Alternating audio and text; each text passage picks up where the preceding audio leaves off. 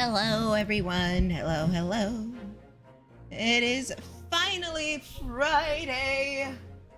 It's the end of the week, and we are here. It is raining like a motherfucker outside. I think it's gonna be raining all. Oh, crap. I knew this was gonna happen.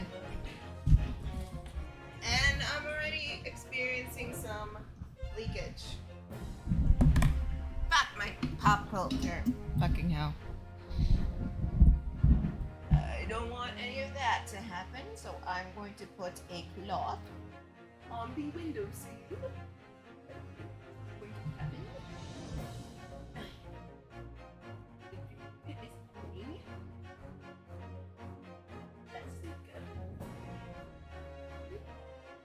I had two of these.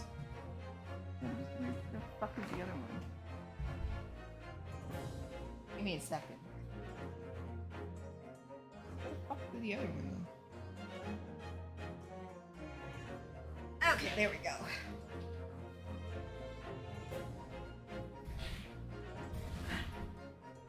I had a feeling that was gonna happen, but it's fine.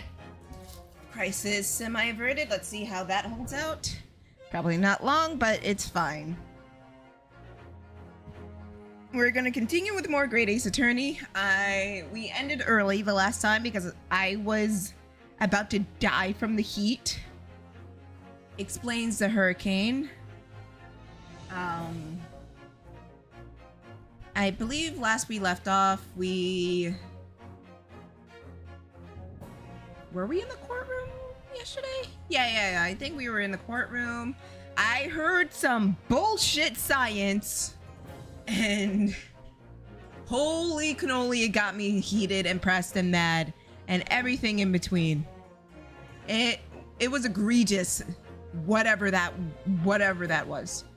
Also, I believe Net is going to be joining us. Hi, Robin! As you guys can hear, yeah, I'm going through a hurricane right now.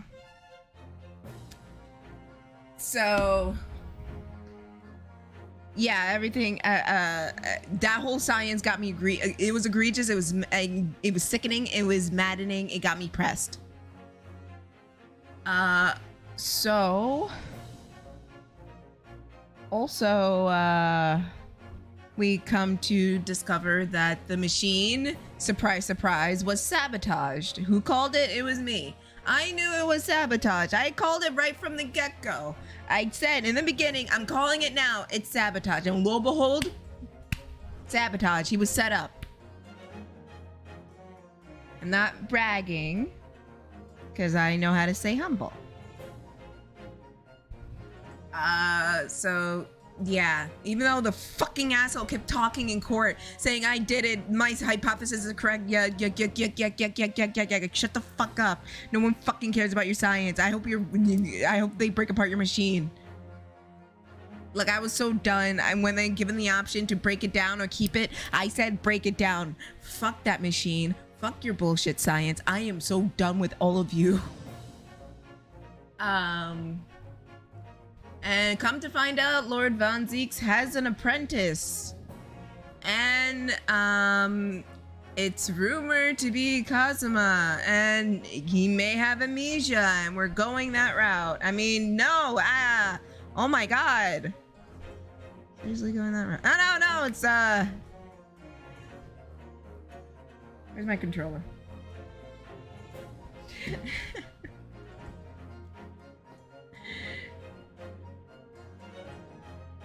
Let's just get started, eh? I think we're still in the middle of an investigation, I believe. Yep, we're still in the investigation.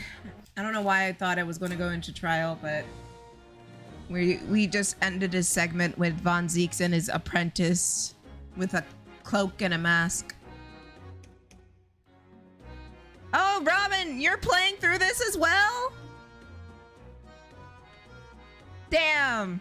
Robin, you're about to be spoiled. I'm sorry. I'm sorry. Spoilers for anyone who didn't play this game yet.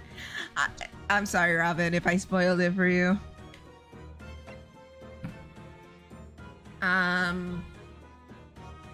Right, where are we going? Do we have to go somewhere? Okay, so it's either Madame Tuspel's or the forensics laboratory.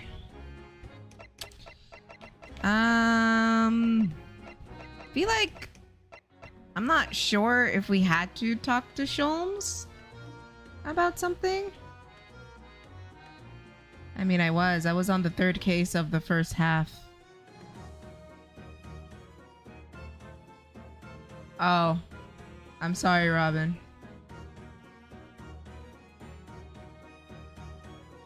I'm sorry. I'm sorry, Robin. I'm so sorry. I deserved it. I kept spoiling you. Yeah. You know what? Fuck you, Robin. You kept spoiling it for me. Every time Robin would come in here and play along, Robin would be like, oh yeah, too bad that character doesn't come back, or too bad that character is gone, too bad that character's gone. And I'm just sitting here like, Robin, what the hell is wrong with you? I said not to spoil. It's not a spoiler. I'm just saying that they're not going to show up anymore. What the fuck do you think that is, Robin?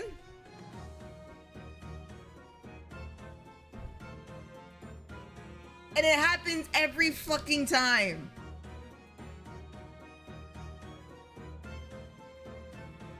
No, Robin, you kept doing it. Maybe I'm being hyperbole.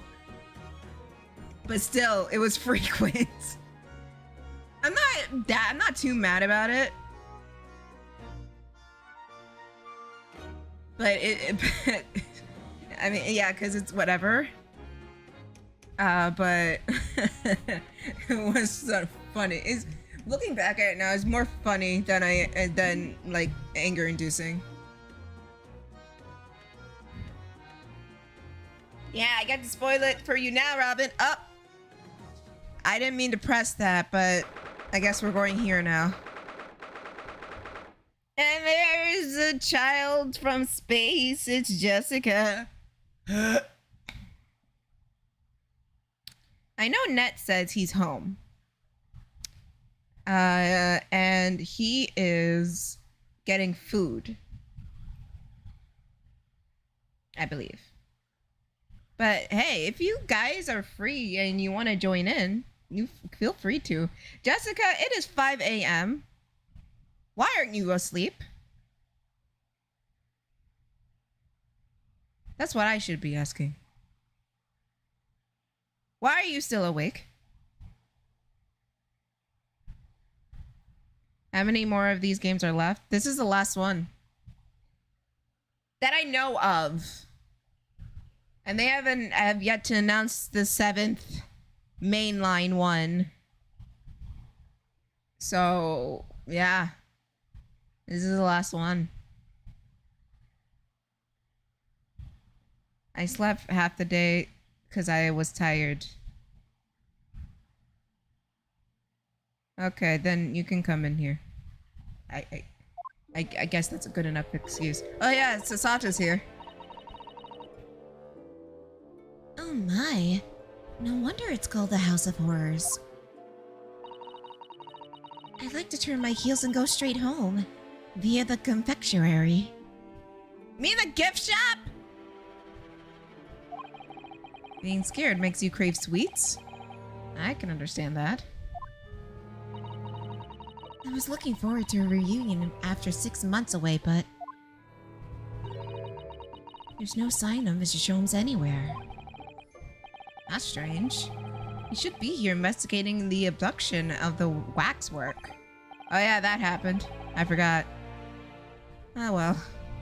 I suppose we'll just have to come back again later. Oh yeah, Van Zeeks, he has a brother that died, and now he's all emo about it. And the murderer's name was... No, that's fine. I don't know how Jessica, I don't know how me yelling about illogical sciences and me being pressed about illogical sciences that my fucking fiance Ryunosuke Naruhodo, that's canon now. I don't understand how that's going to lull you to sleep, but it did. Back to the series I need to play, but never will because I've been playing like 3 other games. Ain't that a mood?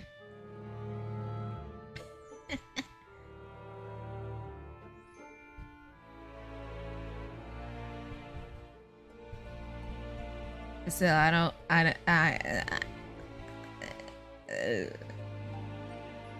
especially when I do voices, but here we are. Oh well. Oh, I think I read that already. I usually fall under when it's just, I usually fall under when it's just us in a call. Yeah, because you're just tired. Oh, Shams isn't here. Dang. Is he not? Is he not here? What? He's jipping out of work again? Ah, yes, the heavy curtains in the middle of the House of Horrors. Whatever's going on the other side of them, you know it's just gonna be terrifying, don't you? The sign says it's Madame Tuspel's special exhibit. Seems you have to pay extra to go inside. I know, can you believe that? Pay more money as if we can't be scared enough already.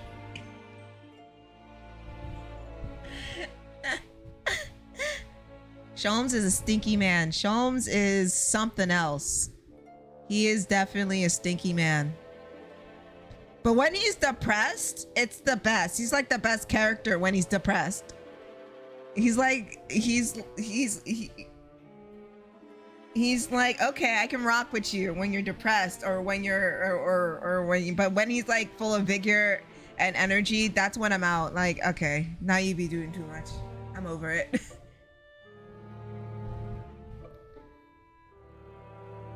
Also, what Marinosuke is here saying it's a mood. Stinkiest with the hint of a depresso. I mean... Jessica? What if Early, or Herlock, was voiced by you-know-who? Because, you know, he's basically you-know-who. So what if he was you-know-who? Or played by you-know-who? Ah, yes. The depression makes the man a better person while slowly dying in his way. Listen. When he was depressed, it was funny. It was absolutely enjoyable to watch. I'm just saying. Hashtag bring back depressed Sholmes.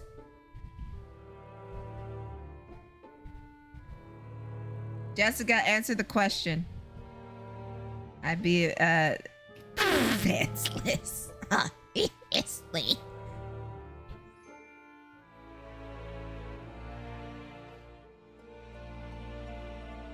So, okay, so he's a little stinky baby bitch when he's not by you know who, but if he was voiced by you know who, you would totally be down bad. Is that what I'm to understand?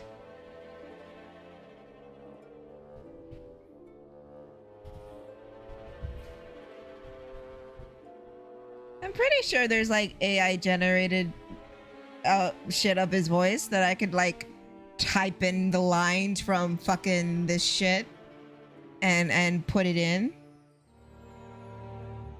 I think I put one of the oh fuck. Ooh-wee. Streaming is about to be a fun one because I just saw my connectivity dip. Nah, he's still stinky, but the voice helps him less stinky. Okay. Bet. I'm gonna have fun with AI voice and only use it for recreational purposes and not profit.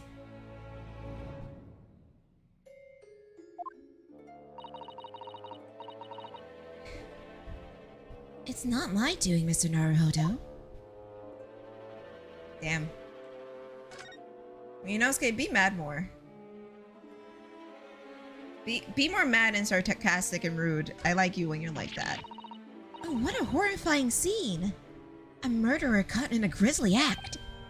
I know. And in case you're wondering, it's the one with the big knife that's supposed to be the killer. I don't think anybody would be in any doubt of that, Shirley. And did you know that according to the description, the bathtub in the bag has no particular significance? That is true, Jessica. That is true. What, really? I thought it would have meant to show that the killer was still worked in the bathroom. Hold on. Give me a second. Hold on. You Sorry. fucking idiot. No, it glitched out. I'm sorry.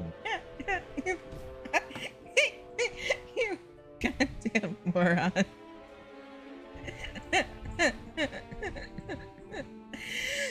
Why did I turn and just see you hang out in general? Well, because I was trying to hit to join the channel, Uh-huh. and then like it like fucking flip-flopped me back and forth, and I was like, what the fuck? What's going on? Damn.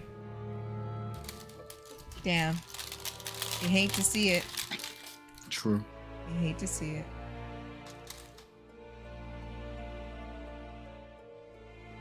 Well, I caught everybody up what happened yesterday, True.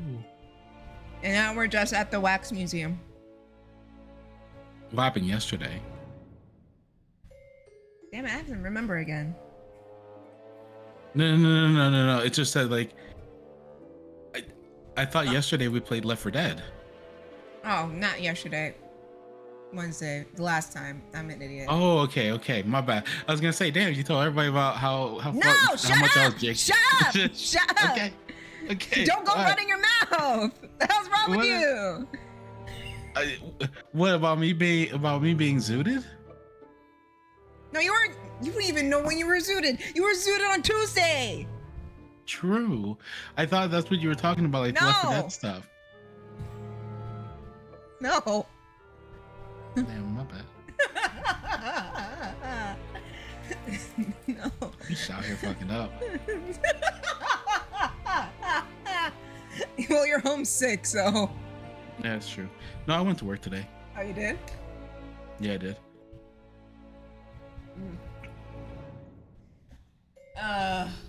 No, the last time what happened. Net, I'm gonna make you mad.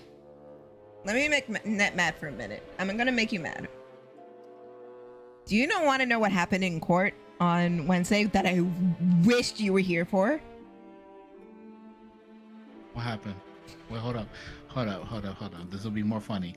Chat, you tell me what happened. I don't think they even know. Oh, they don't know? Oh, damn. Okay. Yeah, some of them were here for most of it. True. I forgot who was there. I know Horse was there. My Horse is not here right now. Why isn't your channel showing up? Okay, here's what happened, right? Yeah. We found out that this little burnt piece of garbage is a balloon, right? From a hot air balloon. And a theory was proposed that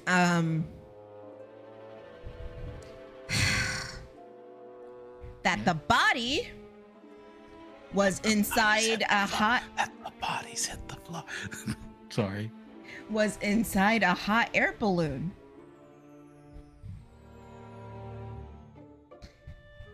And so when it popped, the body will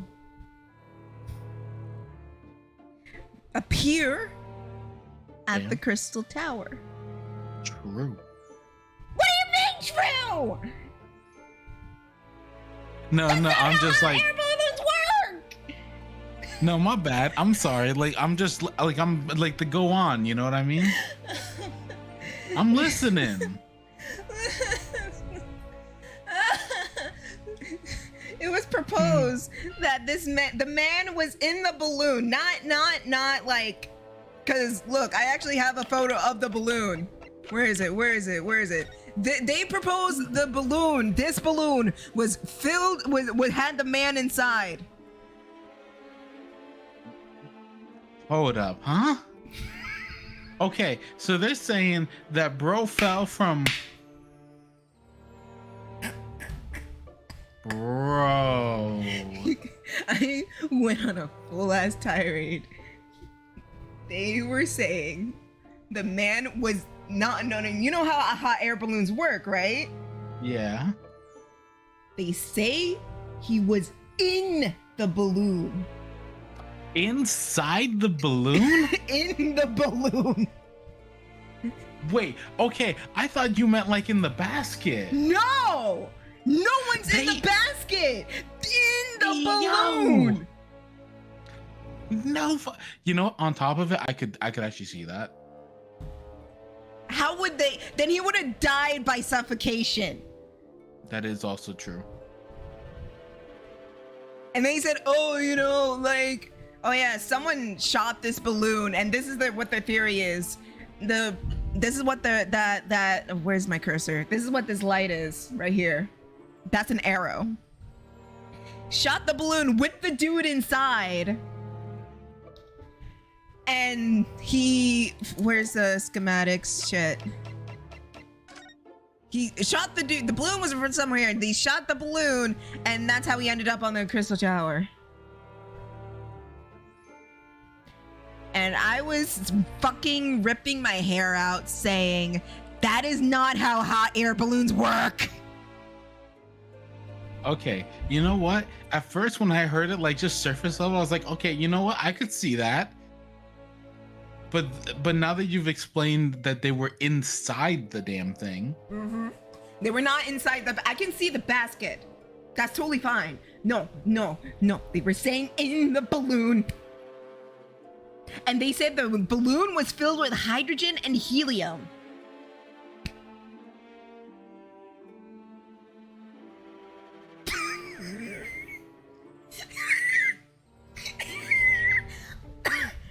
So they're saying this bro pulled a Hindenburg? Yeah.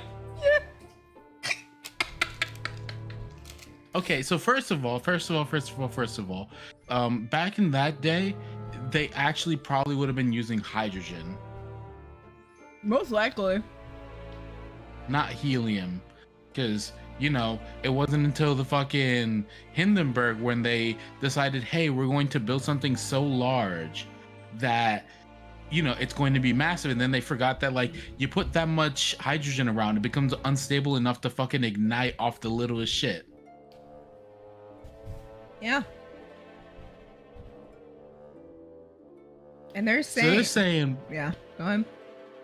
They're saying that they fucking used a combustible fucking gas. Yes. And the bro was inside the damn thing. Yes. What, did he have an air tank with him too? No. Bro, does it look like motherfucker had an air tank on him? I know, I'm just...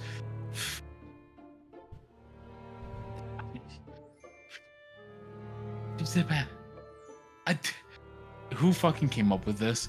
Please tell me it wasn't Rianosuke. It was Rianosuke, wasn't it? It was Rianosuke. And everyone believed him! I was fully expecting Von Zeeks to say objection and disprove him, but no, everybody took his word for it. I'm just like, what is happening? Dude would have died of suffocation. Dude would have had burns all over his fucking body. And there's no burns on it.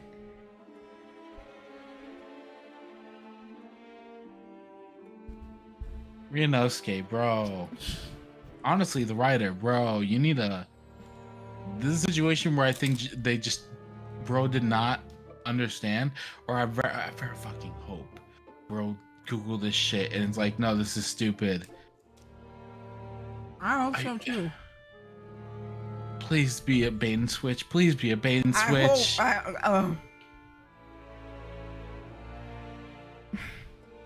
But I tell you, when they kept talking about, like, oh, trapping the man in the bubble. First of all, ain't no way. That's not how. Ain't no way. Ain't no way. First off, not how hot air balloons work. Second off, he wouldn't die by the stab wound. He would die by suffocation. Third off, he would have burns all over his body, but yet his whole body's still intact. And even if there was a wax figure of a doppelganger and it was the wax figure in the balloon, it would have melted.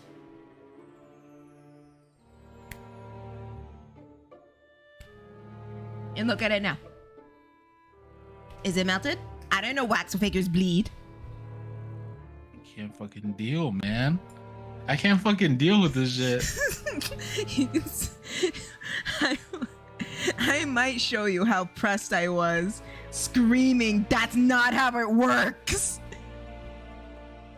I did watch a little bit of the VOD. Yeah. So I do have some idea on that. Oof. I think I went on like a half-hour tirade. Yes, did. I did? Mm-hmm. Because that's not how it works! It is not how it works. It absolutely is not. And everybody's like agreeing with it, like, what the fuck? Then the autopsy is wrong! If you want to go that route, and I don't know what the fuck you think is gonna happen. And the fucking thing, how did he not die in the explosion then? He should have burn marks. It was a flaming fucking arrow. What do you mean? Bro, what do you mean? I'm sorry. Come to find out, there's a fucking trap door on that shit. And the machine, the big machine itself, there's a trap door there. If come to find out, the trap, sure, it is Ace Attorney logic doesn't make sense of how somehow no. With the amount of bullshit I went through with these games, at least the kills are somewhat believable. Not the solutions how we get there. Somewhat, I said. I mean, if we want to really break down what would be believable, this one's testing my patience the most. Okay, yeah, but like we've had really bad ones, but like I'm not gonna lie, if we were to take most of these to the fucking like forensics, if we really want to go down that route, like what's believable, what's not believable, most of these would fail. 100% most of these would fail. Trademark. Especially that concert one. Honestly, the most believable ones are like usually the ones that fucking don't involve poisoning. It's like I want to say like mostly the first games. Like I was about to say, because they're all just like, oh, did you shoot that guy? Oh, did you do this? Did you do that? Right? Like it's one of those situations, right? Mm-hmm.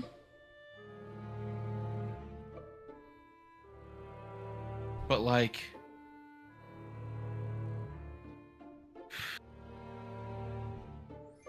bro, this is. If I had to say, it's getting out of hand. And now the Max figure has amnesia.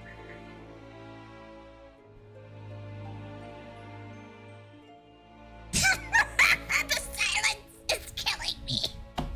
Jesus fucking Christ. The silence is killing me. Jesus fucking Christ. Jiminy Crick in a fucking handbasket. God damn it. We can't have nothing that not me, because You can't have shit in Detroit, bro.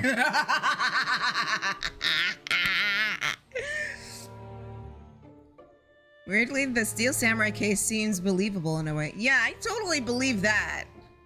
Because again, it can happen, and I'm pretty sure it has happened before.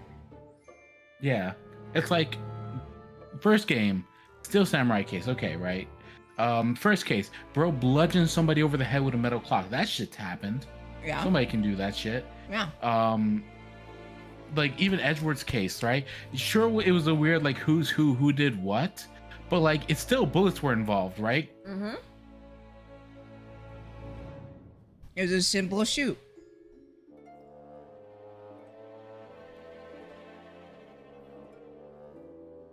Like, okay, like for example, Olive, remember when she got stabbed in the back? Uh-huh.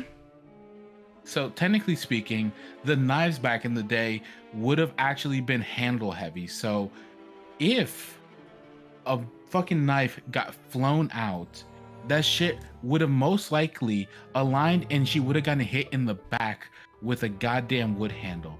Now, even if she didn't get hit in the back with the wood handle, the floor that they were on when they threw that shit versus how thick the clothing was back in that day, literally it wouldn't have gone through her damn clothes because the layers would have caught it up and it would have spun around and not pierced.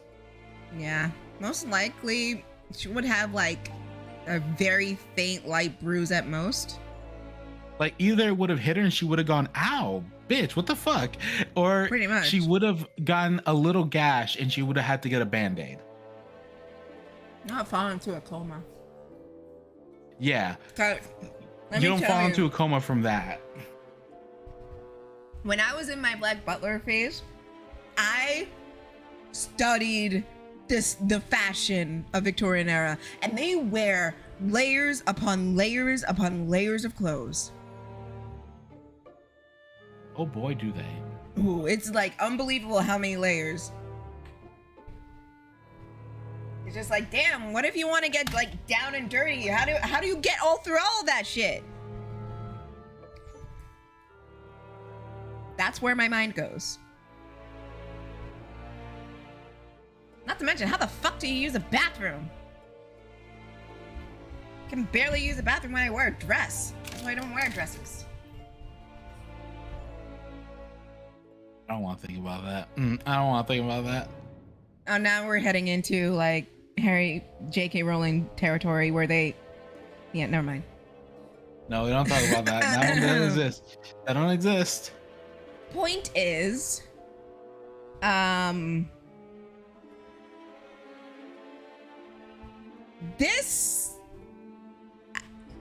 point is, I can, take it as face value as I can and then suspend my disbelief. But this is testing my patience. The dude made a rocket. That's all that happened. He just made a fucking rocket. That's the most sense how that made, and the explosion happened. Dude rocketed into the clock tower. If I find out they had the dude in the balloon, I'm gonna lose my shit. That's it. I'm just gonna lose it.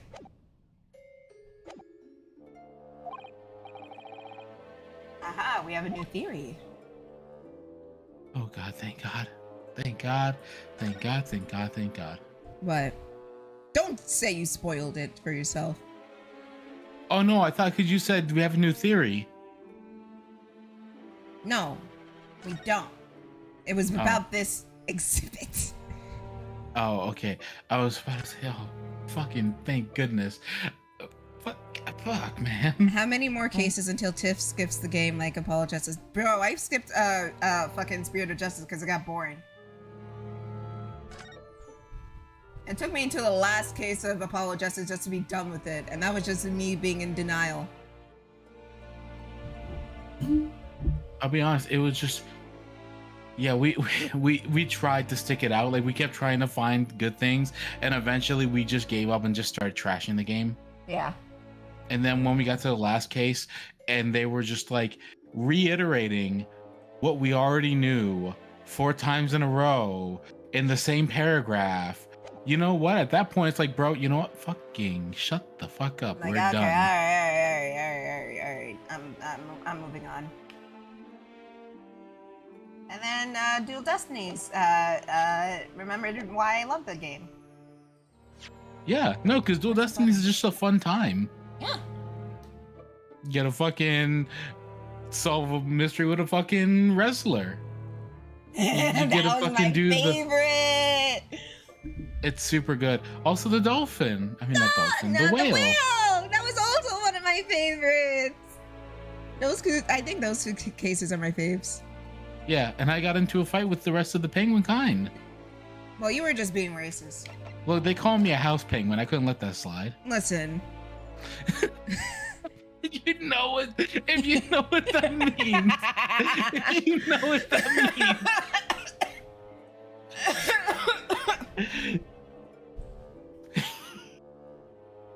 Look, okay, we got into a little altercation. We had a penguin moment, okay? We had a newt moment, okay? Y'all didn't have to come after their fish, though. Look, we had a newt moment. I mean, y'all were doing you started it. Yeah, but look, hey, granddad, you ain't got to kill him. Exactly. You wanted to kill him. You wanted to send him to jail. I did, cause look, the names are named after guns. Look, And I'm just saying. you're probably named after a movie director Who, me? or president. Who, me? Yeah, you. What do you mean? I mean, it does not matter. But you are right. But still. It was the director, because my parents told me they heard that name and they're like, that is the whitest name I've ever heard in my life. He'll definitely get a job interview with that. I probably know which one it is. He was on Happy Days, I think. Yeah, it was. Yeah, it was that guy. I knew it. Fonzie, a.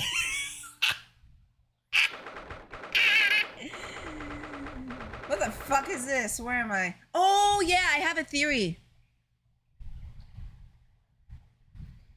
We were introduced to the coroner, the doctor or whatever, who made the autopsy report.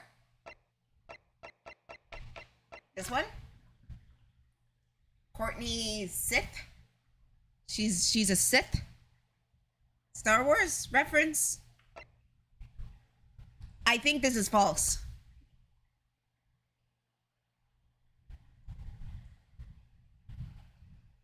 I don't think this is the correct autopsy report.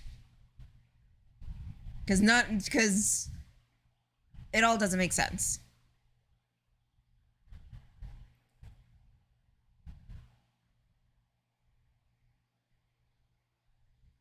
And like, if circumstances of his, like, how he died are changing, then this is sus as well. Plus, playing in the game as long as I have, they wouldn't introduce a character if they didn't do anything. You know what I mean? Or witness anything. Or say anything. So, I'm gonna guess this is fucking a lie. This is a fucking lie. So that was a fucking lie. Exactly. Net jumps the shark. Okay, look. Okay. I mean, they're not totally wrong.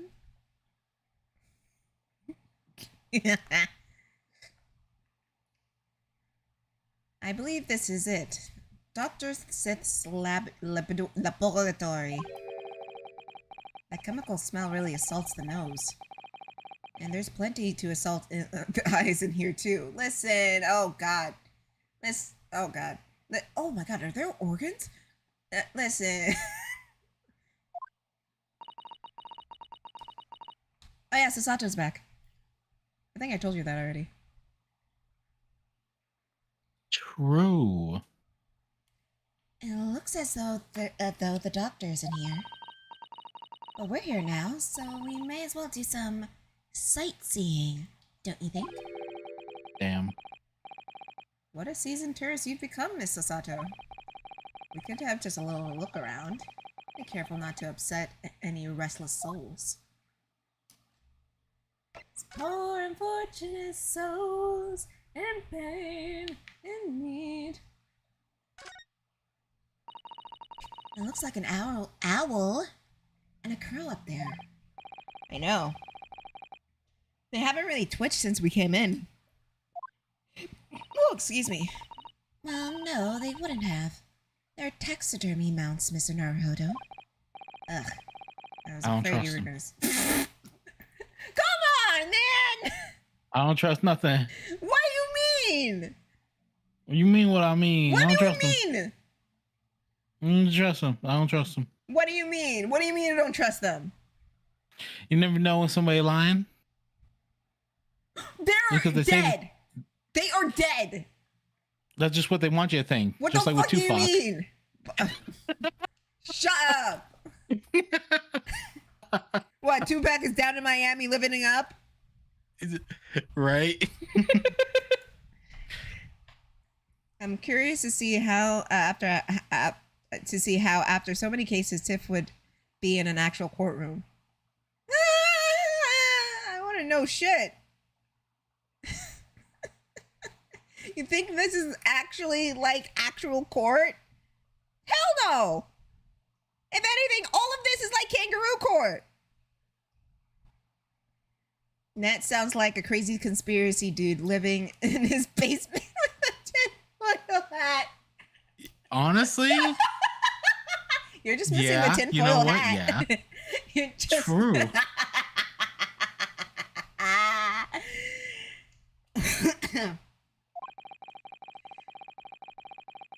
No, I know it's not. That's not how court works. I'm just saying. I would fail. I'm not a lawyer. You know what? I'm pretty sure even I would fail because there's a lot of shit that would probably slip my mind Yeah. in the heat of the moment. I know for like lawyers, they fucking drill that shit into themselves. I mean, it took like 2 years of it. Them motherfuckers are like, they study that shit and they know it off the top of their head because they need to. Mm-hmm. There's no like going like saying fuck it. I'm gonna look at a guide here. Exactly. It's just like you need to know all of it right there and then, or you're fucked. Exactly. But yeah, holy fuck, kangaroo court fucking bullshit. I can't deal. Also, I don't trust these taxidermies. Oh, shut up! I dare you to touch it. Watch one of these have a camera. Okay. We're in the You know what? Victorian era. There is no video footage that exists like that. You never know. I mean, we had fucking grenade launchers apparently. Okay, and your point? And you see all that wacky shit that Hurley has on himself every day. We're Early's an idiot. True. Touch grass. Bro, what you mean? I'd be touching grass. I'd be going to the park. Trust me, he touches the grass. Damn right I do. Hey. Wait, hold on. Pause. It took him a minute. That's the problem is that like I've touched too much grass and then y'all are like you'll make a comment and I'll be like, bro, I am not wise to the ways of the internet. No, you are not, and it's so funny. It's the greatest.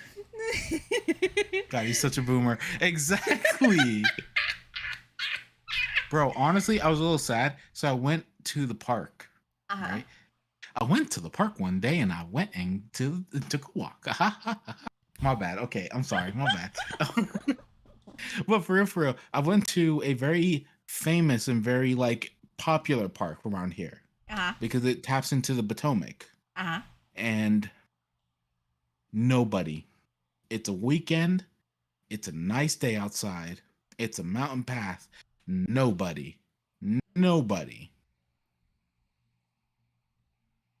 Place was empty as fuck, and the only people I see are looking at their phones while walking, and I'm just like, bro, what's wrong with people? Why? But like, it was such a nice day outside, And like, how the fuck is it that one of the most popular places that we used to get up at like 5 a.m. to get a fucking parking spot now is at the point where like you can't get shit for it? Like it's like it's shit's empty. Motherfucker, you can come any time of the day. And motherfucker, you have parking spaces to fucking spare.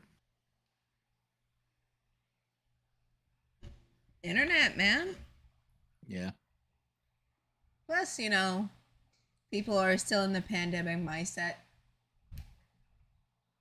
They found so many ways to entertain themselves at home, they just keep doing it. True.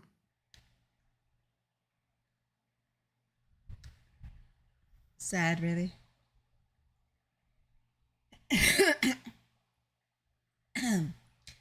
Yes, I think perhaps you were wise to put something like your Daruma doll on display in the office instead.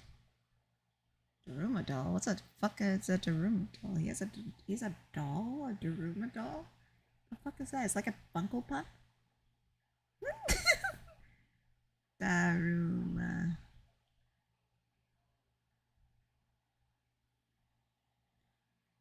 Oh, it's one of these thingies. Okay, I see. Yeah, I see. Okay, I understand. What's in the cabinet? I suppose this is Dr. Sith's desk. Ugh, I would not like to work in a place like this. It's very tidy, though, isn't it, Mr. Naruhodo? Imagine how efficiently she must work. The lighting is poor, which is bad for the eyes. The chemical smell can't be good for you. Not to mention the skeleton watching over you as you work, which is definitely bad for the nerves.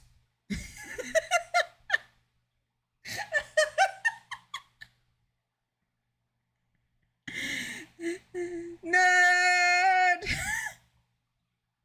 Nerd. Just him talking like that makes me want to bully him. What do you mean? It's just like one of those kids. It's just like, nah, the lighting's bad. It's bad for my eyesight, and the smell. This doesn't work with my feng shui. Tell me them hipsters ain't doing that. I mean, you're not wrong. Oh my god. Oh my god. Whoa, whoa, whoa. No. Oh my god. Whoa, whoa, whoa, whoa, whoa, whoa. We're having too much fun. We are. Oh, well, yes, those are valid concerns, I suppose. I can just about cope with a one-eyed Dharma doll watching over me, but that's all. Nerd. Weak. Look at all the bottles on the shelves and in the cabinets. What an assortment of chemicals. These ones here are labeled highly toxic. Ugh, that's worrying.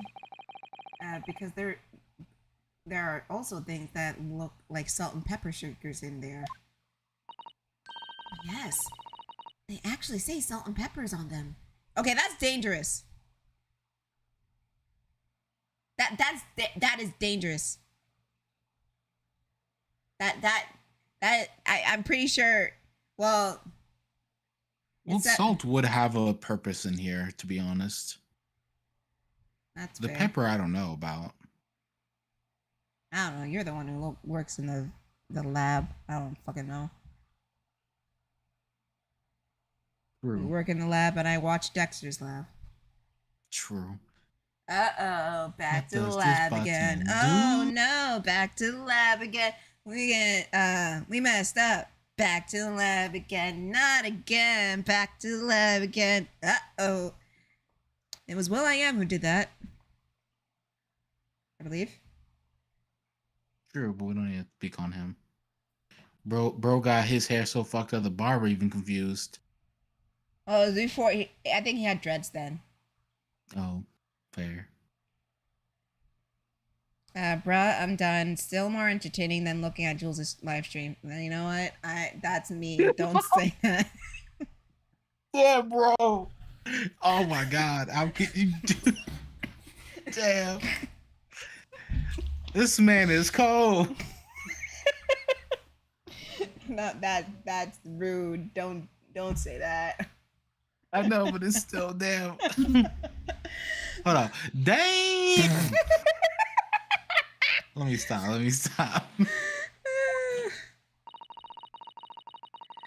Let me chill with him a little bit. I ain't say nothing. That's mean. He is a very respectable person. He's very kind and nice. Mm-hmm. Mm-hmm.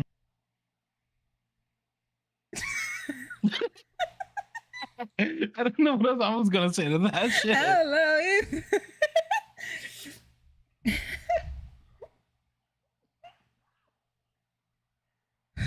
Okay. No joke. I was watching him play Pizza Tower, and I was watching Bionic and Cisco bicker, and then him, bicker than him get P rank. Oh. So to get more views, I need to bicker with Net. Net. We do that already. What do you mean? Net, Kazuma's dead. Accept it. No, we already talked about that. we need to get the clicks and views. That's what we care about. Just have to have like a just a cutaway gag every few minutes. We got to pull a Family Guy. Exactly. We have to copy Family Guy. It was just like the time when Ned accepted the Kazuma's dead. And then nothing plays because it never happened. Just like the time Kazuma died by pussy cat.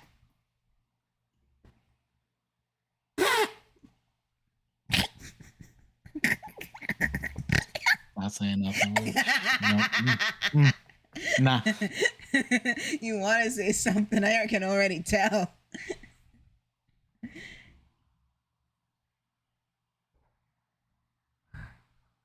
Is it hate on Jules? Sometimes I just look at chat more. Yeah, it'd be like that.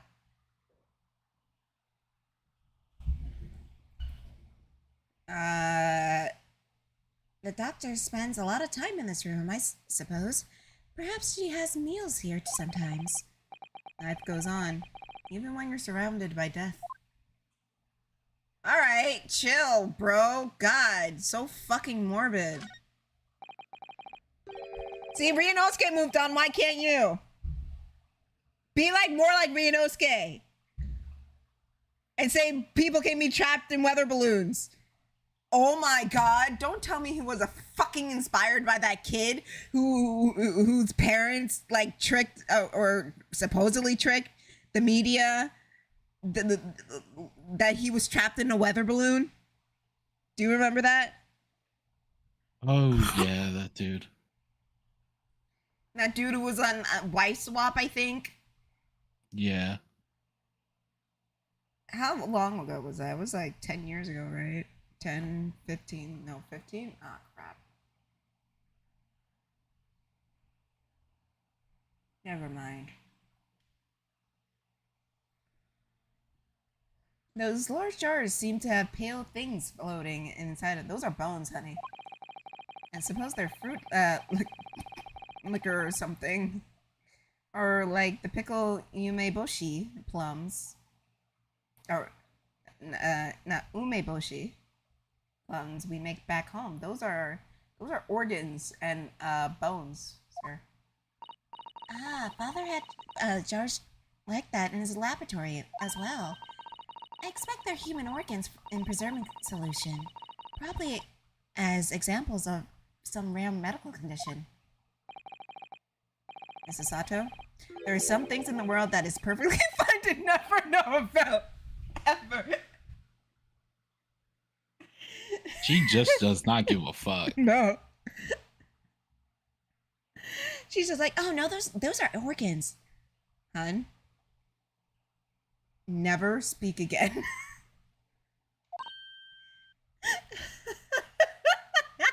I love this man.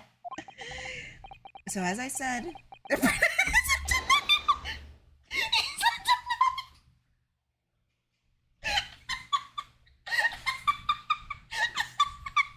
You know what? Bro's like me. Bro really be like He me. is like you. Just like me for real. He's a Oh, also, I complete bought some new dwarf. arcade parts. Huh? I bought some new arcade parts. Oh, so you're buying arcade parts now? Well, I've been buying them.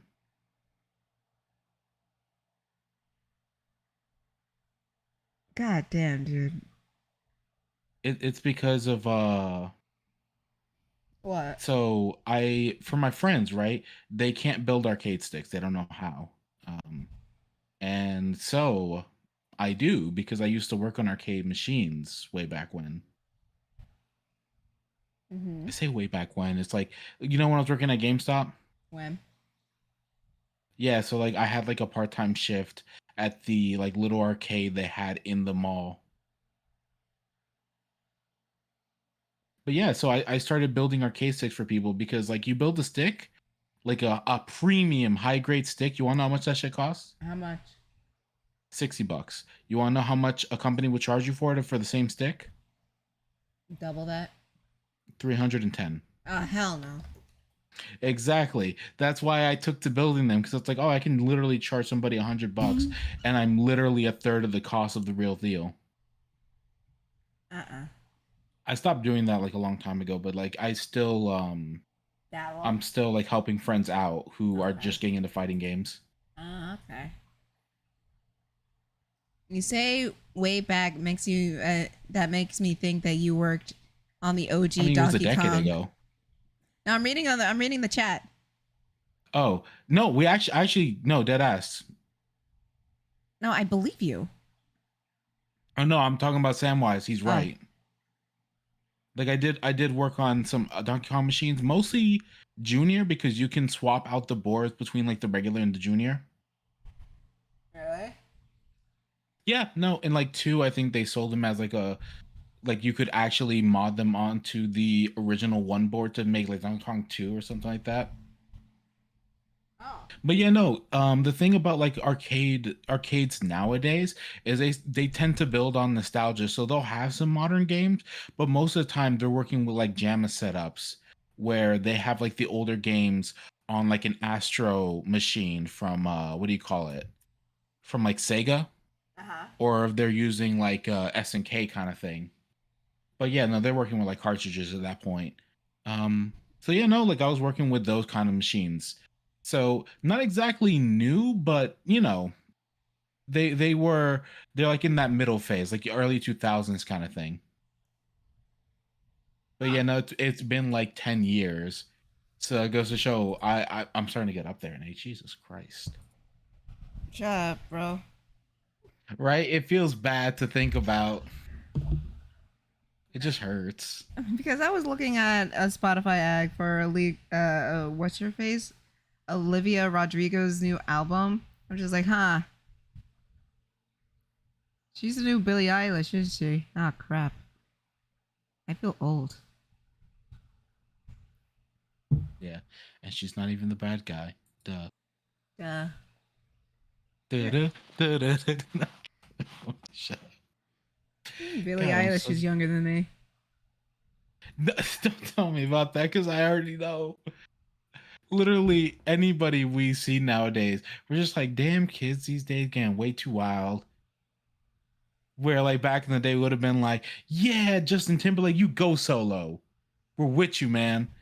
I was God, never with the that. fact that I'm closer in age to Justin how old is Justin? He's in his 40s. Probably near 50s.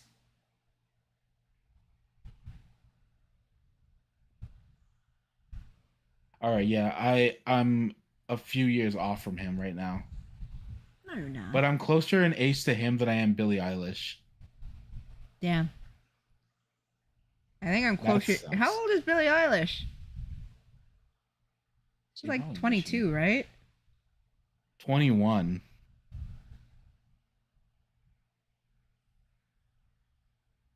I hate my life. I know, right? It's so bad to think about. Oh my god. No, let's stop. I'm gonna go use the restroom. I'm gonna stop thinking about this. You know, like them social media stars are born in 2000s, right? So like they're like 23 right now.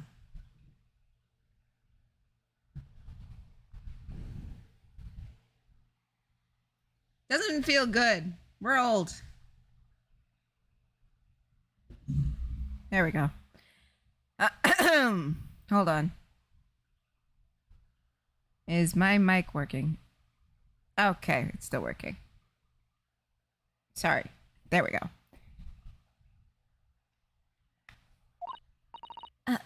Of course.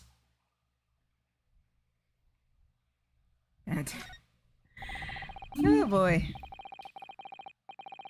A table and a set of sharp tools. When consider each in isolation, all looks quite innocent. So why is it that when you put all of them side by side, they seem horribly disturbing?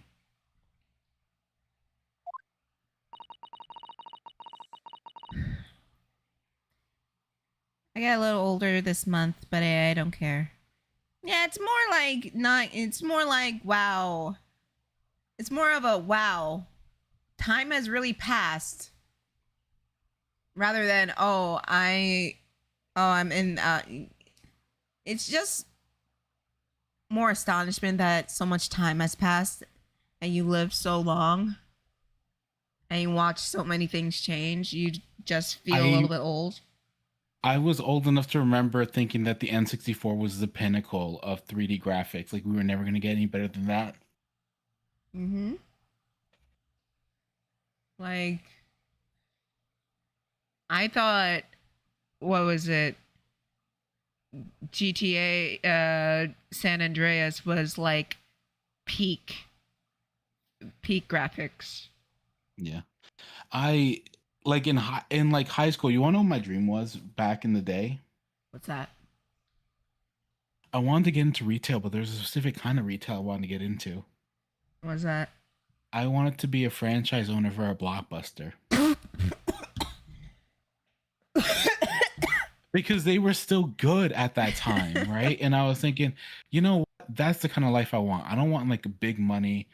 I just want to run a nice, small, relaxed rental store and just chill out, talk with customers, be relaxed, right? Because think about it, back in the day when you're renting movies and stuff like that, were you ever like in a bad mood? You ever really have like a Karen in that situation? Because it's just like a movie. Not really. Exactly. And like the thing was I used to hang out at my local Blockbuster all the time. So it was just like one of those things where it was just so chill that was my ideal life. That was what I wanted. You know what? I And can then see like it. as I was leaving high school, it went under and I was like, "Oh my God. Mm-hmm. There goes that dream." And then I had to find out what the fuck I was actually going to do in my life. Yep. That's always fun to figure out. Oh yeah. Let me tell you. When I left high school, I didn't know what the fuck I was going to do. I thought I was going to move to Japan and work for a manga artist of a manga I really liked. Not knowing the work culture in Japan is absolutely excruciating and painful.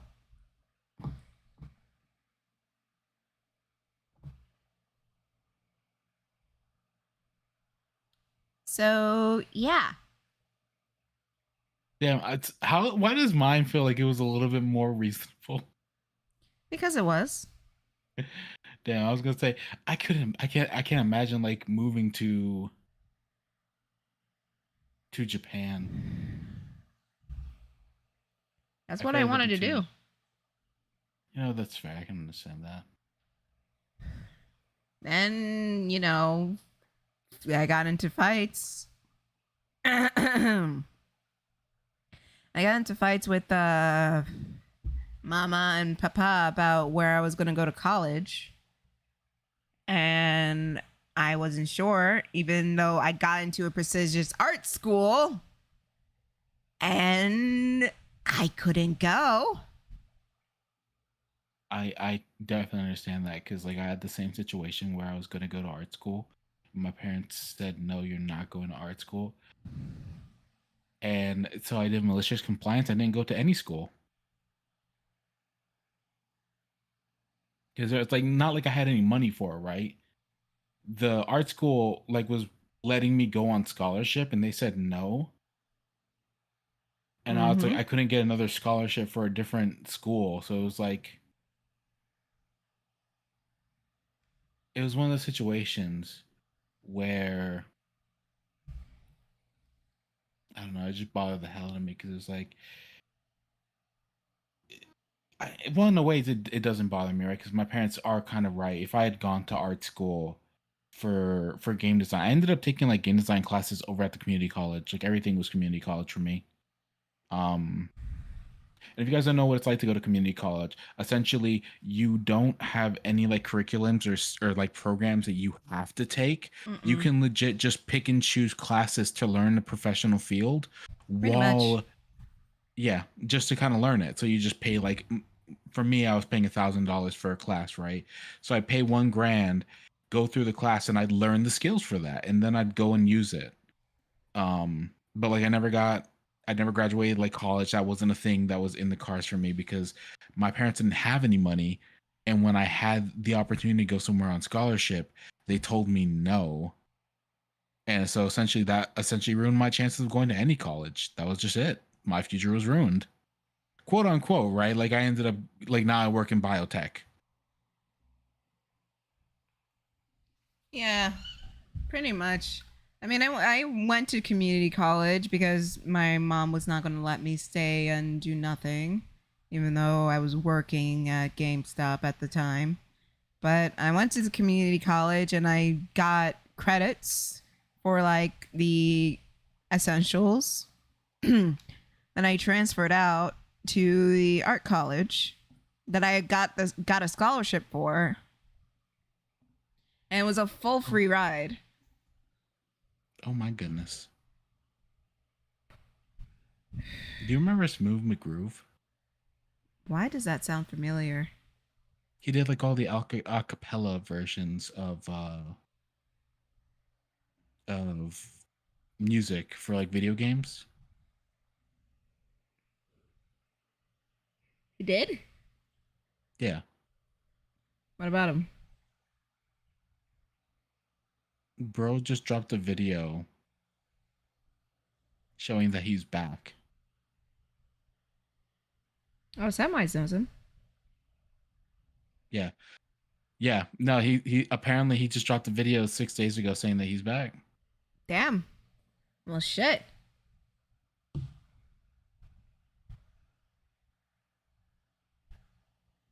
You want to know the funny thing about it is that I never knew he did these videos until later.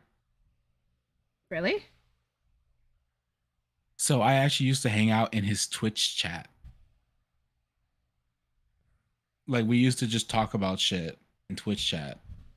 Uh-huh. And that's how I knew him. And then like people told me, "Oh bro, he does acapellas." And I was like, "What?" And then I went to look at it and he has 2.6 million fucking subscribers. And I'm just like, "Damn, what the fuck? I didn't know shit." Well, It's like with Logic, right? Yeah. Because Bryson Hall never, or like I'm just gonna call him Bryce. Fuck it. But like Bryce never mentioned that he was a rapper, Oh yeah, right? you knew of him or you knew him somewhere, right? Yeah, no, he still lives around here. Well, his parents do. He comes by to visit. Oh, okay. Yeah, but like, I literally saw him 2 years in school because he dropped out of 10th grade. But like whenever I saw him, I just be like, "Hey, Bryce from NJRTC, right?" It's like, "Yeah, no, that's me." It's like, "Dude, how you doing?" Right? Like, I've only seen him like at stores, right? Like, cause he's just a regular dude to me.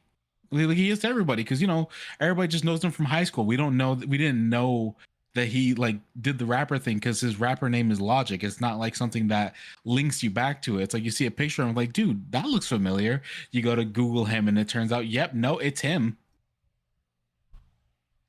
Ah, one of those cases, huh? Mm-hmm. But like, what's it called? Like Jester said, bro's always coming in and out of retirement. Mm. Weird. Yeah.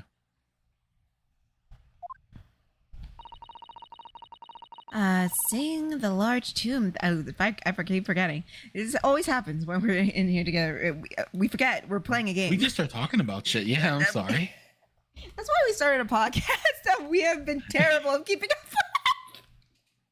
Yeah, no, we have. Netlore Chronicles Chapter 1. No, Samwise, it's just a thing. So a lot of people from here actually ended up going into the rap business. So Miles, as I've like mentioned before, he runs a record label. He also works part-time at my lab.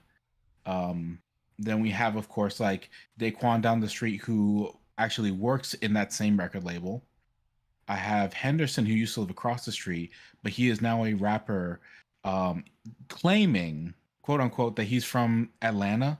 He moved over there after his house got burned down in a fire due to bad fuses. Mm.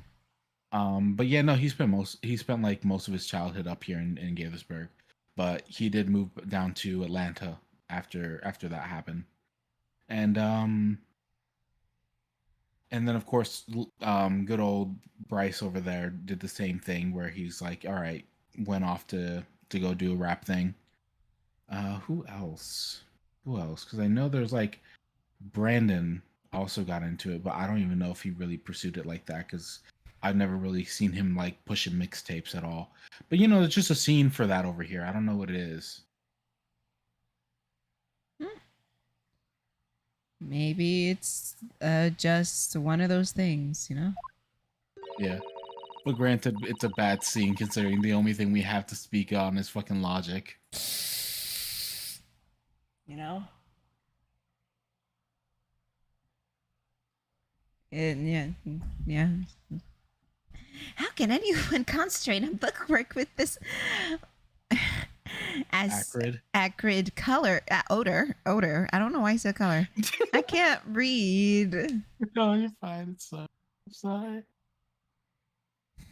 Of chemicals in the air.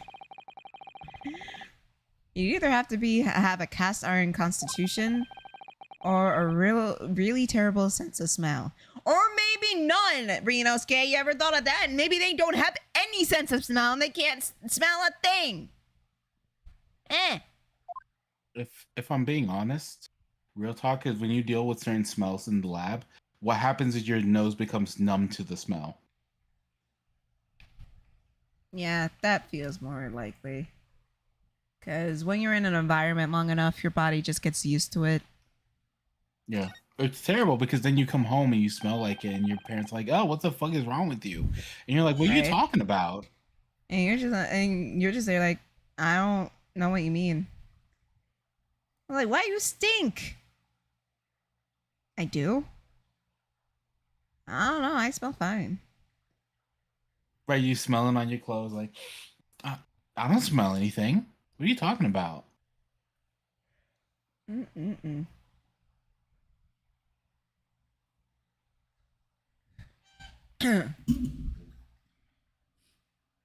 Well, look at this. What a magnificent display case. The cherry wood has been polished to a high sheen, and the intricate carving is a joy to behold. Western cabinet makers really are skilled, aren't they? Do you have nothing to say about the skeleton inside Mr. Naruto? He's in Delulu. No.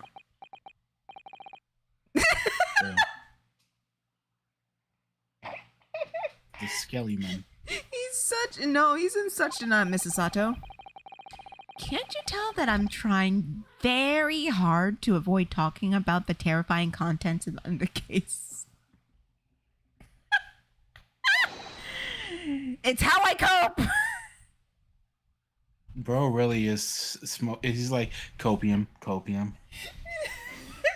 If I ignore it, it doesn't exist. If I ignore it, it doesn't exist. If I ignore it, it doesn't exist. If I ignore it, it doesn't exist. Oh, Just wow. that copium. Oh, look at this cabinet. It's so nice. Copium. Mr. Naruto, the skeleton. What skeleton? The cabinet is nice.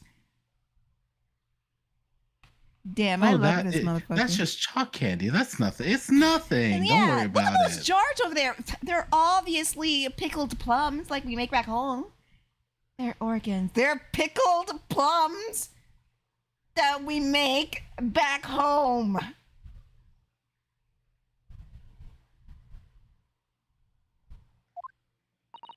I'll be sure to remember that from now on.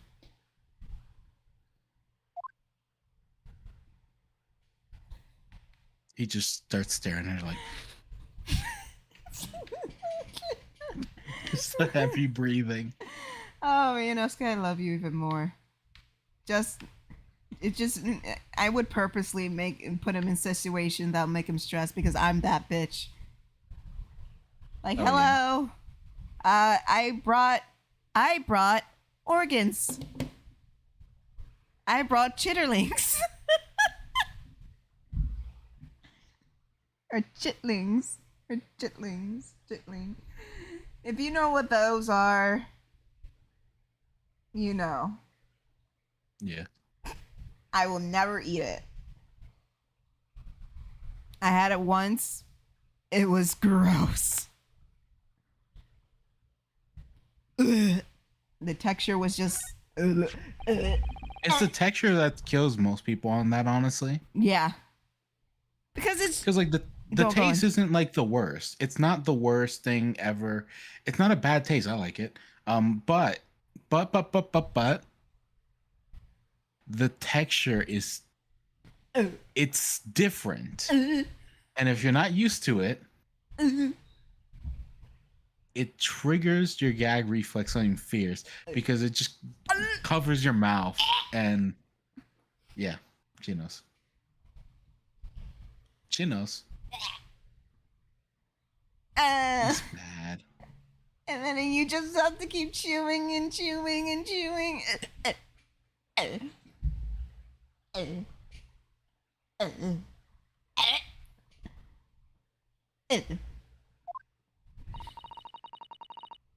appears. I'm good. It appears to be an accounting ledger. It's a record of forensic investigation team spendings, I think. Oh? What is it? It's clear that the team purchases various equipment and supplies on a monthly basis. So, Net. Yeah.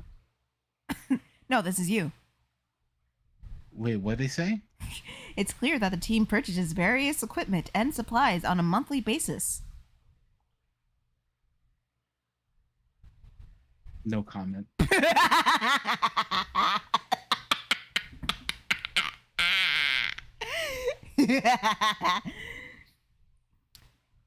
It's probably better alternative than smelling salts. We don't talk about smelling salts. Well, one entry seems rather strange. Really? In what way? They're buying 500 500 scalpels. I mean, if you're dealing with a lot of dead bodies, do they just throw out the scalpels? Net.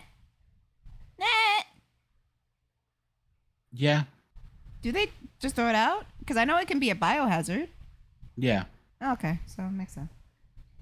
They tend to be like one-time use kind of things because when you have scalpels, they are very sharp. They're super sharp. Like if you stab yourself with one, you wouldn't really feel it go in. Ooh. Ooh. Yeah, no, it's a weird feeling when it happens. Ew.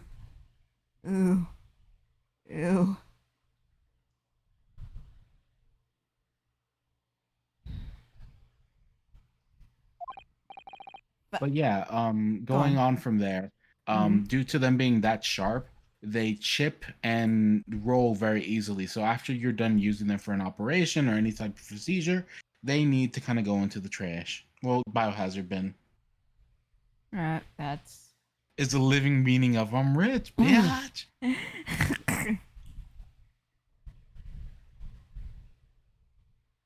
I mean... By the way, you guys, I bought more parts so I can build more stuff. I mean, I'm I gonna be don't. honest, I'm gonna give the parts I'm using right now to my friend. Oh. Well, because the arcade stick I bought was $100, and I mean just to stick by itself, literally just to stick by itself. Jesus. Yeah, and it's nice, but I don't really like it all that much. Of course you don't. It's not my cup of tea. But he was like, "Oh, dude, this is so cool. I want a bullet lever like this." And I'm like, you know what? I'm gonna just give that to him. Of course you would. Well, because like I prefer, like, you know, when you find parts you like, you don't. I don't know how to explain it because there's like a fighting game thing, but like when you find a arcade stick that you like, you stick with that thing, right? So, like if you try one and you're like, I don't like it, it doesn't matter how much that money is, it's worthless to you. You don't want it. You know what? I feel that. It's kind of like how, you know, tools are, like drawing pens and shit like that. Like, I spent a bunch of money on a pen set, an ink pen set, and they worked like ass. But like there was so I got one from Staples for like $5, and I still use that to this day. Yeah, because it just feel better. When something feels better, you can't help but use it. It's just how it is. Yeah. To this day, that expensive box set is still here. Somewhere. I think I put it away. What, you putting it away? No, the ink set I got. Oh, fair. 500? They must be working really hard on dissecting corpses. I don't know. Judicial autopsies are only carried out in certain special circumstances. The scalpel blades can be sharpened too, Yes, but it would be a biohazard. It does seem a bit strange, you're right.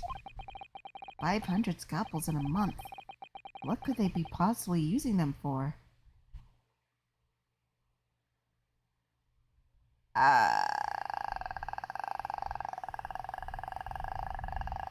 A lot of people die!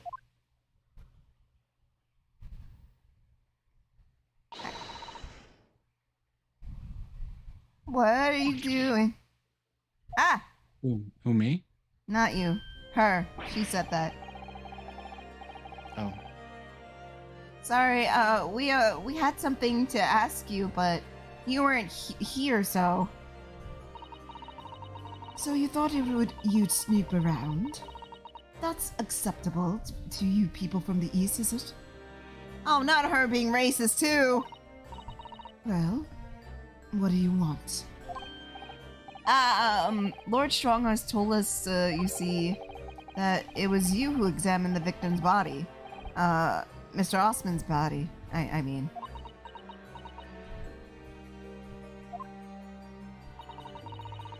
So we came to ask you about your findings. Yeah, now how about you, why can't I talk? Shit. About how you lied about it.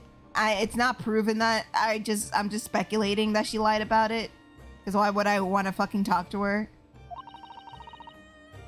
On Lord Strongheart's advice. Very well. If the Chief Lord Justice has given his consent, I'll tell you what our investigation revealed. But when we're done here, you must leave immediately. Okay. Okay. Ned, Yeah. she has two thingies on her hair, kind of like a bunny rabbit. We're not gonna talk about that. She has two thingies in her hair like a bunny rabbit, Ned. I know, because we're on the bunny trail. I don't want to be on the bunny trail, Ned. Too bad.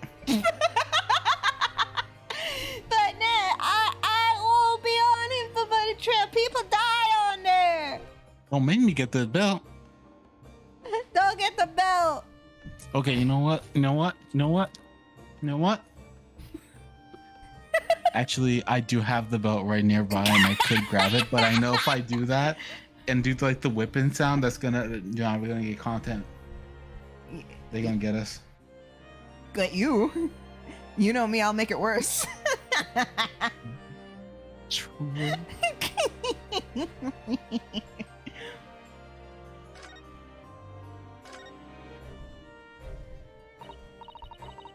So, you want to know about the forensic investigation team determined from its examination of the scene. The victim, Mr. O.D. Osman, who disappeared from the experimentation stage amid the explosion, and the Mr. Osman who appeared moments later partway up the Crystal Tower, where without a question is one and the same person. That is the team's conclusion. Wow, so there was a fucking rocket? Oh my god, who would have said that? Who would have thought there was a fucking who would have thought that there was a fucking rocket, huh? Who would have thought that? Who? That's a mystery. I wonder who.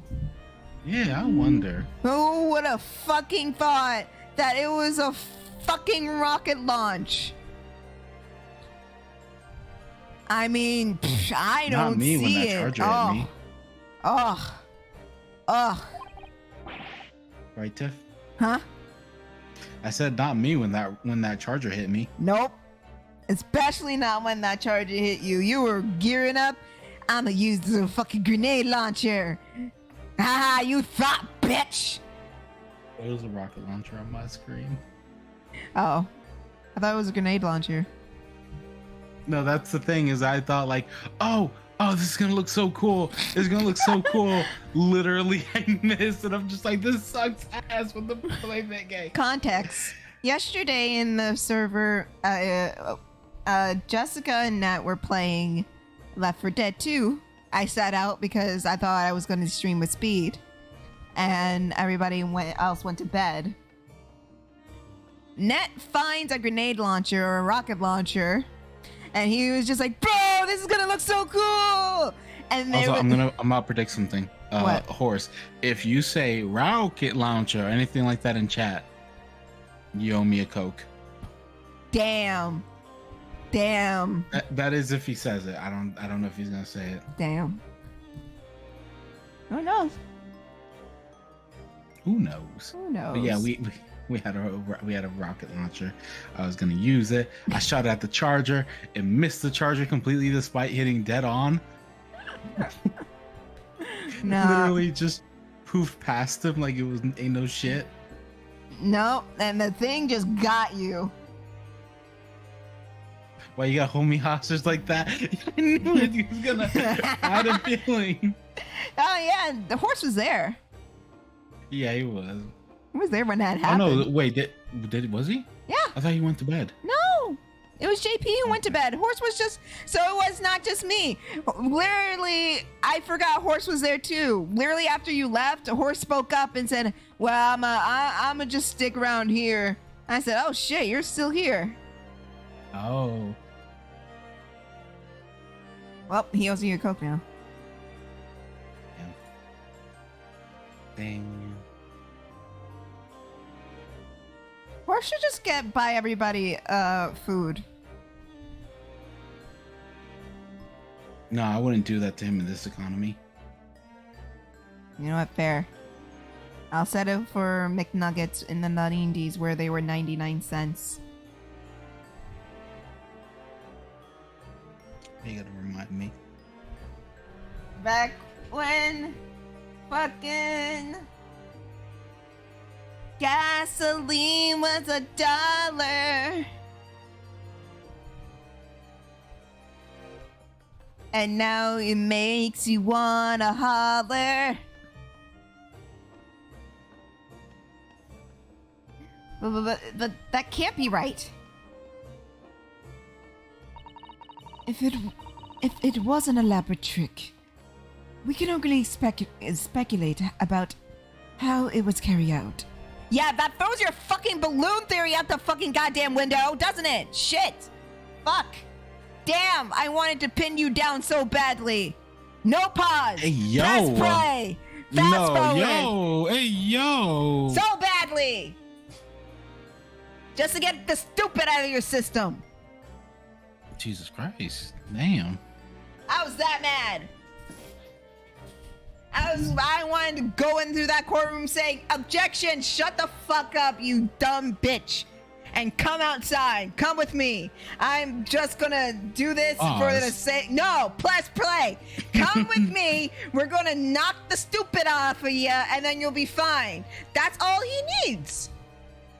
Tell me I'm wrong.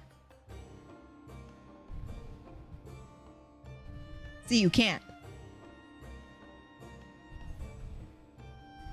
Because when you get the GG3000, your mind suddenly clears up from the stupid. Damn. Tell me I'm wrong. I'd say the opposite happens. Well, your mind gets so clouded, you say even more. Well, yeah, maybe, yeah. And Don't worry. Well, Don't worry. I'll get that stupid right off of him, even if it kills me, and or him. I don't know, whoever can last the longer. Hee hee.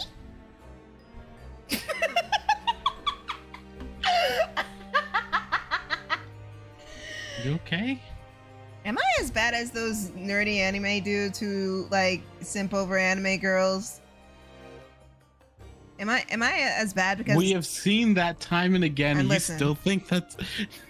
Listen. Am I as bad? Oh, no, sorry. Listen. I go outside, I touch grass, I know what's happening in the world around me. I may admit I'm in Delulu mode, but I also know, you know, the world is on fucking fire. Yeah. But if I were to be honest, we've seen that kind of person. We've seen that kind of simpage. And I'll be honest, I don't think anybody around here is that close. When did we see that? With me? Oh, shit. No, I can't say because... You want to Badoo me? Well... Because I don't remember. You know what? You know I'd be forgetting everything.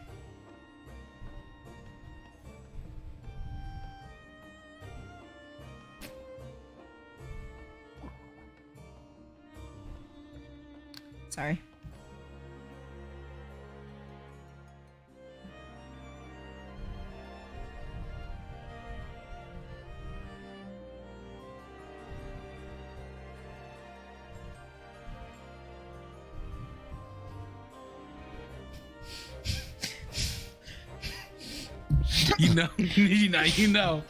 Now you know. Do you see why I didn't want to say it? What do you mean? Do you see why I didn't want to say it? You know, I take it back. I'm not that bad. I don't feel bad about simping anymore. Yeah, no, exactly. There you go. I want to live my truth. I would fuck Ryunosuke. There you go. I'd do it. I don't give a fuck. It's only what? A few years younger than me? I'll do it. I don't care. I think he's like 23, 24. That's fine. I don't care. I'll do it. Because I'm a slut.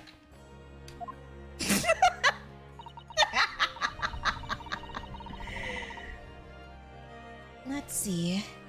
If two people who looked very similar to each other were involved, they could have made it appear as if a single person had switched places, couldn't they? What?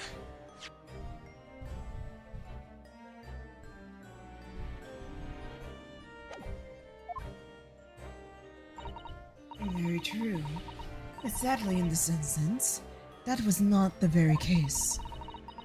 The man who disappeared and the man who subsequently reappeared was the same person. It's a rocket! It's a fucking rocket!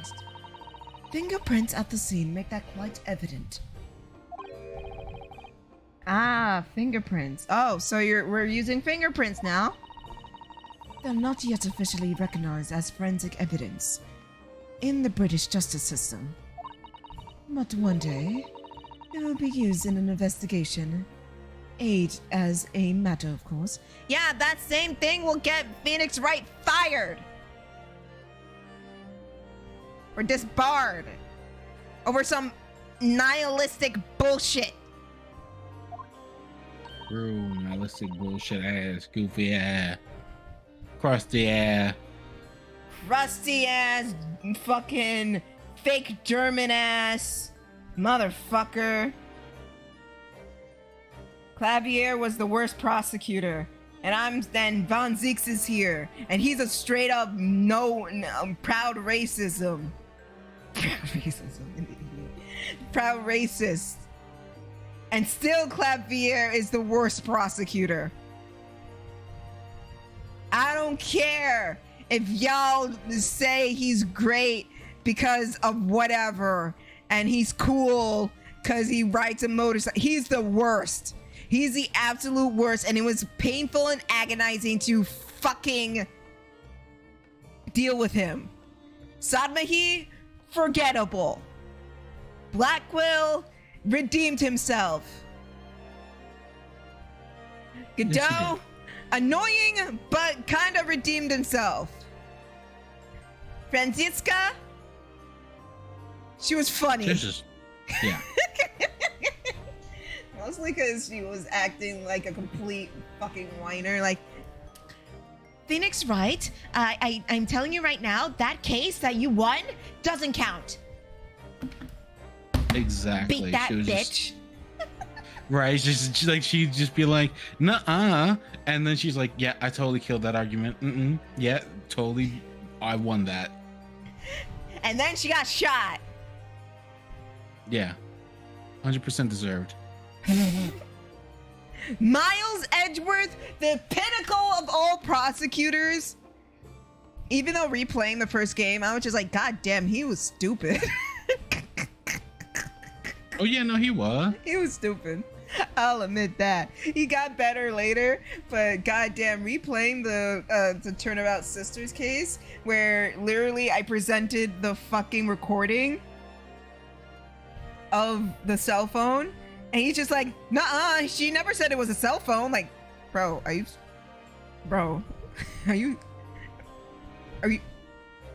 deaf? Bro, honestly, was pushing his fucking luck sometimes. Yes. Still the best prosecutor, though. Yeah, the shit that still gets me is the, what do you mean the autopsy report's out of date? Yo, that guy's live stream was funny. He got so fucking pressed. It was He's like, I didn't go to school funny. for that many years just to get this fucking kangaroo court. He got so bad. I thought he was gonna throw the fucking controller. I would've. Watching real lawyers like do this shit, like play Ace Attorney, is hilarious. It's one of the situations where it just, how to say without being mean. Ace Attorney is really bad on the court cases, but like the overall story is okay. Yeah. Like the first one was okay because what it was just simple cases, right? Mm-hmm. But like when it got bad, it got bad. You know what I mean? I play Trials and Tribulations. Don't worry.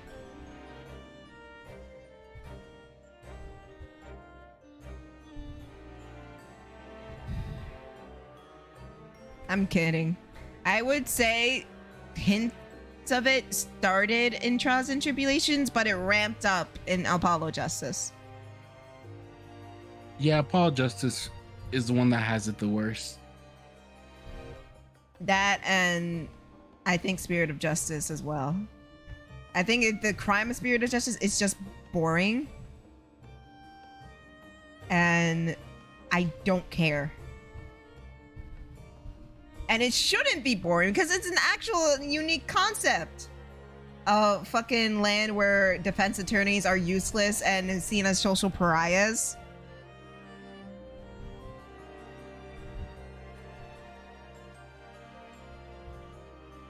And like Phoenix has to like turn that shit around. While the rebellion is happening, it could have been great. But goddamn, it was boring. Yeah, it was. But the Great Ace Attorney games are fun. I'm having a good time. Honestly, the thing is that like they nailed down a cast and then they shipped them off into the spin-off. Wait, what? What do you mean? So What? they have Gumshoe, Lot of Heart. They have all these like great characters from the first game, right? Yeah.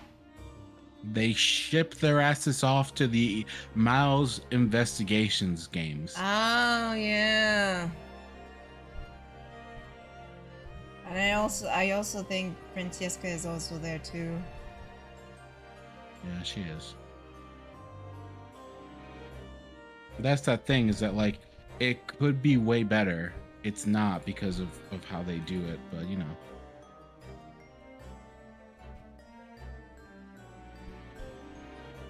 Yeah. And I'm mad because Spirit of Justice could have brought back Gumshoe. But instead we got Emma. I get she's not angry anymore, and that's fine, but felt really contrived to have Emma there. And when we switch back and forth, it could have been like Gumshoes over there, and then there's like a Gumshoe clone over there. I don't know. I just miss Gumshoe.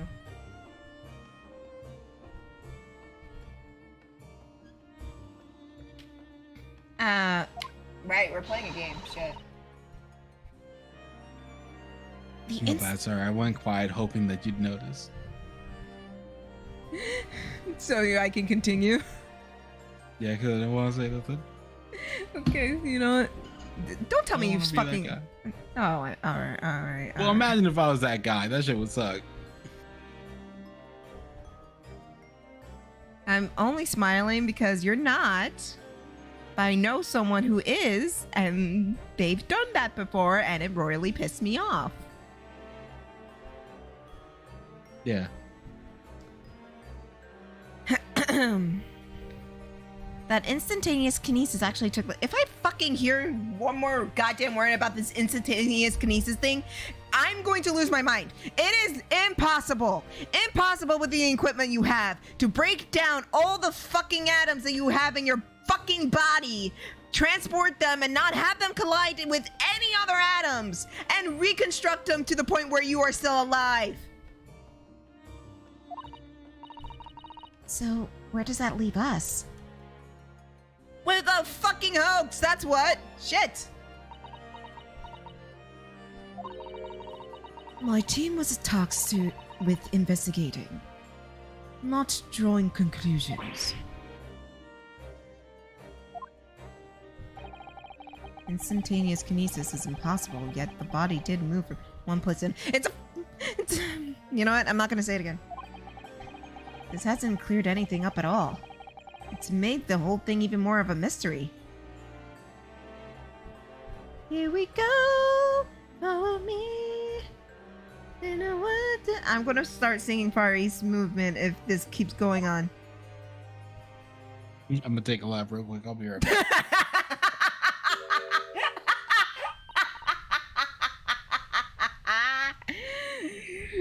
Okay. Who the hell are you? Who the fuck is this? Mama? What is this? Where did she spring from? And did she just call the doctor Mama? This is a lawyer, dear. Oh. Hello. Nice to meet you. Pleased to meet you. Yeah, Yes, I'm a defense lawyer, Mr. Mama, Yes. Can I cut this one up? What? You's a freaky! No, she's a freak. Get the fuck away from me. Get the fuck away from me. Get the fuck away from me. Oh, the shoe. I've never seen inside of an Eastern person before. I want to know what it looks like. Get the fuck away from me. Get the fuck away from me. of course you can't. It's a live specimen, as you can very well see. Get the fuck away from me.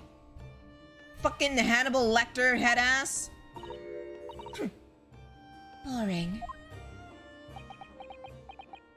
What the fuck? I think I just had a near-death experience. What the fuck was that? What the fuck was that? Oh dear, Mr. Naruhodo, you're as pale as a corpse.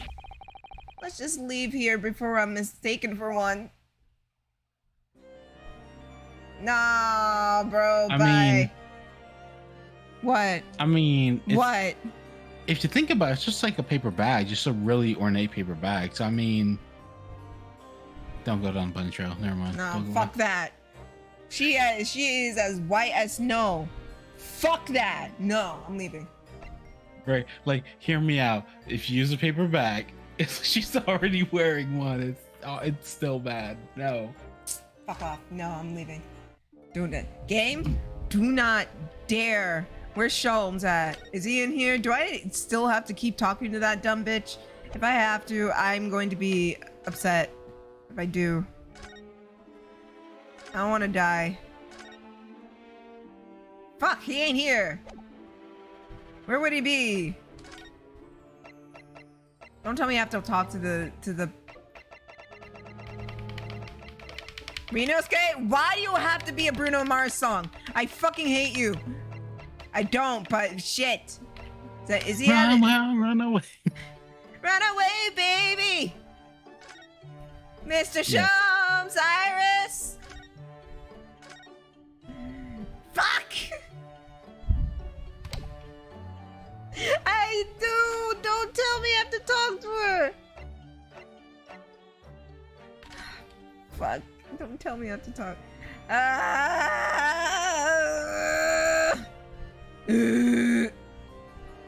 Fine. So, what are you doing at the moment, Doctor?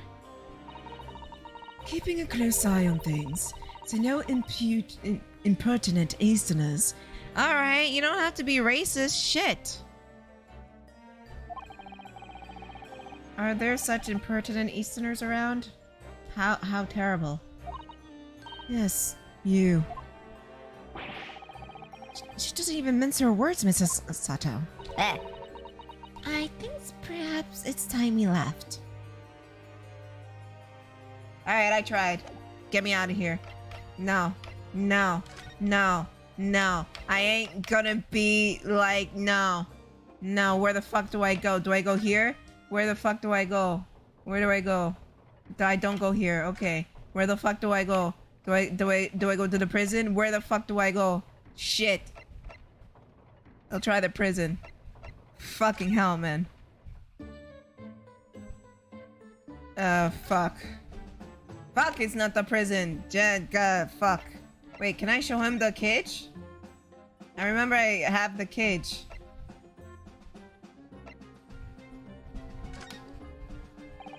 Professor Hairbrain, what do you- ah, crap.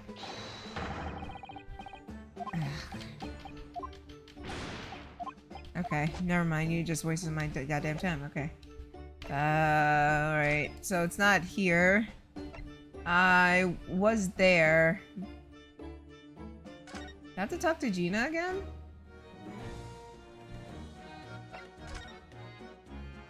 Oh! I do. Gina. We were actually hoping we could investigate the scene again. Yeah, right. If it's around here, you can do what you like. Oh, that's alright, is it? Look at the puppy! Look at the puppy!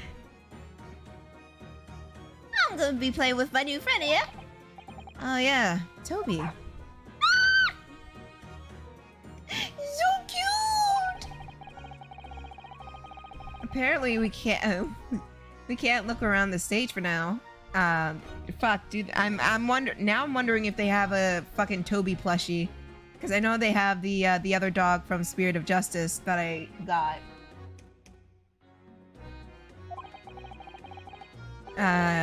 Can't you do anything, Gina, in your capacity as Inspector Lestrade? I don't know what he said, but I was too busy looking at the dog. Look, I locked up, yeah. But I'm just a trainee, and ain't nothing I can do. I don't know what happened to my mouth. When it suits you, yes.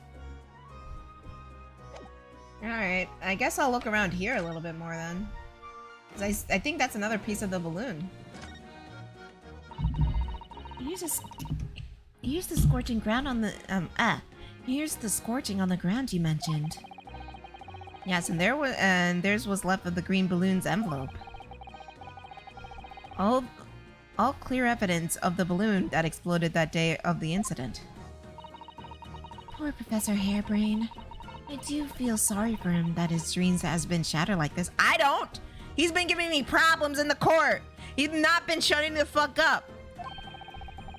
Someone's, well and truly burst his bubble, as it were. Haha.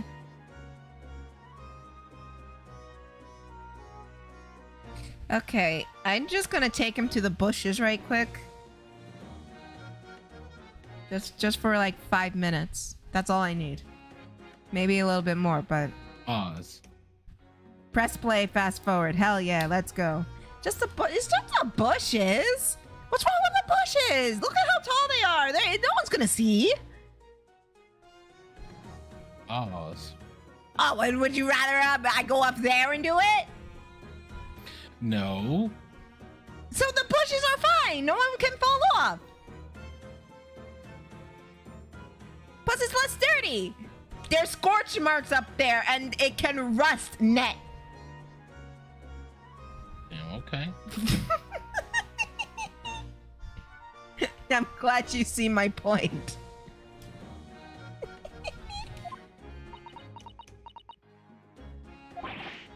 Ouch. I'm a bad person. Yeah, you're a bad boy, aren't you? You're a bad boy.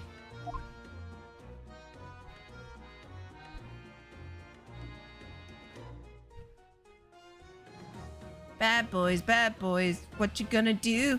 What you gonna do when I come for you? Bad boys, what you gonna do?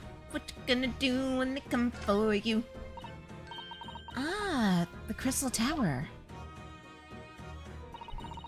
I can't believe I'm seeing it at such close proximity with my own eyes. You've really been looking forward to the great exhibition, haven't you, Mrs. Sato? Oh yes. When I found out I had to return to Japan, I'm afraid cursed my luck. But you're here, back in London, gazing up at the magnificent tower. Someone is gonna hear the screams, I'm just saying. Damn, okay. I'm not gonna say nothing. I want to say something so badly, but I'm not sure if I should.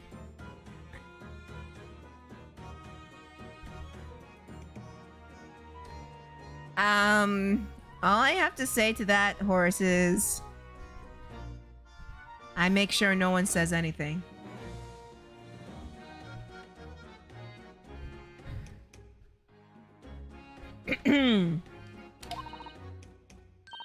I know. Perhaps I was wrong to curse my luck so harshly. Alright, that was fucking new useless.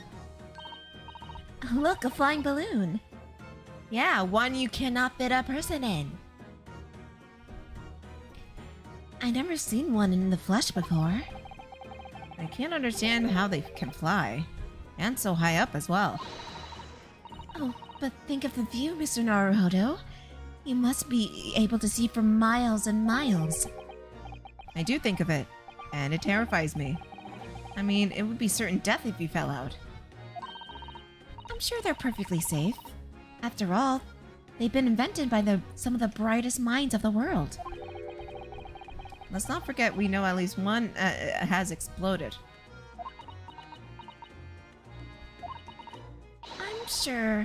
I'm sure there are other ways to fly. Damn, Ryunosuke, she just wanted to ride the balloon. The stage there is where the experiment was set up. It's very high, isn't it? About 30 feet, I believe, or 9 meters if you prefer. Craning your neck to see up its stairs to hurt after a while, doesn't it? Yes, we need to get up there and look around properly. Even though we already did, maybe there's something I missed up there. Though, if I'm honest, climbing all those stairs makes my chest hurt. Oh dear. I think perhaps you should exercise more, Mr. Naruhodo. I mean, if he needs a workout, I'll be able to help out.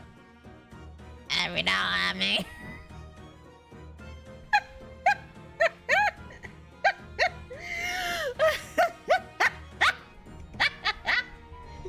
If what the hell happened? What? You've just gone into horny hours. Slut hours are open, baby. Listen, I don't know.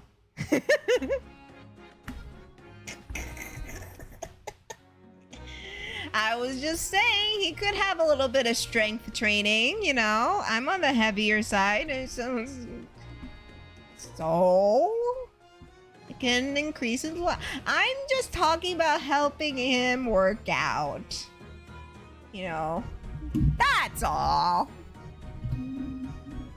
It's not like I'm acting like a slut, like I was before. Mm-hmm. What was that? Mm-hmm. Sure. What? I'm not saying nothing. Listen, I just am insinuating I can help. Do you not want to help? I'm glad to help. Sure. I'm not saying nothing. It's fine. Don't worry about it. I think he needs strength training, not stamina, Tiff. I did say strength training. I am very heavy, so he can try to lift. Damn. So it's fine, all right?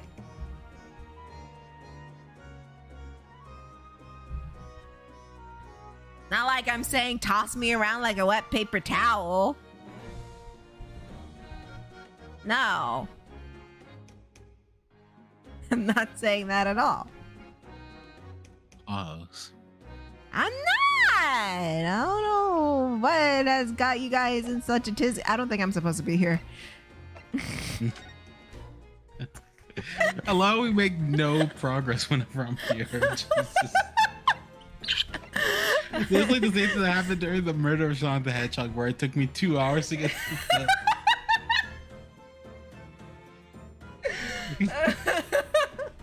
I was like, wow, what a value of a game. I wouldn't say we made no progress. I would say, you know, fucking we found nothing.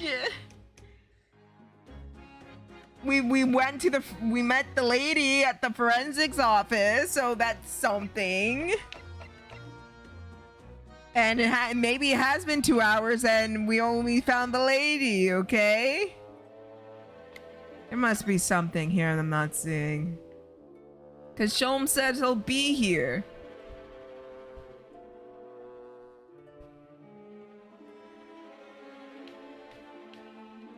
what is this? A step ladder?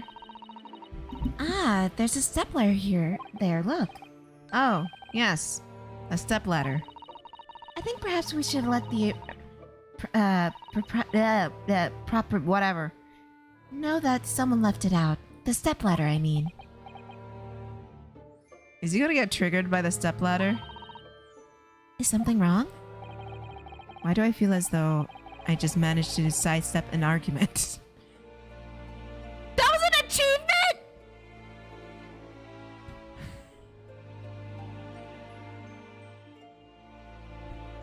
Wait, that was an achievement? Why did I just get an achievement? What was that? No way, that wasn't an achievement. Hold on. I'm not gonna lie, I might need to bow out though, because like it is stupid hot. Alright, that's fair. I'm gonna stick with it a little bit longer, but I think that might be where I'm going. You know what? I feel that. That's how it was on Wednesday. It got so hard. I was legit delirious, and I was slurring my words a lot, and I had to bow out an hour early. Yeah, you know what? I think I'm gonna do that for today. I'm gonna head out, guys. Y'all have a great time. I need to go lay down in front of a fan. Is your fan not on? It is, but I need to go lay down under the bigger one. No, you know what? That's fair. You want to know what the achievement was before you go? What? At the top rung, you have rung your hands through every debate about ladders and step ladders. That's so stupid. It's a fucking ladder. Anyways. Alright. Now it's just you and me, gang. I still don't know where the fuck to go. I mean, Sholmes was here yesterday. This one's posture reveals his weakness. Sorry? The killer's stance leaves him wide open to attack. I'm sure I could see him off. With a Sasato takedown, then a Sasato squash, and finally a Sasato smash. Right. If that doesn't render the culprit unconscious, a Sasato slam should finish him. Sasato slam? Oh, I'm sorry. It's rather hard to explain. Please don't. No, no, no, no, no, no, no, no, no, no, no, no, no, no, no, no, no, no, no. Absolutely not. God damn, Ryunosuke. I love you so much, bro. You're great. You want to go behind the curtain? Oh, what am I missing? I feel like I'm missing something. I'm not sure what. Okay, since Net bowed out, I might as well. I should have known that would happen.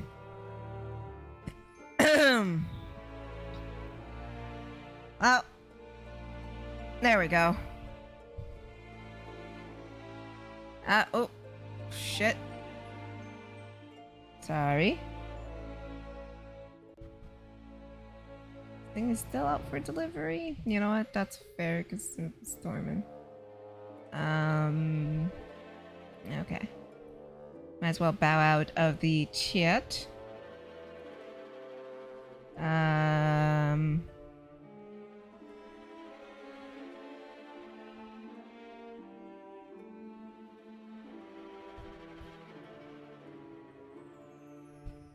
Okay.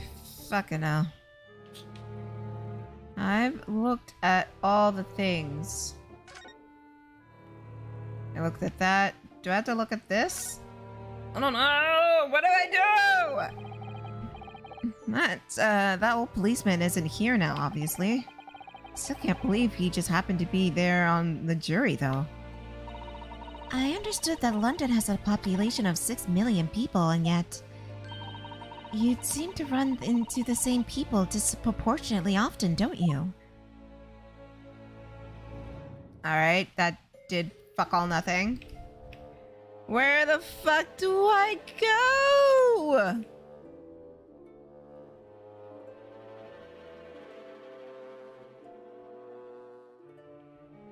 Where the fuck?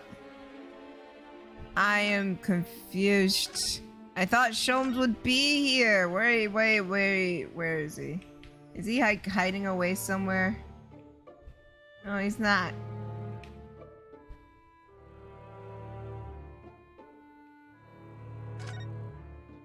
Where the fuck do I go though? Oh my god, this is getting annoying. Been there. Do I go back home?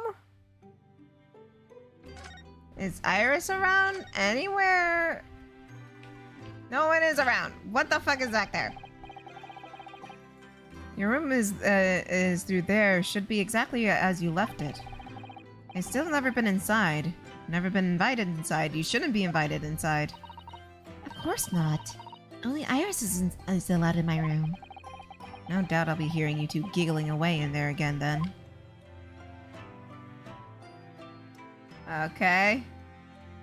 What the fuck? Oh, that's the doll he was talking about. That looks terrifying. Not terrifying. I see your Daruma doll still has only one eye filled in. Well, we agreed it was something we'd do together, didn't we? We could do it right now if you'd like. I'd be happy with that. I'd rather like the anticipation, I think, Mr. Naruhodo.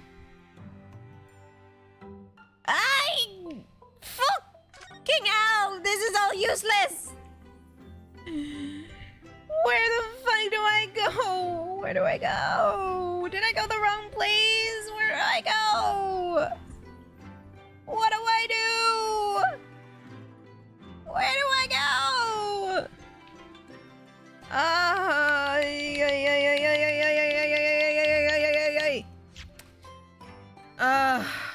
Okay, girly. Stop and think for a minute. I don't know where the fuck I'm doing. Oh my god. Okay. Stop and think. What do I have? I have this picture. Kind of looks like the lady.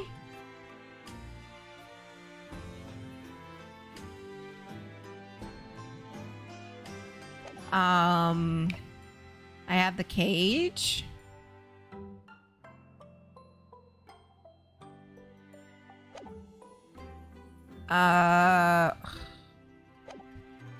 Fucking A, man. Oh my god.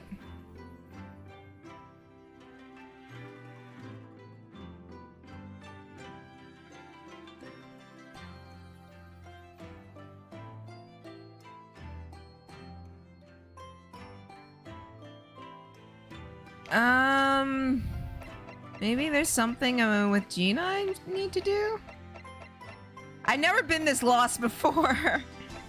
You have to come back later. It feels cooler down here. It's about here and blah blah blah. I wonder if evidence given by Professor Memory is useful somehow.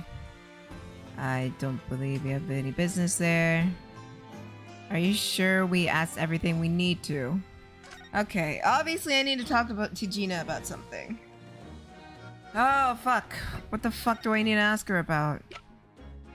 What did I even talk to her about? Okay, and then... should I present her with this? Gina, would you take a look at... oh, right, oh, no, never mind. I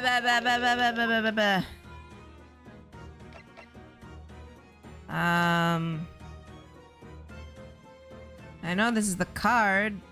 Wait. Is this the... was this oil in the back? This dark smudge here. I think perhaps it's machine oil. Oh, right. It was machine oil. Right. Yes, possibly. Professor Hairbrain mentioned something about oil. Mr. Drebber uses, didn't he? He said it was specifically imported a very high quality oil that's impossible to obtain in Britain. Yes, that's right. But more importantly, that there's more frequent in than that it's more frequent than the fragrant. Fuck. Oh, it doesn't appear to have any scent at all. Don't worry, I didn't expect. Oh, wait. I remember something. Gina had a dog, right? So maybe the dog can sniff it and lead us somewhere, right? Maybe, I don't know. I'm like desperate here. Gina, please. How about this, Gina? Yeah, I'm still learning me letters at the moment. But I know A to E. But, so if it ain't got much bleeding, so if it ain't too much bleeding trouble. Ah, actually, Gina, it's the back of the card that's important. Eh? How come? It's just dirty old smudge on the back, that's all. It turns out it's a very high quality French machine oil. It's a very particular scent, apparently. Oh, you don't say! Let's have a whiff there. You sure? I ain't smelled nothing. No. We didn't mean you should smell it. Oh, right. You mean Toby! Oh, so the dog. Oh, he's so cute. Woof. Oh, so cute. He's a cute puppy. His sense of smell is so good. He can track people all over the sea, over the oceans, can he? Professor Harebrain informs us that this oil is unique to Mr. Drebber's workshop.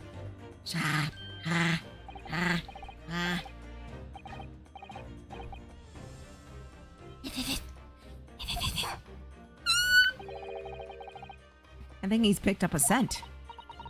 You mean, if he follows the scent of this oil, Toby can lead us to that dodgy cove workshop? That's right. That's exactly what we're hoping. Right then, we'll have it a go. We just brought up. What? Wait. What did you? Wants a pickpocket? Now, if I can lead everyone to that Drebber's workshop, I'll be the boss's boss before next week. Oh, yes, Gina. I'm sure you'll be promoted. Fist bump. Poor Gregson. Right then, Otto. Leave it to me. Sorry? We're gonna get going after that dodgy engineer cove in right this minute. Oh, but hang on. Someone's supposed to be guard duty ill this time. I'm afraid we can't help. We need to get on with our investigation as well, Gina. Oh, right. Well, never mind. It ain't gonna be with me. It ain't gonna be me who gets the nick. It'll be the boss. Poor Gregson. Again. Right, Toby. Got the oil set, have you? Come on then, boy. See you later. I do hope the scent of that oil leads them to that swindler's workshop. Yes, I hope so too. Jesus criminy. Ugh, so is Gina this whole time? Ideally before the dog swims across the channel to France. Well, I think we've done the investigating, all done investigating we can here for now. We could just determine the whereabouts of Mr. Drebber. I'm sure Gina and little Toby won't let us down. Now then, Do you think we ought to try to speak with Mr. Sholmes at this point? We have things to discuss, and I'm dying to meet him again after all these months. Yes, it's quite possible he might know something useful, you're right. We ought to find him at Madame Tuspel's. He's supposed to be working there as a temporary wax exhibit. Yes, Iris told me about his latest unusual venture. Okay. Hopefully, let me save. Jesus Christ, I felt so dumb. God damn it. Holy shit. Hopefully. Oh my god, my poor skin is turning red. Oh my god, the fucking flies were biting me. My skin has turned a bright red. It's not my whole skin, it's just a patch on my arm that's been itchy and irritated, but holy shit, it turned red. Oh my god. It hurts. It hurts us. Okay, now it says, do you know, I don't believe we visited here, so okay.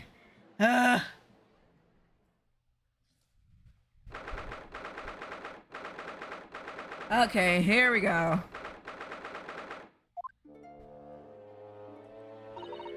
Here we are again, at the House of Horrors. I'm afraid I haven't gotten used to this place yet.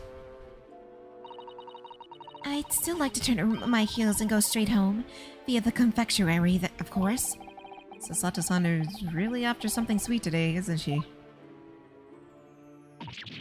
Ah! What's the matter? Look, Mr. Naruhodo. Look at the waxwork. I'm quite sure it wasn't there before. Up, there he is. Bitch! I've been looking for you! Bitch! It looks exactly like Mr. Sholmes, down to the very last detail. Aha! What is it? Oh, sorry. I think you'll find that he's that's the temporary waxwork himself. Ah, a friend of my dedicated employee. Oh, yes, hello again. It's Ryunosuke. Naruhodo. I must say, I am quite spellbound by the great detective. He is a marvel.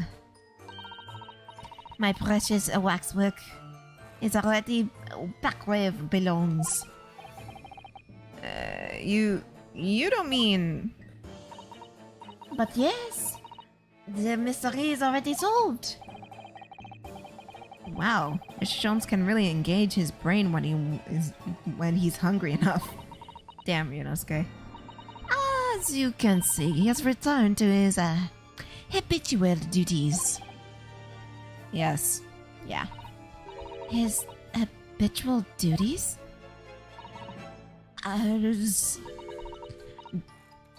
Shh. Do not disturb, eh?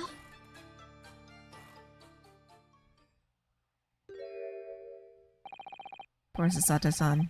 She looks very perplexed. Hey, Sasato! Hey, Sasato, you want to kick it? I think you should kick it. I think you should kick it. We really do need to speak to Mr. Sholmes, and I'm longing to say hello again. But where is he? Bitch! Look at this fucking moron!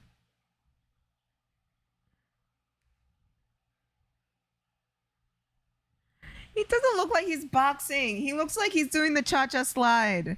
Or the fucking Macarena. And Macarena.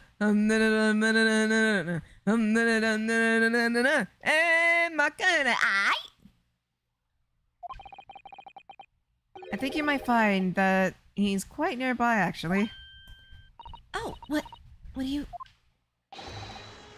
Indeed, my dear fellows, it is I. The world-famous great detective in waxwork, Sherlock Sholmes.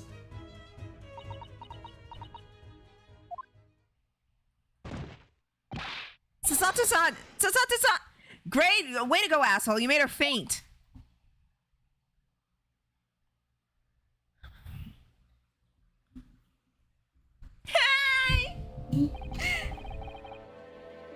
Is he depressed again? Is he depressed again? My most humble apologies. I thought I died and gone to eternal paradise for a moment via London. My dear madam, allow me to make amends by offering you a tasty-free deduction at some point. As long as it's not questionable street food quality. I don't understand. Why are you working as waxwork here, Mr. Sholmes? Merely a secret identity, you understand? Though, the case is largely solved now. Largely solved? We're talking about the waxwork abduction, I presume? Indeed we are, my good fellow. As I predicted, it was easy as a proverbial pie. Though I confess, I am yet to partake of pie, proverbial or otherwise, or any food, and so far today, for that matter.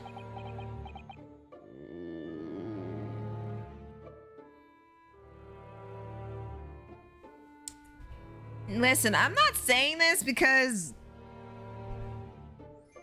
No.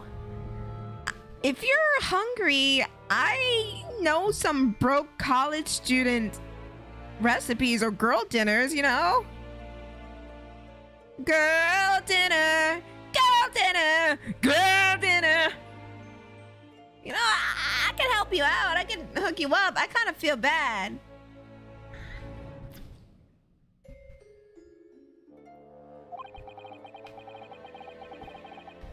That stomach rumble echoed through all around the whole museum. How did you manage to solve it so quickly? Oh, well. Do you remember what I said? It was largely solved.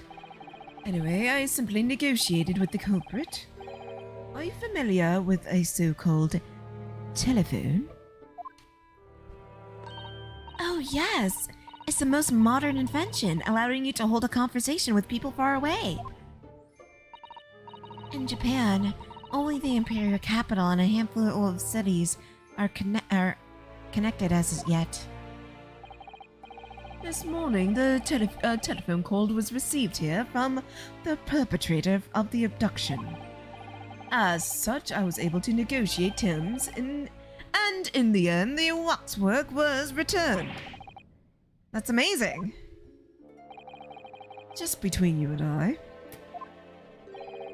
it would appear the culprit had always intended to return the stolen waxwork in any event. Oh, but I thought whoever was responsible had demanded a ransom, no? Yes. I think perhaps the ransom demand was unnecessary to avoid unwanted suspicion regarding the true motive. But does that mean your negotiation was entirely unnecessary? This fucking moron.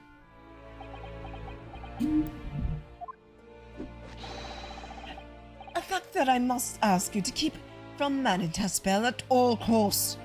That is true. If you say anything saying like, hey yo, bro didn't have to do all that, he won't get paid, he won't eat, and he won't pay rent. So, mum's the word. It best, you know, learn to keep your fucking mouth shut. Oh, but it's wrong. Who the fuck cares? We are starving. We have no money. We are poor. They have money. Fuck them. Sincerely, who fucking cares? Give me the fucking money, bitch. Give me the motherfucking money, bitch. I don't give a shit. I will say whatever you want. If you want me to say case closed, fine. Case is closed. I don't get here. Just give me my money so I can buy a fucking fish and chips. A hungry young Iris awaits my return to Baker Street after all. Poor Iris. We need to feed Iris! No, I'll lie to anybody to just feed Iris eggs. Like shit. We need to feed her. She's hungry. Ellie, I'm hungry. Please, sir, may I have some more? Now then, do I sense you have some business with this great waxwork? Yeah? Kinda. We're in the process of tracking somebody down. Oh? Yes, a man by the name of Enoch Drebber. He's the swindler that duped Professor Hairbrain and the engineer who built the kinesis machine. Sorry. A swindler and an engineer. Quite the modern man. He also seems to be a conjurer of sorts too, with considerable knowledge of stage magic. We really need to locate him before the trial resumes tomorrow morning. But we have some clue as we have so few clues to go on. That's the trouble. Do you have any good ideas? I have no daughter yet. It is a capital mistake to have good ideas before one has data. If I knew something of the man's appearance, at least I may be in a better position to help. Yes, Drebber's appearance. Fortunately for you, however, I presently have little to occupy myself and little to fill my stomach. As soon as you find a clue, no matter how small, I should gladly give you my thoughts on it. Before I get into that thing where they fucking did all that, where you fucking probably lied. Maybe, I don't know. Here. Mr. Sholmes, would you cast over your eyes over this photographic print? It's of Mr. Enoch Drebber, the face of the engineer we seek. Well, all Englishmen look broadly the same. He said it, not me! Hold on, let me get comfy.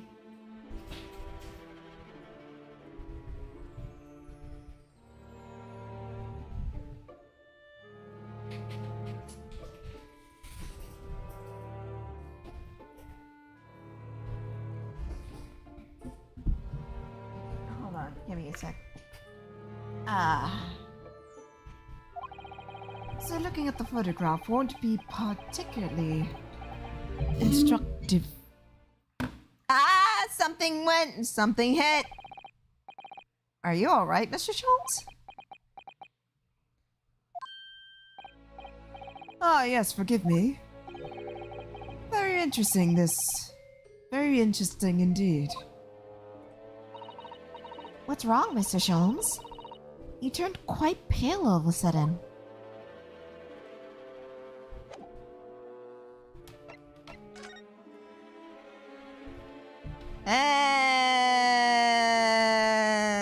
Fine. Mr. Sholmes, did you lie to us? My dear Naruhodo, stay with that piercing stare. What's this all about? Last winter, when you were on our way to Britain aboard the steamship, your words were very clear. So then, let us unravel this mystery and discover the events that led to this curious murder. You told us that it was a murder, and you examined Kazuma-sama's body. Indeed. And where lies in the problem? We met him earlier today. The victim, Kazuma Asagi.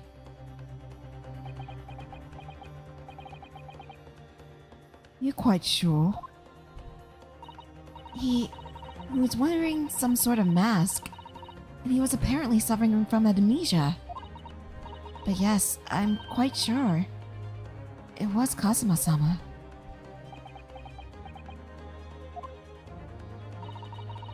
You must have known at the time, Mr. Sholmes, that he wasn't actually dead.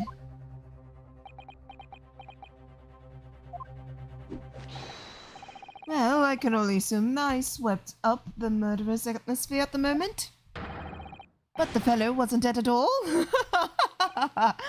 Priceless.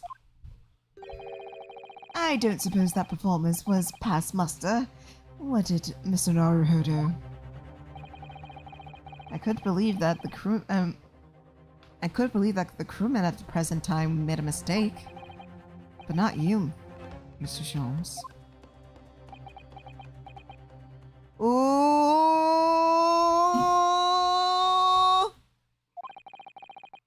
I will now tell you something of first importance, my fellow. Great detectives are wont to lie. It'll serve you to well remember that. Please, Mr. Sholmes. Tomorrow in court, you will find out the thresholds of a very great mystery. For now, I'm afraid that's all I can say. I have a suggestion, Mr. Naruhodo. Will you indulge me? Oh, well, what is it? As I explained when you arrived, Yeah, he did do a big no-no. The missing waxwork has returned, and I personally reinstalled it in the exhibition from which it was taken behind those thick curtains. Oh yes, the professor exhibit, isn't it? Would you like to see it? For a mere 5 shillings. That's one-time special. No, fuck off! What? The opportunity won't come again, I might add. Would you like to see the fruits of my labor? Fuck off! No! No! No, no, no, no, no, no, no, no, no, no, no, fuck off. No, fuck off. Oh, well, we do rather have a pressing investigation to carry out. Perhaps we could postpone? Price is very reasonable at 5 shillings. I think you'll find it very worthwhile. Are you being quite serious, Mr. Sholmes?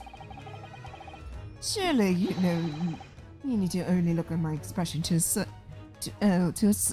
ascertain if this is seriousness or silliness. I can never tell with you. That's the point. Very well, it couldn't hurt. Here's your 5. Don't give him money! Gratefully received. You better give me my fucking money back. So, the special exhibit awaits behind the curtain.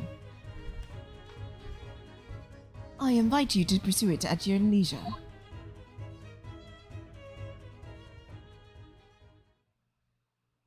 you do that? Well, money's been spent, so let's go see this special exhibit.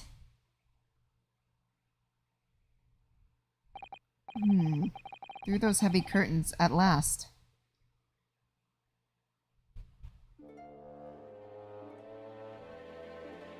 Bro, hold on. I'm gonna turn down the fan because it's actually pretty cool in here. But the fan is so loud and so... It's too much right now. I'm not turning it up, I'm turning it down. Because I can barely hear myself think. I'll be right back. Plus, I might go to the bathroom. I might go use the bathroom.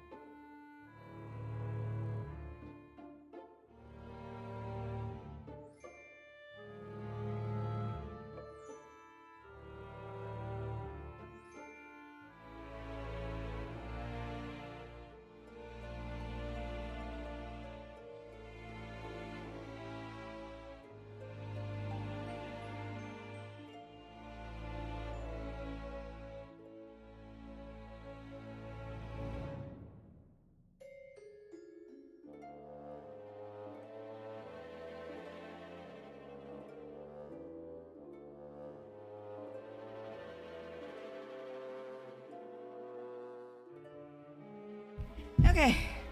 Sorry. It took me a hot minute. I got pulled away for a conversation. Bye, folks. And fam. But I'm back. Holy cannoli. My stomach hurty. And my stomach was hurty. Hurty birdie. But I'm fine now. Okay. Let's see what we got in there. 5 shillings we had to pay. It doesn't seem right how Mr. Sholmes slipped the money into his own pocket, does it? No. We could ask Gina to retrieve it for us, using her special skills. Pickpocketing police officers and diddling diddling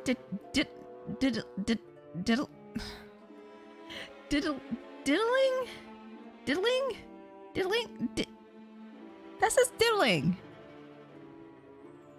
Okay, if you're into that sort of thing, Ryunosuke, I guess.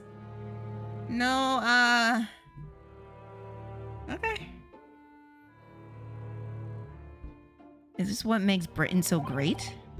Not to mention the demigod prosecutor taking the law into his own hands, or the chip-loving inspectors. Inspector Gregson comes off rather well in that list, I think. God damn. Ryunosuke has a lot to complain about. Man, I'm here for it.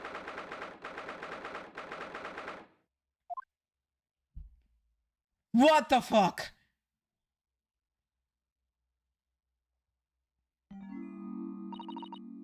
Oh dear. I felt a shiver run down my spine as soon as I walked in here. Miss Sasato! I say we turn our heels, go straight down via the big confectionery. We certainly can't do that. We paid 5 shillings already. True.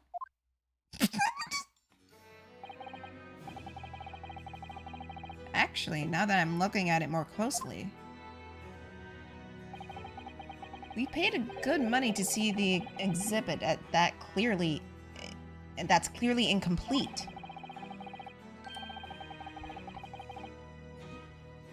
Hi, DIY Arts. I hope you're doing well and your stomach feels better. The nerve of that great diddling detective is far more terrifying than anyone else in this place. This must be what Mr. Sholmes meant when he saw the case was largely solved. Be it as it may, Mr. Sholmes heavily implied there'd be a clue about the engineer in here. But where? Since we paid 5 shillings, let's do 5 shillings worth of investigation, shall we? Yes, we will get what we paid for. I'ma fucking kick his ass! Is that fear or frustration that's making Sasato-san's voice tremble? Ooh-wee bub. Oh, I didn't even notice the glowing owl in the background. That's gonna come right at me, ain't it? Fine, I'll look at the decapitated corpse. This must be the killer, the fiend known as the Professor. Yes, I think so. According to what Madame Tuspel said, he killed 5 victims, all noble or royal blood. The waxwork is so lifelike, isn't it? It's like all the models in this place. I know it looks like it could start moving, and I know. It looks like it could start moving at any moment, doesn't it? Perhaps we should examine it in a little more detail. If I get jump scared, I'm gonna fucking run.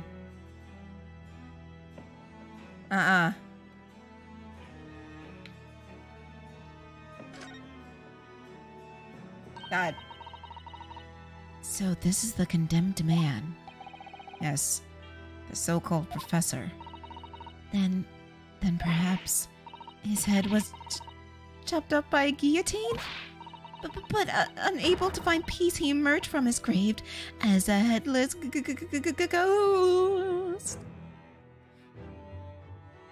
Then his name would be Ichabod Crane.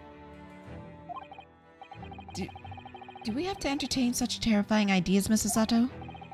Anyway, I'm sure the model we had once had a head. There's a metal fitting for it, see? Then perhaps Mrs. Sholmes absentmindedly forgot to retach it? Yeah. I had got home and rest for a few hours. You know what? That's fair. I implore anyone who's not feeling good to go rest. Please care more about your body and such and take care of yourselves. I hope you do feel better, DIY Arts. Ow. Ow.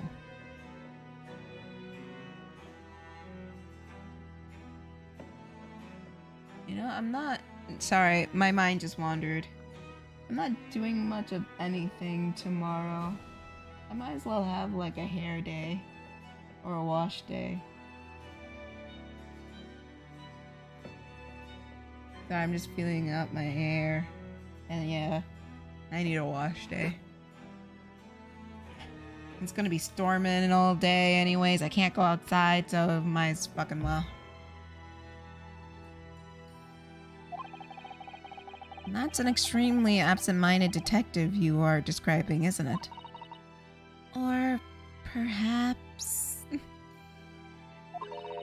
the thief absent-mindedly forgot to include the head when he or her returned it to the museum? That would be extremely absent-minded. That would be an extremely absent-minded thief. There have been some reason why only the head wasn't returned. I bet it triggered someone.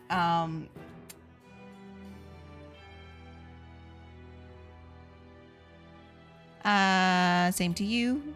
By the way, my name is Melinda. Oh, that's a pretty name. I like a name. But you can call me Mel if you like. You're a friend, so I will allow it. Sure. I will call you Mel. Or Melinda.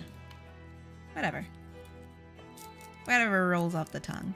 But you have a pretty name. I like it. And Samwise, we're looking at wax figures right now. Because, this is what I'm getting paid for. Now.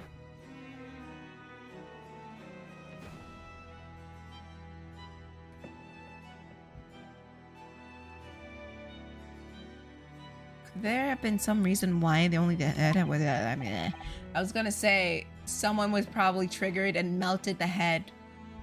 By someone, I mean Von Zieks. Because the professor killed his brother, so I'm just saying. Well, whatever the reason, it means we don't have to. We don't have. It means we don't know what face of the infamous professor looked like, do we?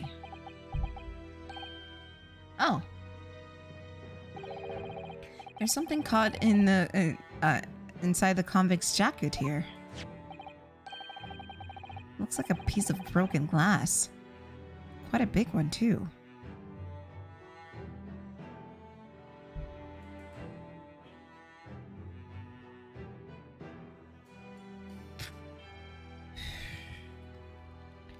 Don't tell me. Do not tell me it's this piece of glass. Don't!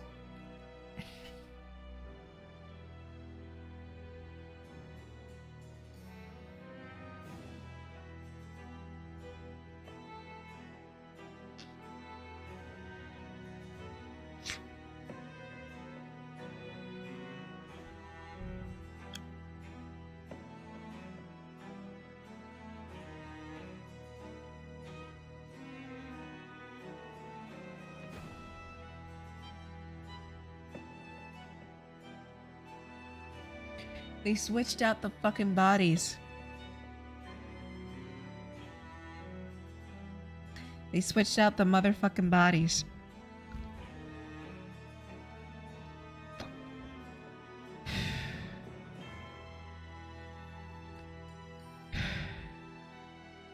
Okay. No, that's cool. It's very thick. Is it? About 5 times thicker than the normal window glazing, I'd say. Where could such a thick piece of glass have come from, I wonder? I suppose it had been made thick to increase its strength? But why? Well, perhaps because the glass had to span in a particularly wide area, such as a big building, for example. Ah. Well, we've seen large glass building recently.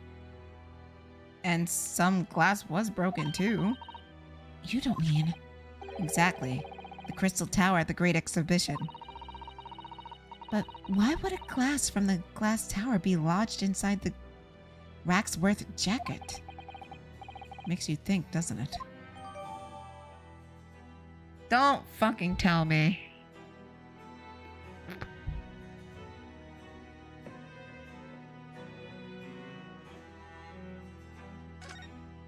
Don't. Earlier in court, we established the kinesis experiment was a trick. Now we discovered this fragment of glass here in the waxwork. Is it just coincidence? Don't fucking... Ooh, child, things are gonna get easier. Don't fucking tell me they switched the bodies with the fucking wax body. No, that's not what I meant to do.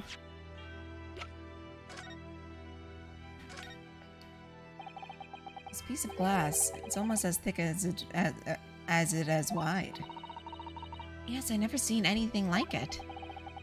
If you were compared to a human, only Mr. Sholmes has such thick... God damn it, Ryunosuke. There's really no need for such a comparison, Mr. Naruhodo, as you well know. Anyway, it can only be from the Crystal Tower, surely. Yes, I think so too. It was probably made especially to meet the demands of that great structure. Bro. They switched the fucking bodies before it got launched like a rocket. It must have been.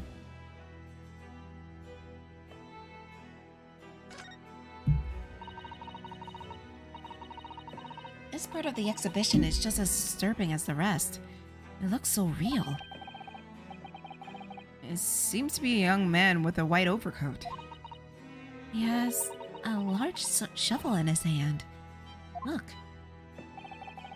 Perhaps we shouldn't be investigating in more detail. Can I? Oh, God, I can rotate it. Can I see his face? Can I look at the face? I can't see his face very well, can you? Perhaps if I just...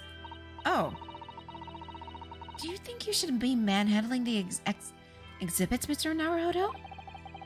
I'll put it back exactly how it was, don't worry.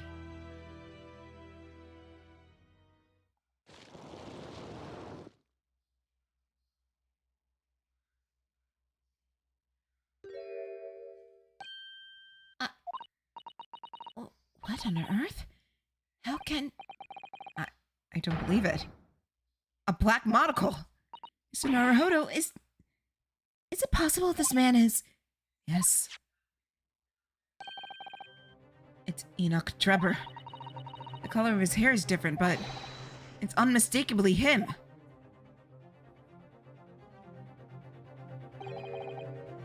Indeed it is.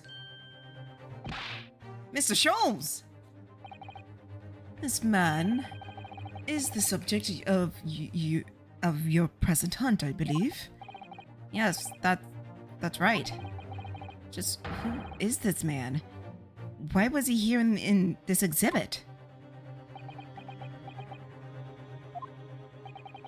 And why does this convict behind him have no head?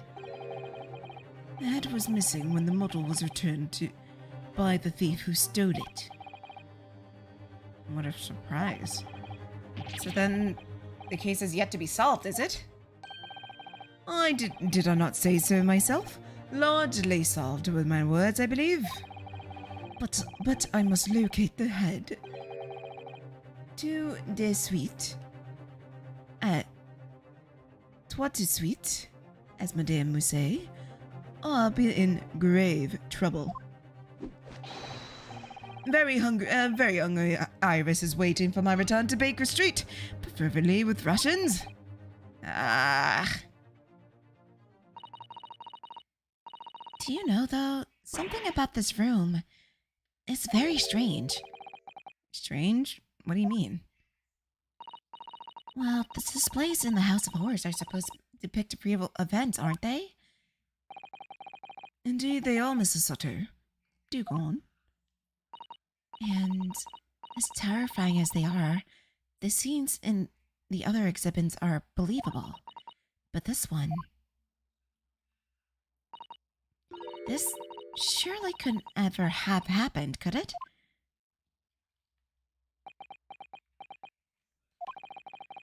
I think it's time to educate you a little. About the nature of the incident involving the professor 10 years ago. Excuse me. Hold on, I'll talk to you in a minute. I wasn't done talking.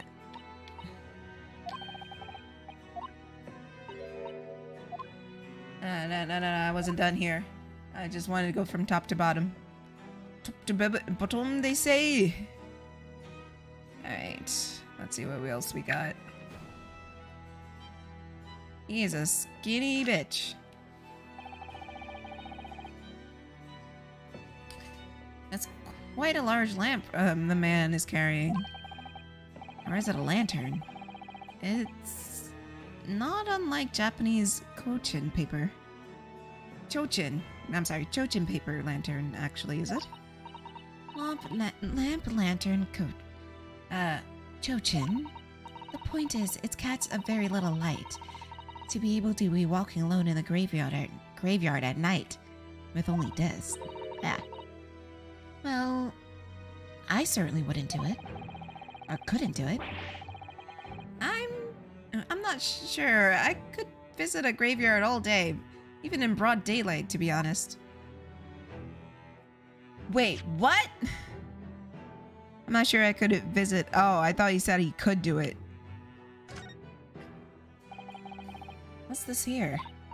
Well, that would appear to be a lens. It would appear to be a lens in the middle, so I believe it's probably a camera. A camera?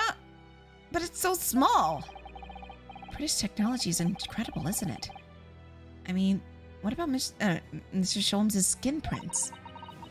I think perhaps you should treat Mr. Sholmes' inventions with exception to the rule.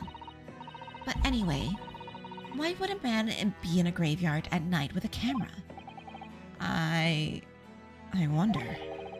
Perhaps he was trying to capture the moment a dead body came back as a ghost on film. We'll just borrow this for a little while, I think. By looking at the photographic plate inside the camera, we can see what picture was taken. What's a photographic plate? It's a piece of glass coated in special emulsion that reacts to the light coming through its lens. If we open the cover in the back of the camera, we should find it. Let's have a look. You should see yourself, Miss Sasato. Your eyes are shining. You really do look like machinery, don't you? What the fuck is with you, bro? Why are you acting so sassy? Stop it. What a large shovel. He's holding it rather ominously. Is he a grave robber? I'm sorry.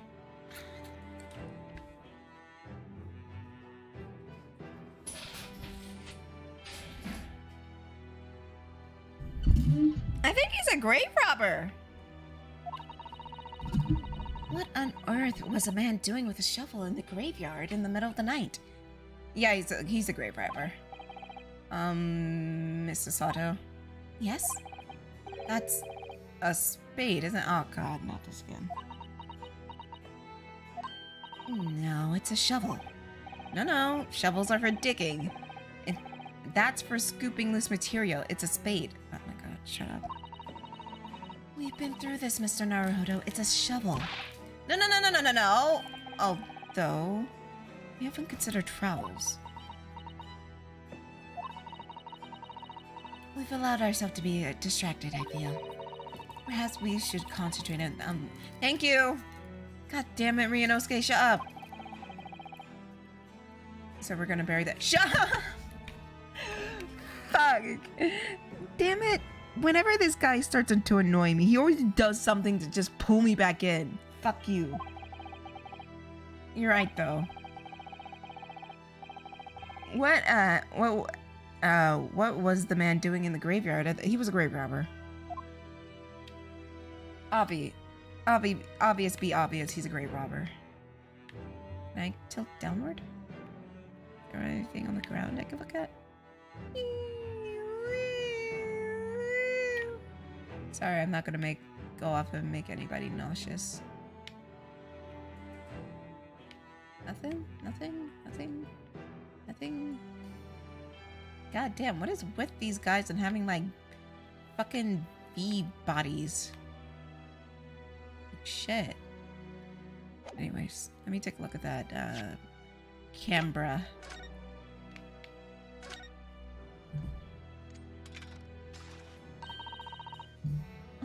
What a wonderful machine. You actually love contraptions like this, don't you?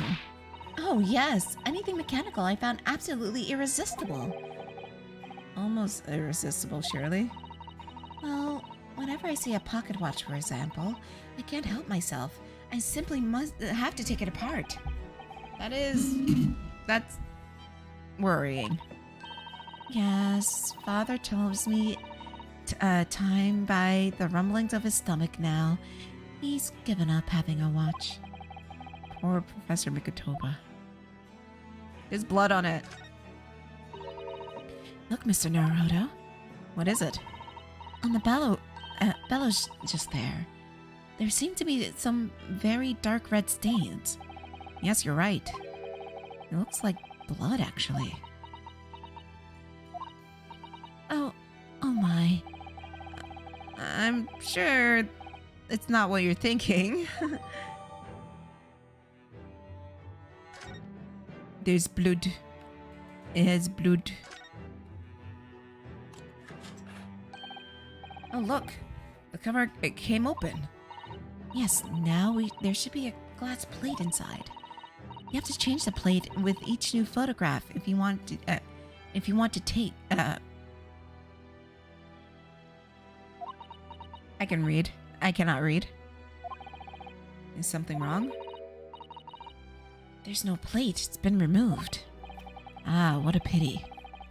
But I suppose if you're thinking about it, this wouldn't be the actual camera that was used at the time, just like the waxwork isn't the actual person.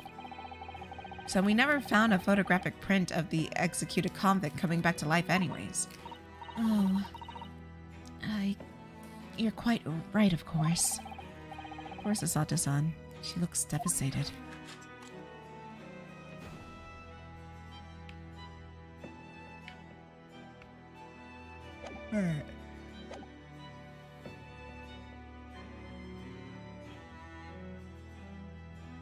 Okay. So I took a look at that. Is there anything to look at before I talk to Ellie? Alright, talk to Ellie. I believe I told you a little about Professor yesterday, did I not? He took the lives of 5 victims. Everyone being either a member of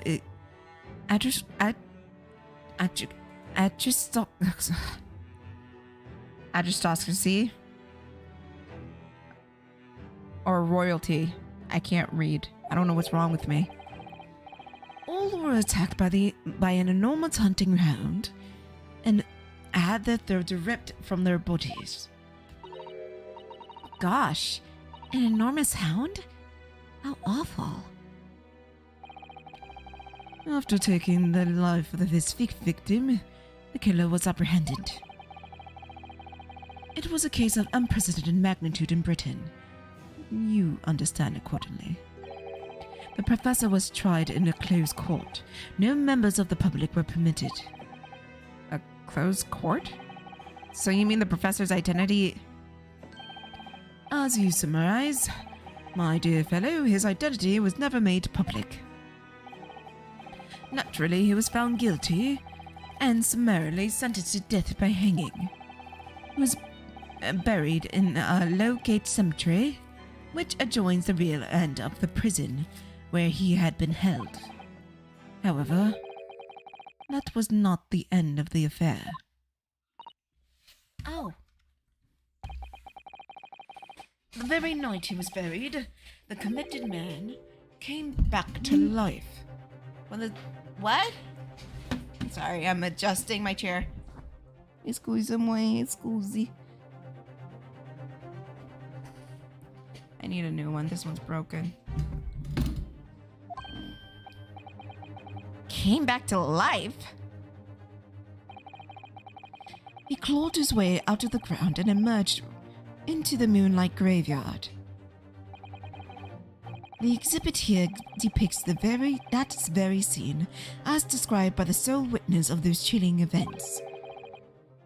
There was a witness? But of course, my dear fellow, none other than the young man in the white overcoat. Enoch Drebber. He saw it happen?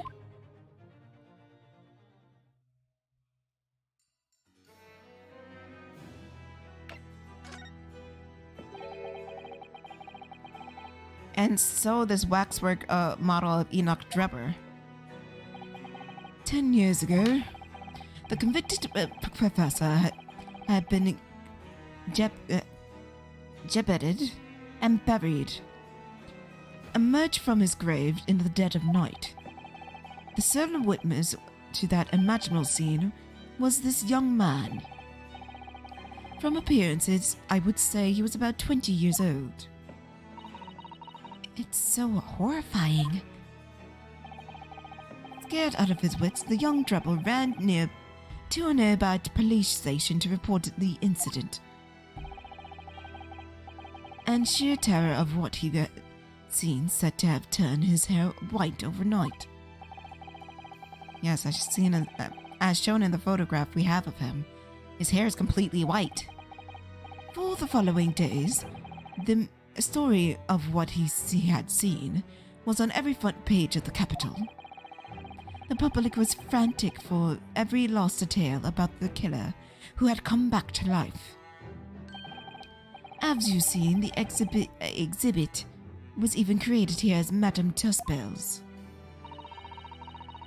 I can quite understand why the man's hair turned white, certainly, but I don't understand is what Mr. Drebber was doing in the first place, in a lonely graveyard in the middle of the night. Yes, what was he up to? Grave robbing! Just saying, he may be a grave robber. The Professor's acts of terror threw London's upper class into a complete panic 10 years ago. It was a scandal, one might say, at the very height of society. Since the killer's identity was never made public, rumors abounded. After all, no killer was before systematically employed a dog as a weapon of... A dog? Wait, what? Yes, I can imagine the impact the case might have had. Oh, right, the hound. My mind automatically went to the small dog Toby, not the big fucking hound. I'm an idiot. Sorry. Dumb moment. I forgot. But in time, of course, the rumor abated.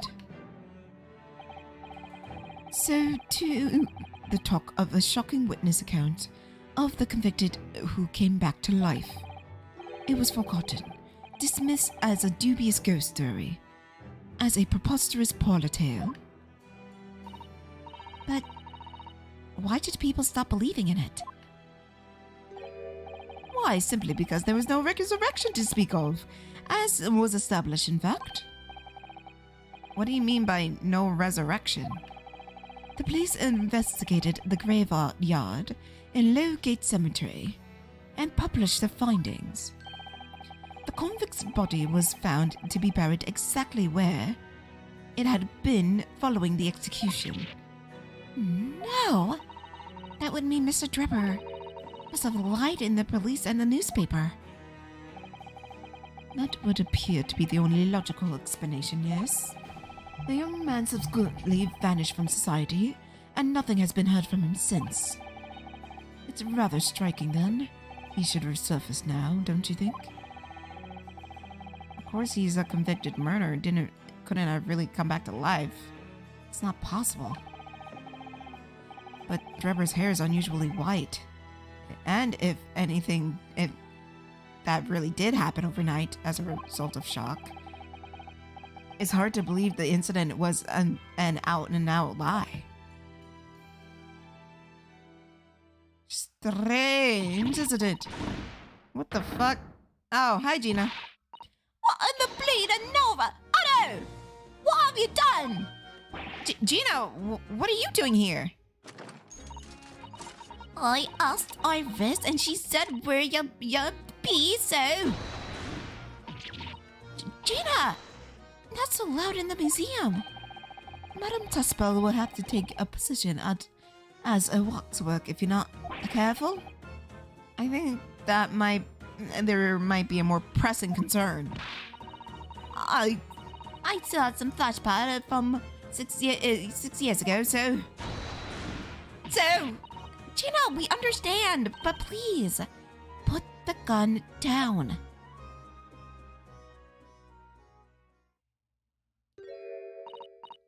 Sorry, I got scared. Should try being the one on the other end of the barrel.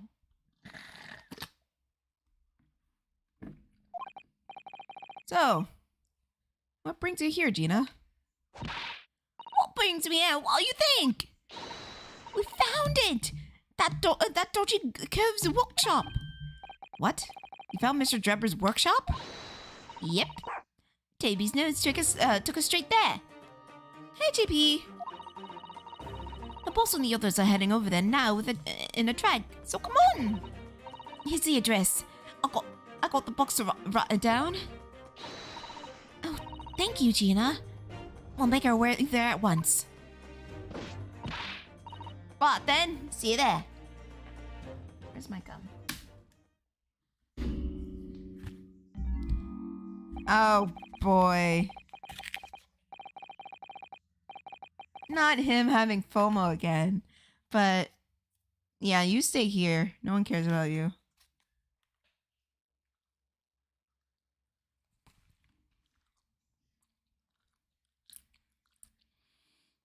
You go. Don't mind me. I'll just stay here being still. What? I know my place in the exhibit over there. Bye. Oh dear, someone's feeling sorry for himself. Let's go, Mr. Sholmes. You're coming. Why? You were tarting me, I must say. But if I were to shirk my duties here, Madame would have pay me monetary recompense, and I would... Forget that! I'll pay you for everything! Then there's not a moment to lose, my dear fellow! I shall hail a carriage at once. Not to offer this, to share the cost from Mr. Sholmes, then. I shall gladly pay half, Mr. Naruhodo. Thank you, Mrs. Sato. Right. Let's go. Great. I owe him money. Great. That's just fine and dandy. Great.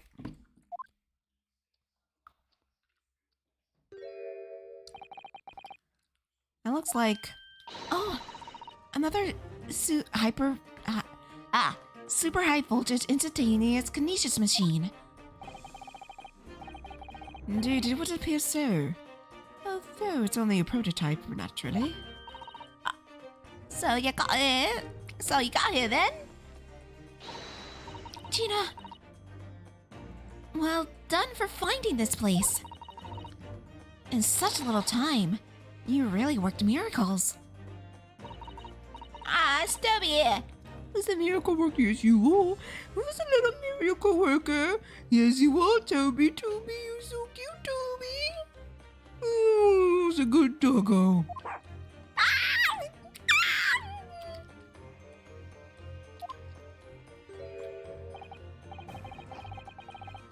I thought you'd show up before long. The hell's up with your face? Hello, Inspector. That is one knitted brow. The fuck is wrong with your face, bro? He looks as though he's eating a lemon, not a bag of fish and chips. So, Inspector, is there any signs of the engineer? Sadly not.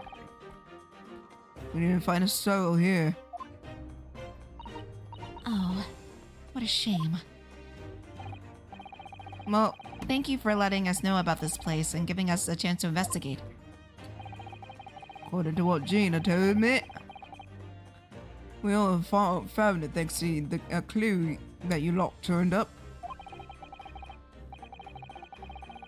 I wouldn't say go to Paris with a debt of gratitude unpaid now, would I? Thank you. Anyway, if you're open to snoop around here, I'd get cracking. Lord Von Zieg's an investigation, and forensic investigation team are on the way as we speak. Them again. I imagine you got the picture by now.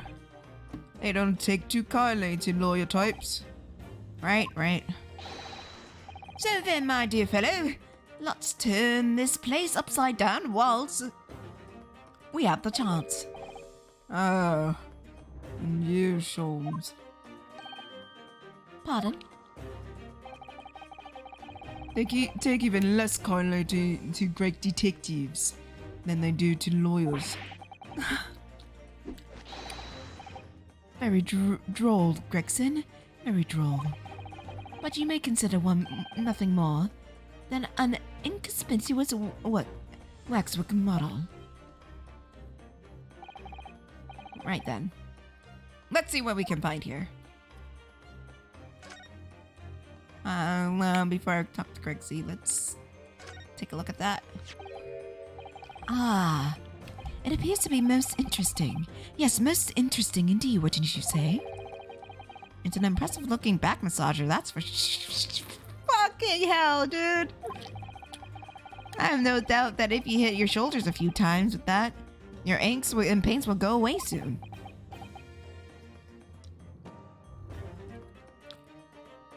God damn it, Ryunosuke.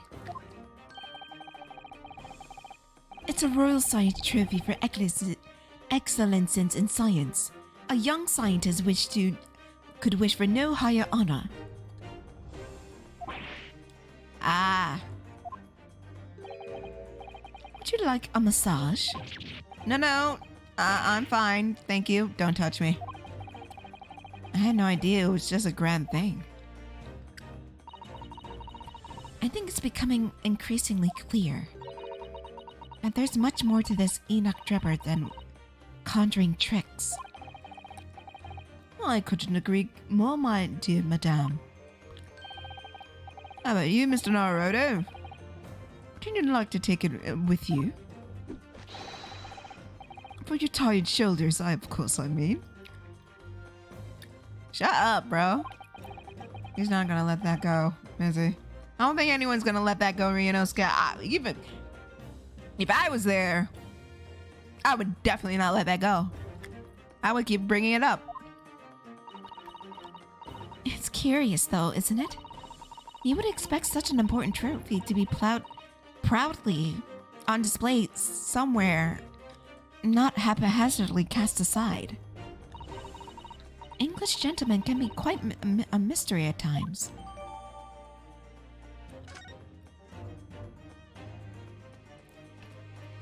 I wonder if it has blood. Hello, what do we have here? This is a European style quiver and arrows with steel bolts inside. Oh, do you suppose? Crossbow bolts. And just the right side for the bow. You lot turned up at the exhibition grounds. In other words, Yep. More evidence to support your theory. It all goes to show that Trevor was the one pulling the strings behind the scenes of this whole scam.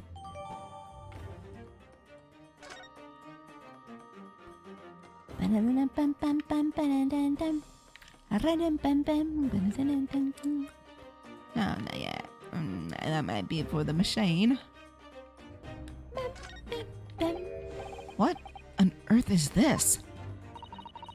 it's an aeroplane, Mr. Naruhodo. One day scientists believe that it'll allow humans to fly freely in the skies. Is that how the trick will be described, is it? Sorry? Well, it's actually suspended by a thin but very strong cable, isn't it? Oh, well, the model is, yes, but the real aeroplane could fly high in the sky. Well, suspended somewhere even higher in the sky, of course.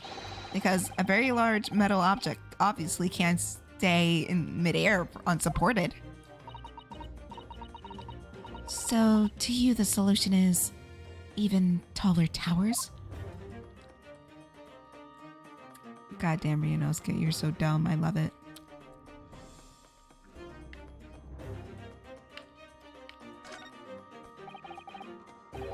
This door doesn't want to open.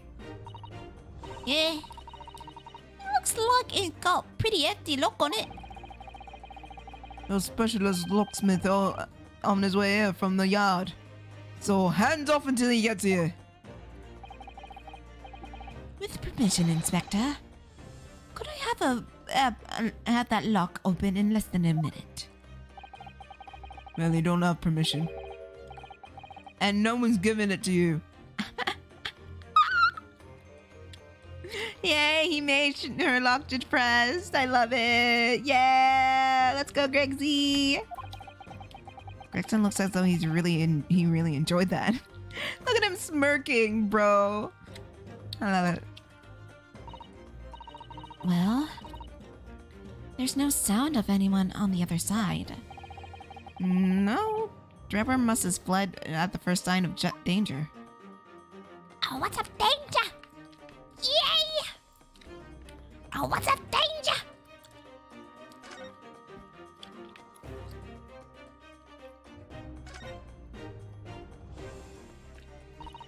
I'm sorry, Mr. Naruhodo. The machine is covered by this special dispensation for Scientific Equipment Act. It would be serious repercussion if you were to examine it, from the Crown and the government. Yeah? Well, those two don't seem to be holding back. It's quite hollow inside. No working parts or devices of deception to be seen, my dear fellow. No loose change dropped on the floor or nothing. Not even a bone for Toby here. My dear fella. British people are very much ruled by their own ideals, aren't they? I think that's just these two, Mrs. Otto. Oh, shit.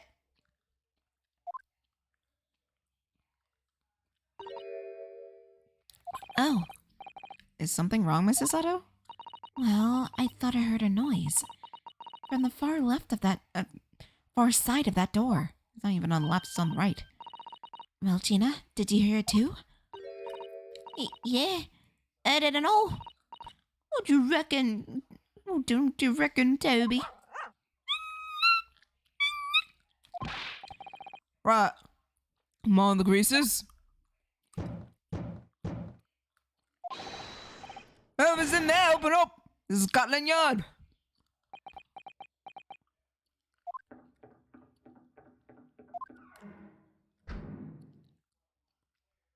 Bitch! Oh my. Someone is in there. Ah, this rotten bleeding look! My dear Gregson, as I said only a minute ago, if only there was a countermance.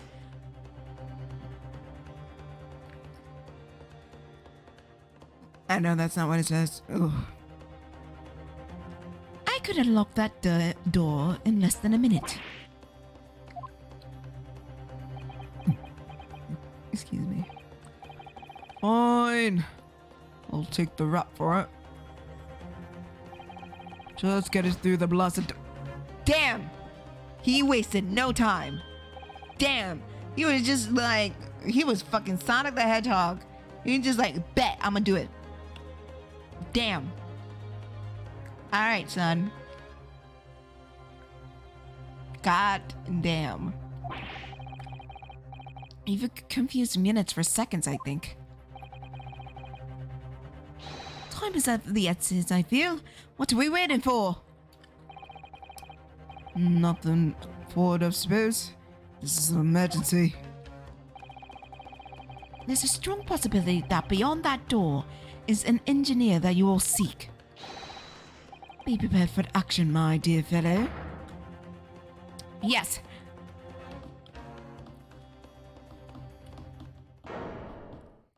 What the hell? What?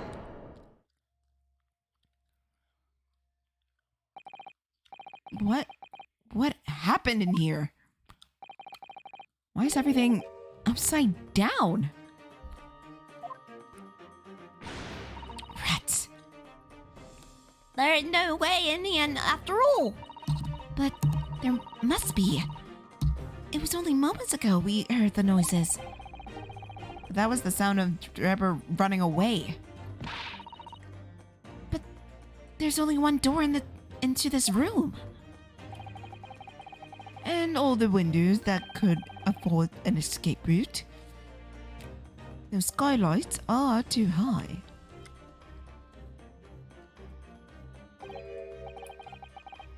What's up there? Are they footprints on the ceiling? Blow me! I mean... What we have here then?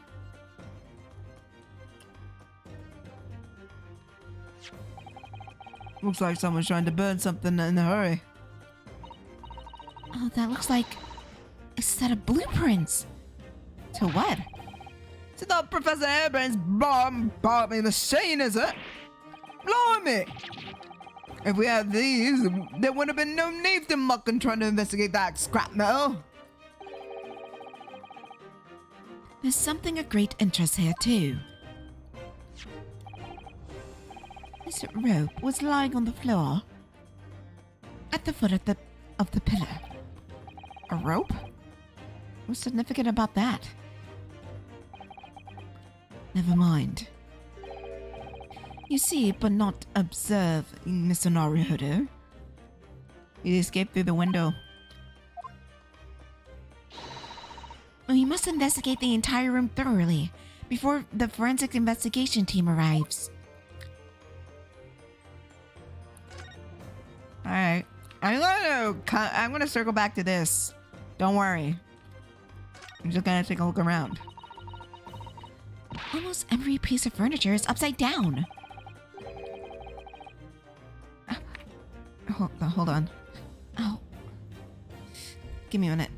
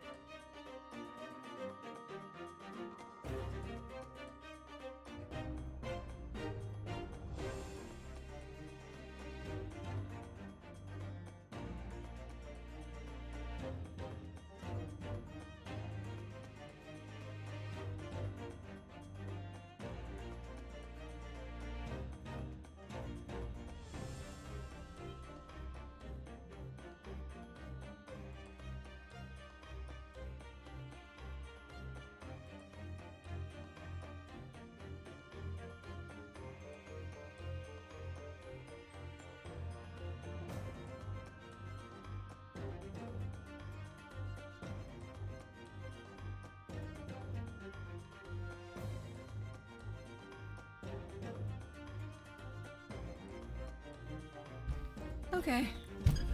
Oh, that was scary.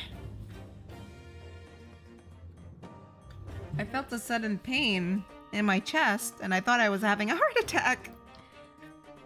No, it wasn't. It wasn't a heart attack. Because I realized it was not in the heart area, it was in the boob. Yeah, I'm fine. I just took a little walk, and I just stretched out a little bit, but I'm fine. Legit, I almost went into a full panic mode saying, okay, oh shit, what do I do? Did I tell my dad? My dad's not gonna give a shit. Shit, what the fuck do I do? Then I just calm myself and say, okay, where does it hurt? Does it hurt all at the chest or does it hurt on the breast? Sorry, excuse my language. It was more, you know, on the boob. So I got water. And I'm fine.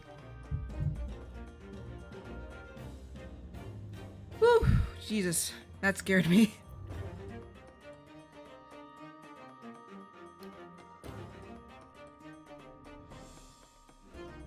Holy shit. I'm fine. I'm fine.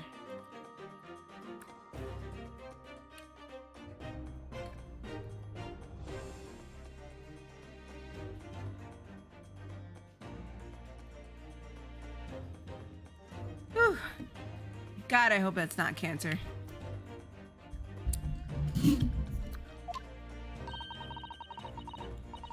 You're in no position to make a comment on the mess, Mr. Naruhodo. But I suppose it's not quite the same thing, is it? I mean, it's not messy in here per se, just... Excuse me. Everything is literally upside down. But why? That's a good question.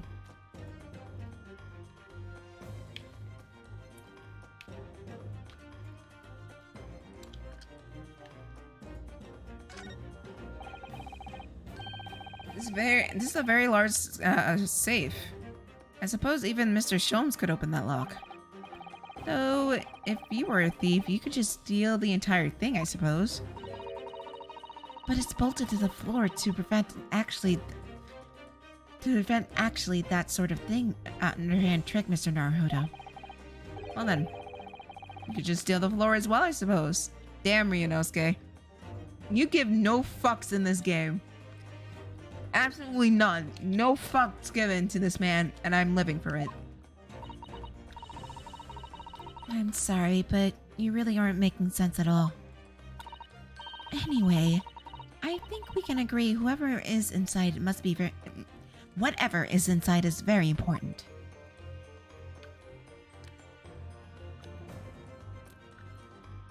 In a minute. Okay. There's a bomb. Mr. Sholmes, have you found something? Oh, Mr. Naruhodo. Yes, in point and fact, rather fascinating. What do you make of this? Let's see. Never seen anything like it before. Looks like a bundle of thick cigars wrapped in a...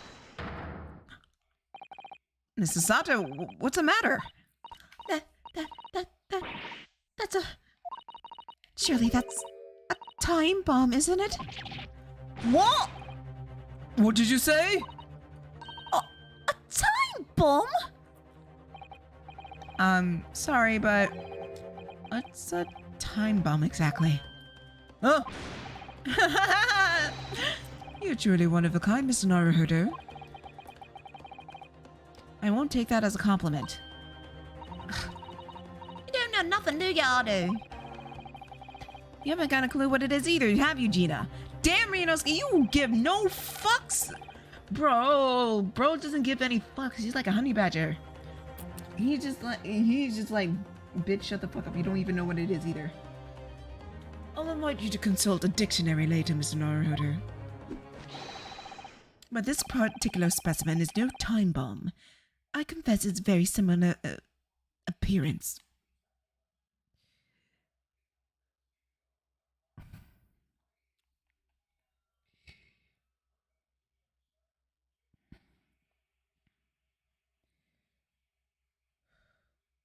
Sorry.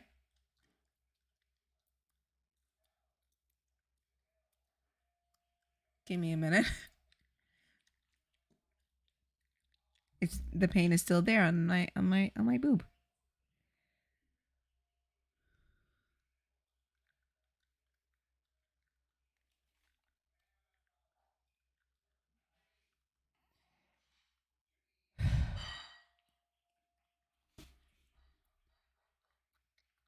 Okay. It's all right.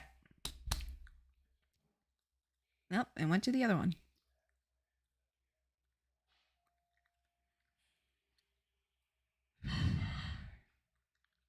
Give me a minute.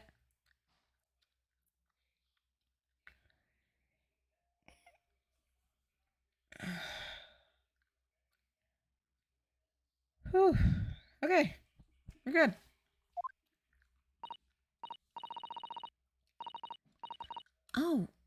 Oh, well, thank goodness. But then, what is it? I see. So that is. Goodness, Mr. Jones. Have you seen the heart of the matter? There are times where I consider myself my lot almost unfair. I am fated to never know how it feels to flounder as you do. Oh god. Whew.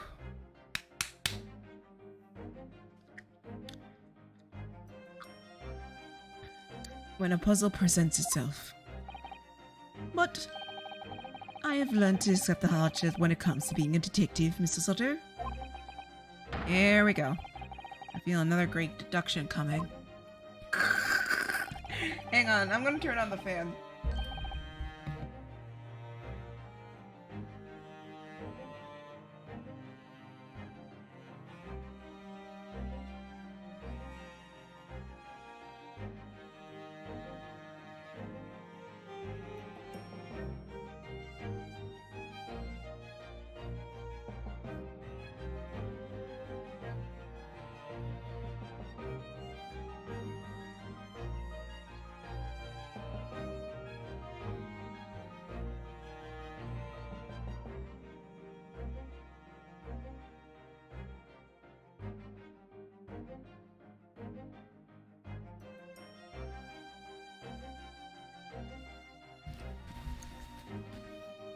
Once again, I can draw two conclusions from the scene before us.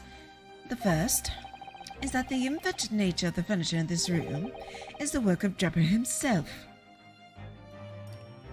Yeah, I'm fine. I'll be fine. Just a little bit of a moment where I just needed a minute. I'm okay. Hey, Dominic. Oh! But how can you... And the second conclusion is that the small device on the floor is without question completely genuine. Please, Mr. Sholmes, you must explain everything. It would be a pleasure. After all, it is the great detective's civic duty to teach Scotland Yard finer points of the trade.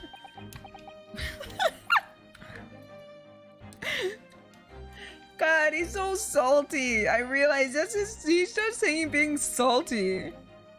He's just being. I'll show you a thing or two, bastard. Well, Inspector Gregson seemed delighted with the idea anyway.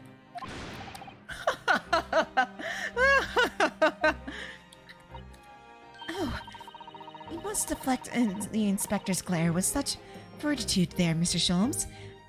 Well done. You're too kind, my dear madame. I hereby dedicate this great deduction to you. Stand there, Mrs. Sutter. Oh, yes. I'd be delighted. So, shall we begin? Once again, Sherlock Sholmes proudly presents his logic and reasoning spectacular.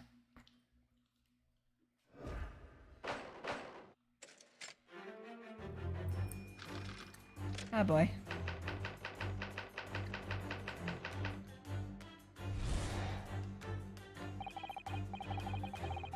My ass really needs to like listen to the soundtrack of this game.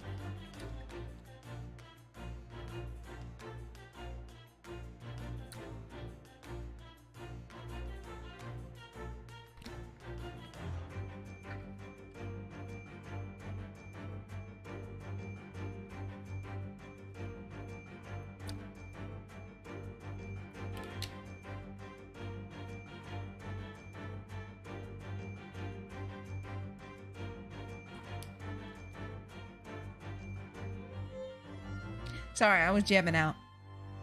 It's plain to see that this room is completely in disarray. The bed, the table, and the chairs, and the lamp, everything is completely upside down. Almost as if every item in this room had recently been happily positioned on the ceiling. Before falling straight down onto the floor. Every item in this room on the ceiling? Are you suggesting that? Indeed. The key is here. Gravity. It would appear that technology has at last succeeded in freeing us from the great pull of the Earth. For the gravity of this room was in reverse and then suddenly restored to normality. Goodness. What the hell? The inverted furniture clearly reveals the truth about... What? I quite understand your skepticism, Mrs. Soto. I was incredulously at first. However, my conviction of my analysis was cemented when I observed this. The anti-gravity device, almost identical to the one featured in the Dreamer Mine only the other day, in fact. But why does it have a clock on it? Most relevant question indeed. That is the timing of the device on the control when the gravity direction will switch. There is clearly a requirement for the engineer to be able to restore normal gravity automatically. And the commotion heard earlier from the other side of the room was the moment the restoration occurred. Yes, the reason why everything is turned upside down is because of the anti-gravity device. See, we need look no further than this to explain in which we find this room. The direction in which gravity acts was reversed by Mr. Drebber, before being restored to normality in an automatic fashion sometime later by the timer device.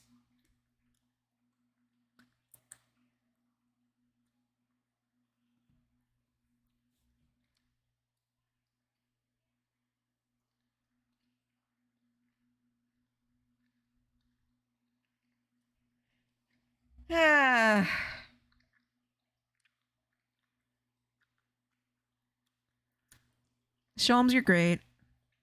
You're great. You try. He. Okay. I've witnessed precisely the scene in a dream once I had, when I fell out of bed.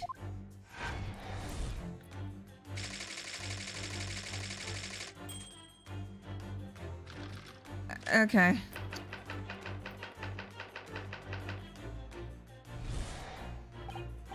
Now let us consider the next conundrum. What was our engineer friend's aim? Indubitably, the greatest clue we have to explain is his action above our heads.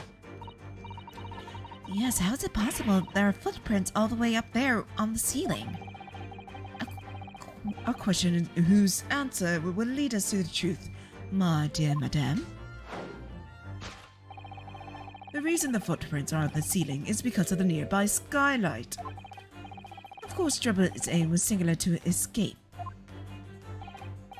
However, there is but one way into this room, accepting the skylight, that is.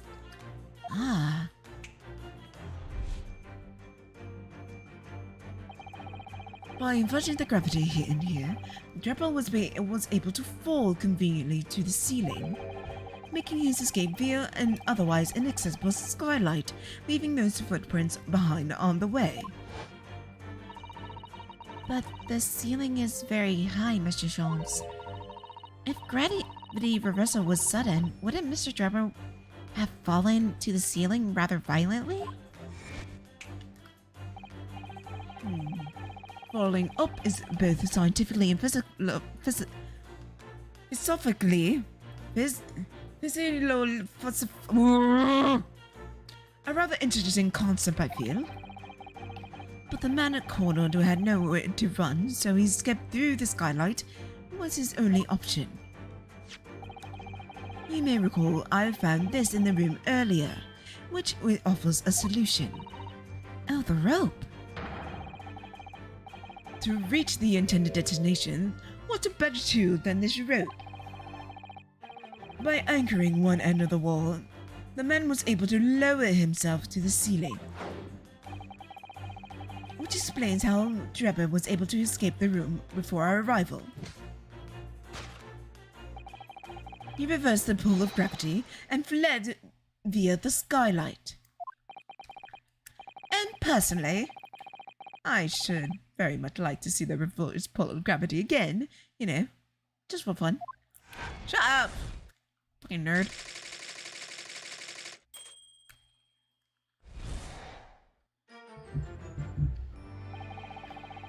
Thus concludes Sherlock Holmes' great deduction of this topsy-turvy puzzle.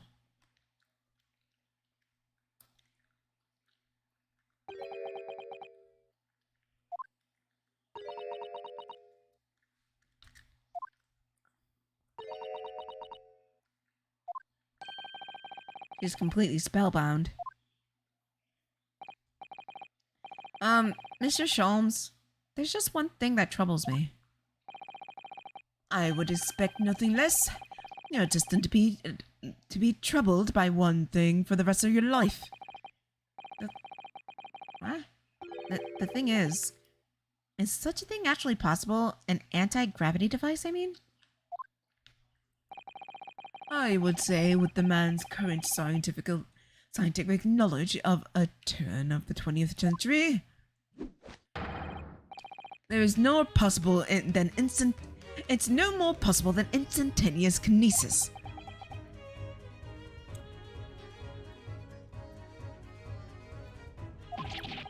But your whole deduction hinges on it! Ah, but my dear fellow, when have you eliminated the impossible? Whatever remains must be the truth, however improbable it may seem.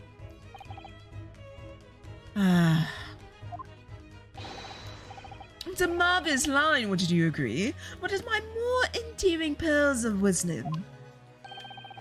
I heard Iris come up with the exact phrasing. My original was clumsy. Yes, I have a feeling if I read it, it's something that Mrs. Sata once let me. Objection. Actually, there is one thing, Mr. Jones. Ah, the spell's broken at last. The rope you found was on the floor, wasn't it? Indeed it was. In a lonely coil near the wall. If Mr. Trevor used it to escape the way you described, wouldn't it still be tied to the wall?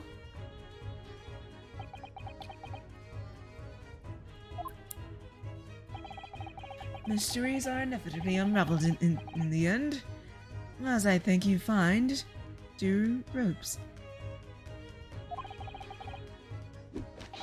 And evidence as such, you may only look at the mystery we face in this room, now skillfully unraveled. Argument is as circular as the coils of rope. Shut up, man. I mean, you're right, but shit. Stop it. I think you're ruder than Phoenix. I think perhaps we might need to give Mr. Sholmes the usual helping hand. I'm sure with some minor corrections, the great detective's great deduction will lead us to the truth. Yes, you're right. And we must do it quickly before Enoch Drebber gets too far away. If you're ready, then let us resume. Sherlock Holmes' logical and reasoning spectacular.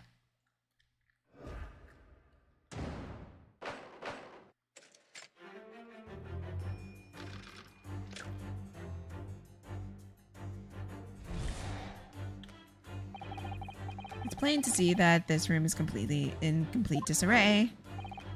The bed, the table, the chairs, and the lamp, everything is upside down. Almost as if every item in this room had recently been happily positioned on the ceiling, before falling straight down to the floor. The fact that we have to correct this, I mean, the fact that it... Listen, after the Wednesday, when Ryunosuke, my wonderful darling, suggested that a man was in a balloon filled with hydrogen and helium,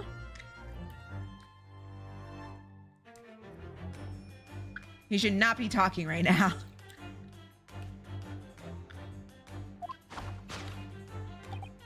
Indeed, the key here is gravity. It would appear that technology has succeeded in freeing us from the great pull of the Earth. For gravity in this room was reversed and restored to normality. Goodness. The inverted furniture clearly reveals the truth about the part. To think gravity could have been reversed in the very room. I find the whole thing utterly enthralling. Only Mr. Jones could have conceived such an explanation. But the man himself admitted it was a scientific impossibility, so... Yes, you're quite right. We must completely discount this idea at once. Oh, that's unusually merciless of you, Mrs. Sato. We have to eliminate the impossible. Whatever remains must be the truth. The great detective said so himself, didn't he? While refusing to part with his dreams of anti-gravity devices. Yes, I suppose so. Let's see if we can examine this topsy-turvy scene a little more closely. And reveal some proof that it shows exactly what gravity in this room was or wasn't doing. Alright, let's see what we've got here. Can I... Ooh. Inverted furniture. There's this. Ah, look, Miss Sato. When everything was upside down here, the safe was conspicuously right side up. Yes, that's true. But look more closely at the safe's feet. Ah, that's a very large bolt fixing on the floor. Think before you speak. That's what you wanted to say, isn't it? I really put my foot in my mouth there. I certainly didn't say that. Listen. How come this is upright? Well, I wasn't expecting to find a pretty bunch of flowers in here, that's for sure. Look at that. I know. That slender little vase looks like it's about to topple at any moment. The flowers are thriving. Somehow it makes you think the fragility of life, wouldn't you say? What? No! To be honest, Mr. Naruhodo, something else about it is made a rather deeper impression on me.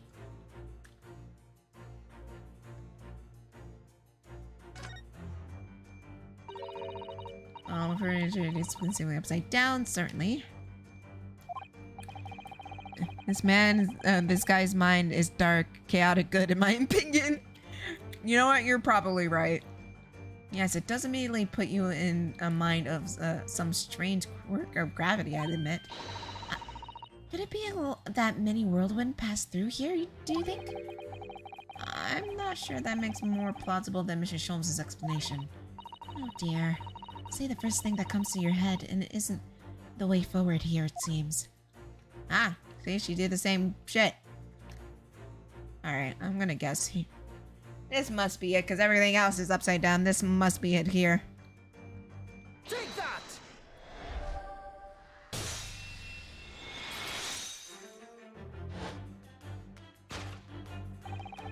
The upright vase clearly reveals the truth about the part of gravity played in this whole business. Upon my word, Mr. Naruhodo, you surpassed yourself by completely turning my argument on its head. Am I trying to impress your assistant here, perhaps? What?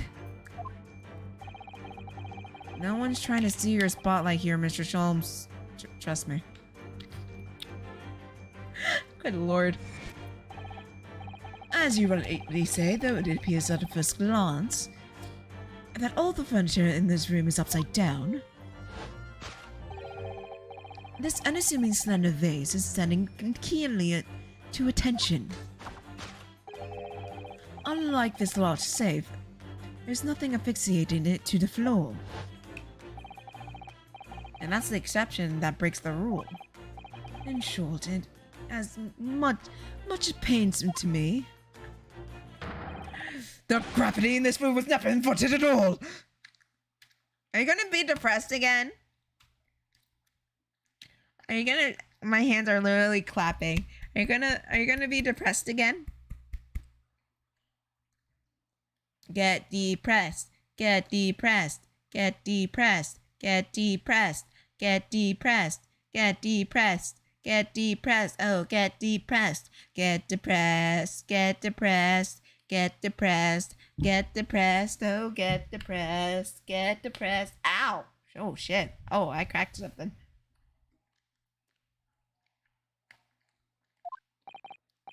My deepest sympathies for your loss. Oh, poor Mr. Sholmes. Wait, even if it was inverted, all the furniture would just rise to the ceiling and not flip upside down anyway. Yeah. And when it comes back down, it wouldn't be perfectly upside down either. It would be pretty much in disarray.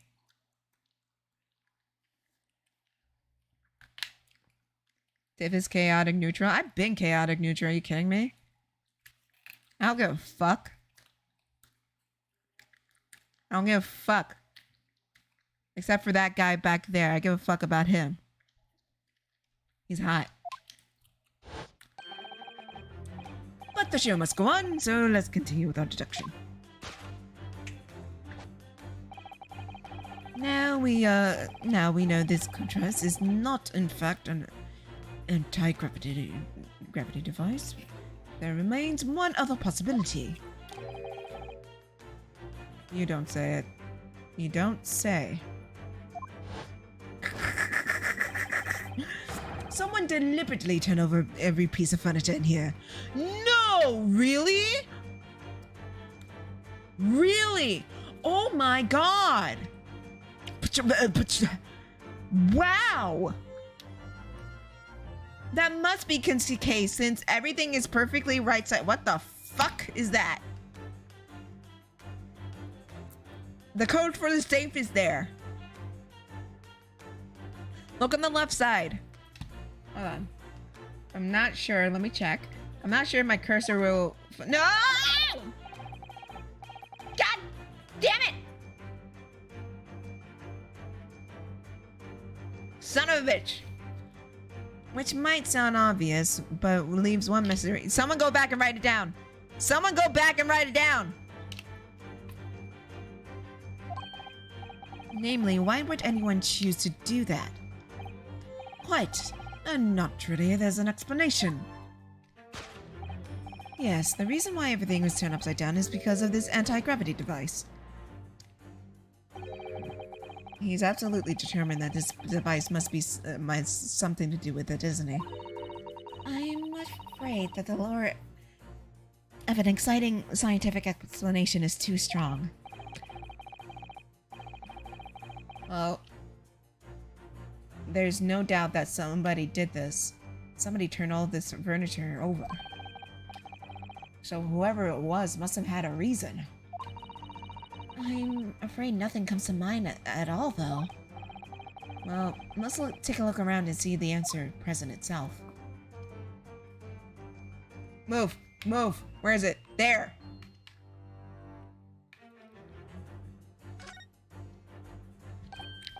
Got it. 4, 3, 2, 5, 8, 2. 4, 3, 2, 5, 8, 2. 4, 3, 2, 5, 8, 2.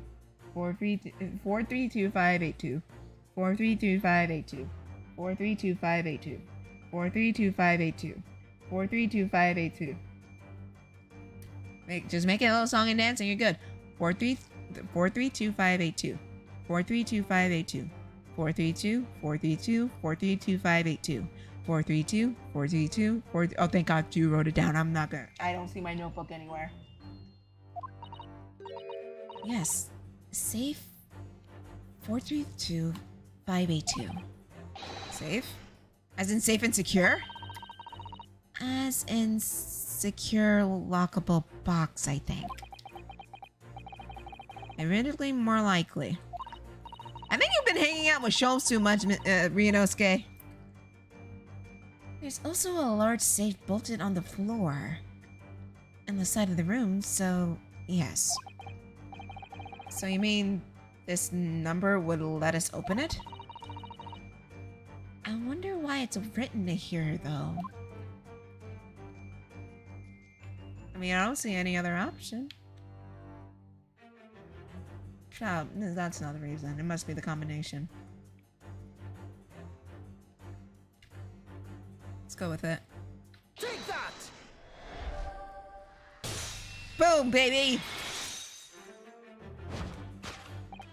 Yes, the reason why everything has been turned upside down is because of the safe combination.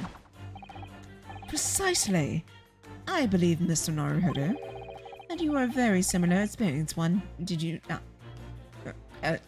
Similar experience, did you not? Yes, last year. When I bought a lottery ticket and noted the ticket number down inside a cover of a box of a book just in case. That's it. For people forgetful souls at heart, always make writing a note important information. Just keep the ticket itself safe would be more sensible, I think. And what, pray tell, happened next, Mr. Naruhodo? When the day of the draw came round, I've forgotten which book I've written the number in, and I had to turn my room upside down to find it. That's it. Well, people are forgetful souls and always forget where they know things down. I hate that. I hate that he's right. Cause yeah. He's right.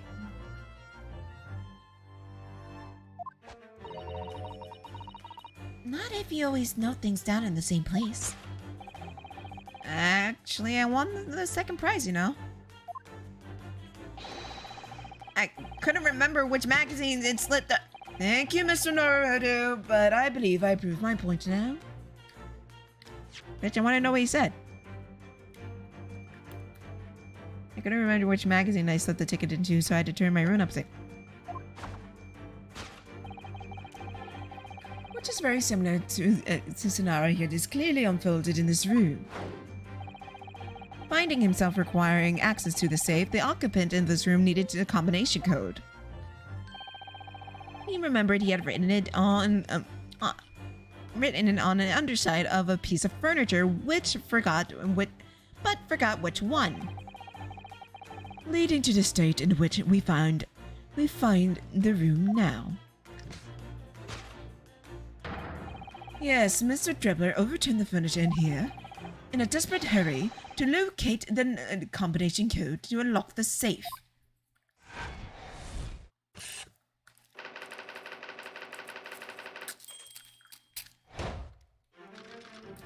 Jesus.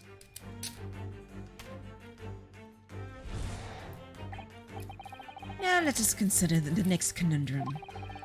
What was our engineer friend's aim? Indubitably, the greatest clue we have to explain is the action above our heads. Yes. How is it possible that there are footprints all the way up there on the ceiling? A question whose answers will lead us neatly to the truth, my dear madam. The reason there are footprints on the ceiling is because of the skylight. Well, if a change of direction of gravity can't explain it, then how did those footprints get up there? Yes, I feel as though that particular mystery is just has become harder to solve. I can't think of any other way to explain it at all. Oh, life was so much simpler when those... What? That was 5 minutes ago! Bitch, that was... Okay. It was minutes ago. And those Sion days never existed in the first place.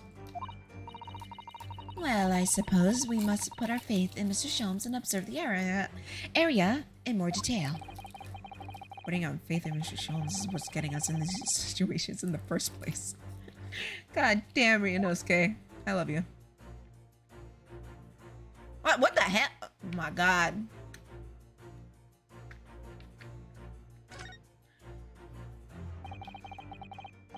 This is a gas balloon, isn't it? It's tiny, but it doesn't... It does seem like a real balloon. Yes, I think you're right. I think it's helium that's keeping it up. A green gas balloon. Why does this seem to ring a bell to me? If you can see, there are footprints on the balloon too, look. Oh yes, surely that's a clue, isn't it? Though, that would tell us, Did he fling his shoe around? Is it just a balloon? I know it's like other stuff around the balloon. But, what the fuck? it's hard to believe, but There's a shoe up there, look! Oh yes, there are more footprints on this little balloon too. Perhaps the shoe was thrown up there, but it become launched, do you think? if so, then judging by the number of footprints, it must have been thrown up several times. Why would anyone be throwing shoes up at the ceiling, though? Oh dear. That's beyond me, I'm afraid. I mean, probably to get the balloon down. Let's go with the shoe. Take that! Oh, thank God.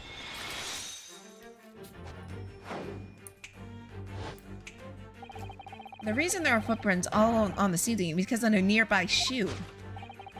Look close on that closer inspection. There are clearly footprints all over the balloon as well. In other words, the aim was never the skylight at all, but the balloon. But for what purpose? A green balloon. Seems somewhat familiar data. It was a piece of green balloon's envelope that Mr. Naruhodo and Iris was found at the scene. And inside the green balloon was Mr.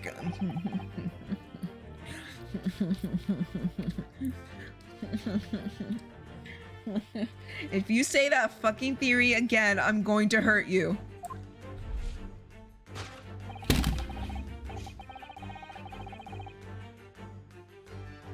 Why didn't I have to leave?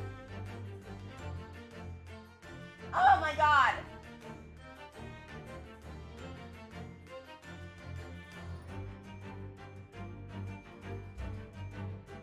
I'm gonna have to hurt him now. I'm gonna have to hurt you now.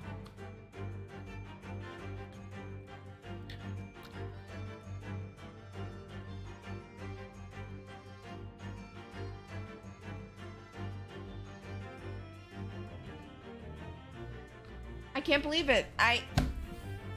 Ryunosuke, I love you so much and I don't want to hurt you, but I'm a woman of my word.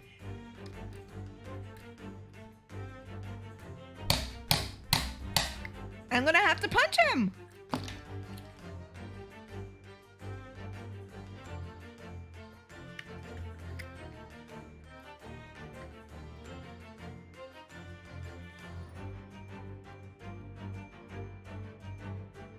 Oh my god. Not this fucking thing again. Oh my god. Let it go. It's impossible. The dude would have suffocated. Are you fucking kidding me? Oh my god. Stop. Stop. Stop. Stop. Stop. Stop. Stop. Stop. Stop. Stop. Stop. No. No, that is not the fucking case. That is not the fucking case. Bro, this is not the fucking case at all. Why? Woo! Please tell me he's wrong. You mean to say? Don't. If we assume the balloon in here is the model of the one used that day, there's a strong possibility something may concealed inside.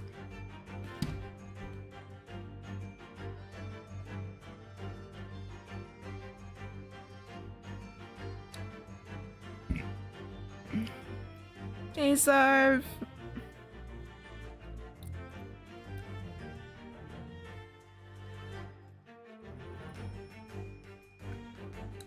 Listen, I get to look at Ryunosuke's face, it's fine.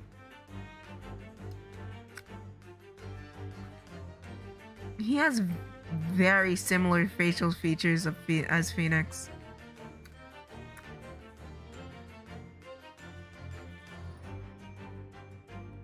Well, it's obvious because that's his ancestor.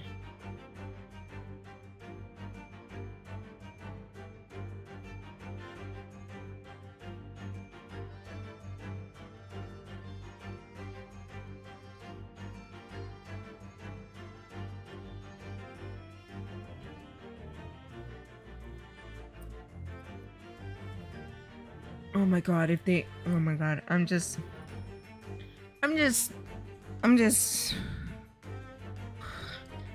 calming myself. Something absconder was desperate to retrieve before making a hasty getaway. But the balloon is out of reach. Hence why he resorted to a projectile, namely the shoe. Most probably, Trevor intended to tear a hole in the envelope by sealing it with the shoe. However, his efforts were thwarted when the shoe itself became the prisoner of those lofty heights.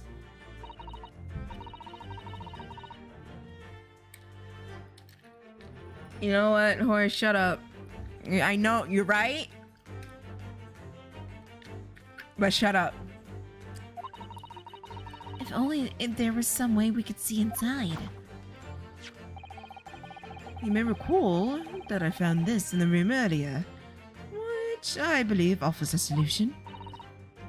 Oh, the rope! To reach this intended destination, what a better tool than a rope?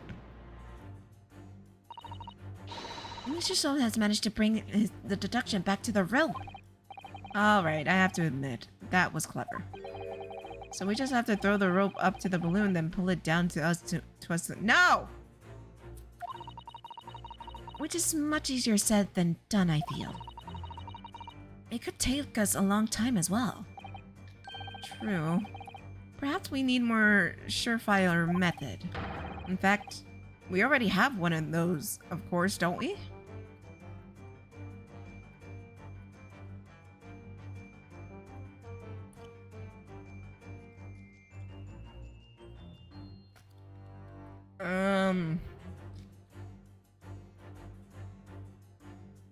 Are you talking about the crossbow?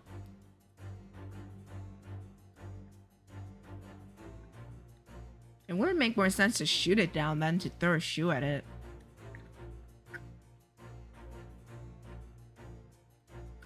Can I save? Okay, because woo-wee, I haven't saved in a hot minute.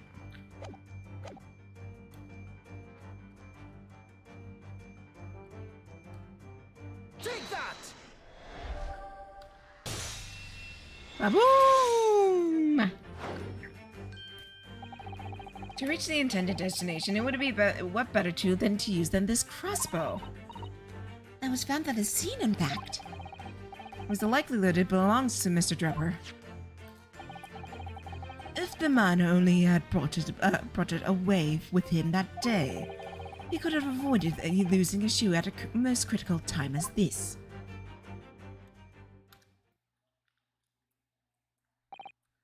So, shall we?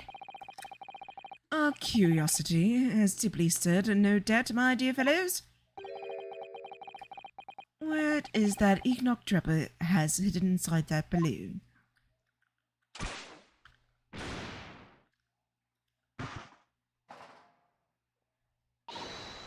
Ah! What the hell? A waxwork? Why does he have the head? Why the fuck does he have the head? Indeed it is. A waxwork head inside a metal mask. A mask that is shut tight and fastened with strong but quite impenetrable lock. So we can't see the face inside, that means. Just a moment, this is the head of the waxwork model? Does that mean... Oh, goodness! I see you joined the Dotsmith Society. Excellent. Of course, the headless waxwork model. In the case the abducted Madame Tuspel's model was largely unsolved. It was the only head of the killer that was missing. Indeed it was. And I believe Madame Tuspel will now have to settle her sizable account with me. As you have surmised, is the head of the infamous professor. Yes. But why is it here? This conclusively confirms my suspicions. The man responsible for stealing the professor from Madame Tuspel and returning it sans tête earlier today was none other than Enoch Drebber. This is incredible. Professor Hairbrain's case, the Waxwork adoption are inextricably linked by Enoch Drebber's workshop. Why do I have this?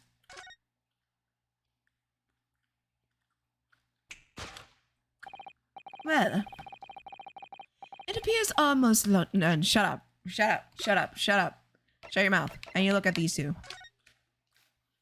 It's all shiny. Ooh, so shiny. Shiny. There's a little metal plaque here. Look. Fostering burgeoning talent of future of science discovery. It seems rather ironic, doesn't it? But clearly Mr. Drebber was a very talented scientist.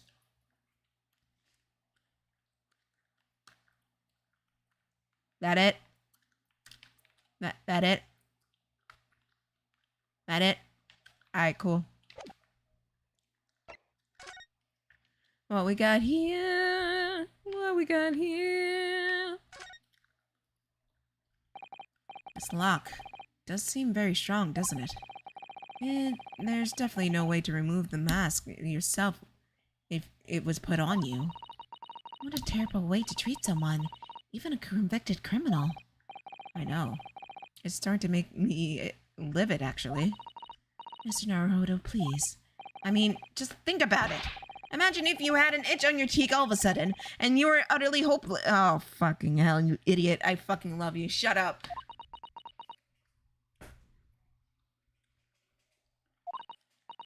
Well, yes, that's true. But I'm not sure that warrants so much anger. Shh. He can feel how he feels. He's in his feelings. Oh, right. Sorry.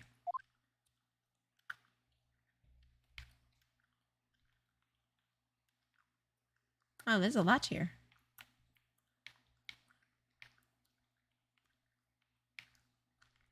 Make me feel shiny.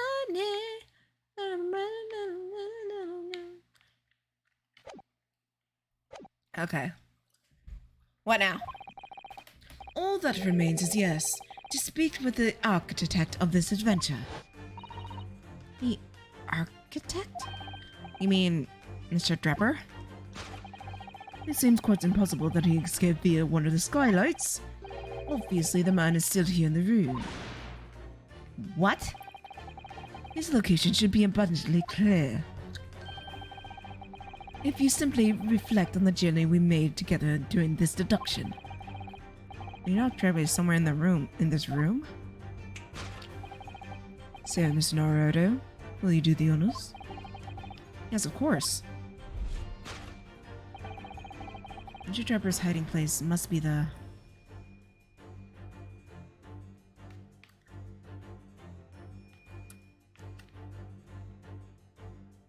There's the wardrobe, but if he was scrambling, I thought it was the wardrobe at first, but maybe it's the safe.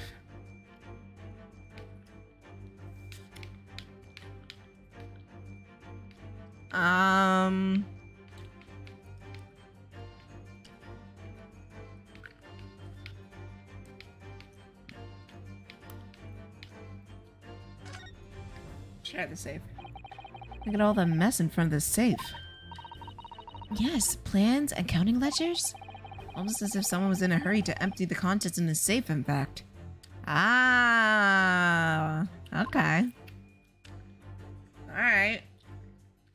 That must be it then. Because there's nothing in front of the wardrobe that seems empty. Take that!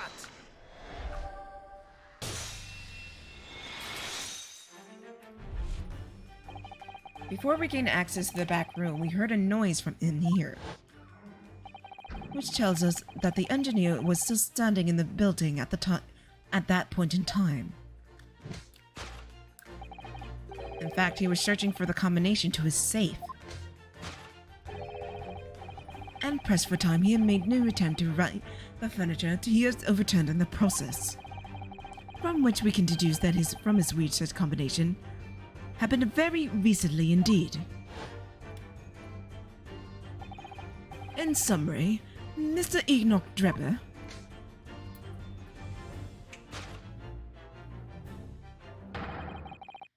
at this very moment is inside the safe. Thus concludes Sherlock Holmes' great deduction of his topsy-turvy puzzle.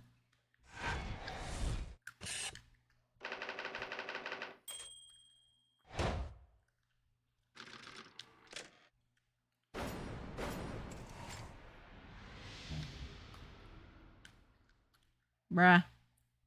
What a mess.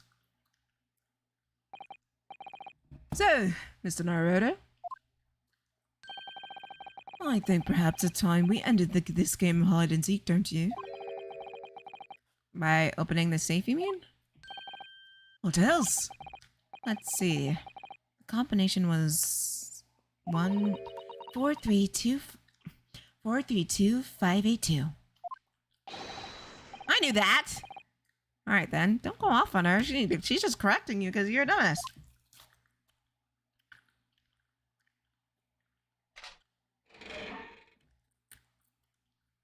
Hello! You found me. Hello!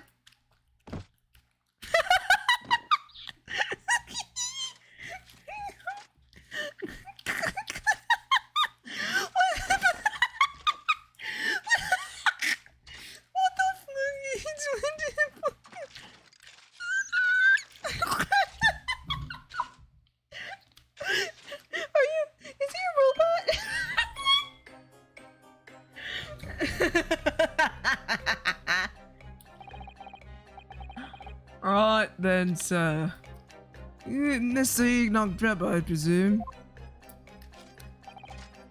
Correct. You better start talking. You tricked Professor Hairbrain with that bogus machine you built. And you shall explain the theft of the waxwork from Miss Madame Tuspel as well. Whilst I would be delighted to answer many of your questions.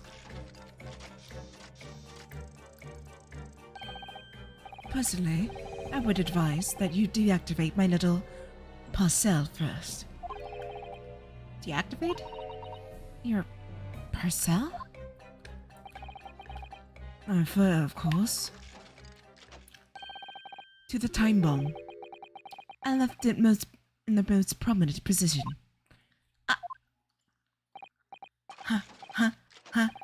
I see. Stunned silence.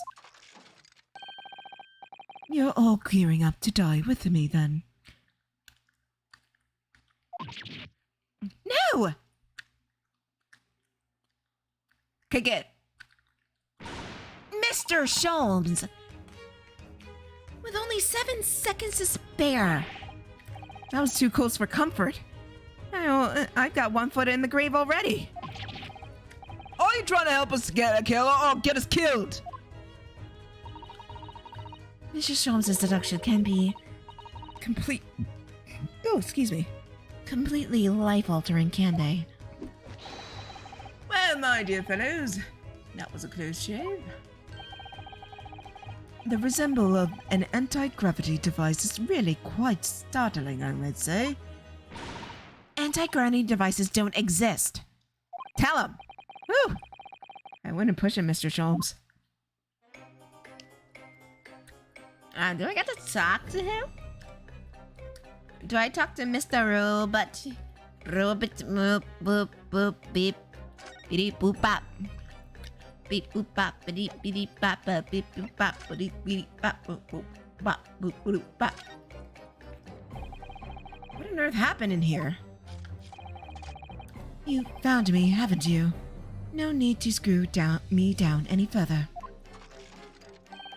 Everything in here is precisely what it seems. Well, we'll be given a thorough go-over, don't you worry, Dribber. What fails to click with me is how you were able to locate my workshop. That I was not expecting. When I heard whistling from the other room, I knew it was time to bolt. Wait, whistling? That would have been me. You fucking moron. For some reason, I woke up fine as a fiddle today. No words. Just tightly squeezed chips. Fucking hell. Clearly, I must have screwed a loose. No, I could not remember the combination for the safe. Another loose. Another one loose. I couldn't remember on which piece of furniture I've written it down. We also found a rope over there by the wall. Yes, I had hoped to exit through the skylight, but sadly, the rope was too short. So, I set about searching for the combination code to open the safe. And the burning, incriminating blueprints, don't forget. Regrettably, though, you failed to retrieve the heat from the balloon among the rafters. Oh my god, this fucking balloon nonsense.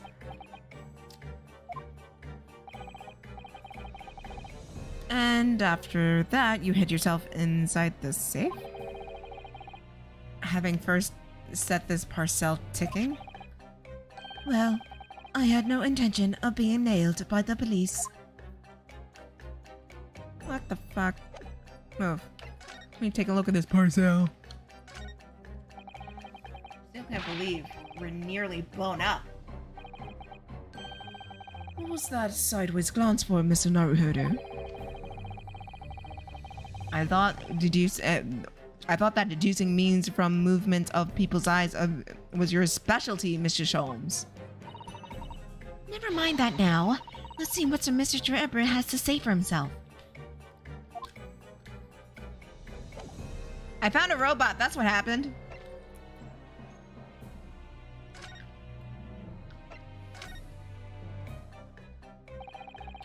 Got a death wish of you. having the rights beside the ticking time bomb. Please. Why do you suppose I choose hide inside the safe? It's no ordinary safe. It's specially designed. A dynamite explosion won't leave a scratch on it. Aha! Aha! Aha! So, in fact, the safe was the only safe place. Precisely. But once you climbed inside, you wouldn't have able to get out again. I invite you to look more closely. Inside the safe, there's a handle inside allowing the door to be unlocked from within. Oh, so it is. I always intend to blow this place to smithereens. In any case, I just wasn't expecting uninvited guests to come along and screw up my plans. But do you mean you were planning to blow up? Oh, that's all. Oh, No. That was unforeseen. what do you mean? My God, bro. Most people run, you see, when they see a ticking bomb at their feet. Ah, I calculated the time required for retreat to safe distance and set the device accordingly. But your seemingly endless discourse in here threw a spanner in the works.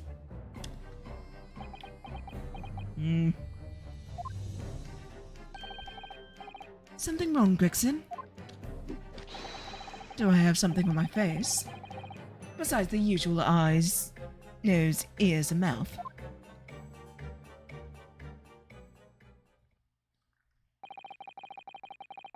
I think we have a fairly good idea what's been going on here now. But what about the two incidents you evidently been involved recently? Professor Harebrain's instantaneous kinesis experiment at the Great Exhibition. And the waxwork model you stole, in which this head belongs to. That is no ordinary head, you know. That is head of the professor. Clad mass with a lock so strong, I'm unable to open it safely and reveal the killer's identity. I've been considering carrying it around as protection, and that's enough. What's going on here, Gregson? I'm sure you're aware. I have sole jurisdiction to investigate here. Well, yeah. Dr. Sith again. So the forensic investigation team are here. And you know awfully well. This engineer is a key witness. Why are you allowing this lawyer to access to him? If Lord Stronghold knew about this, you'd be finished.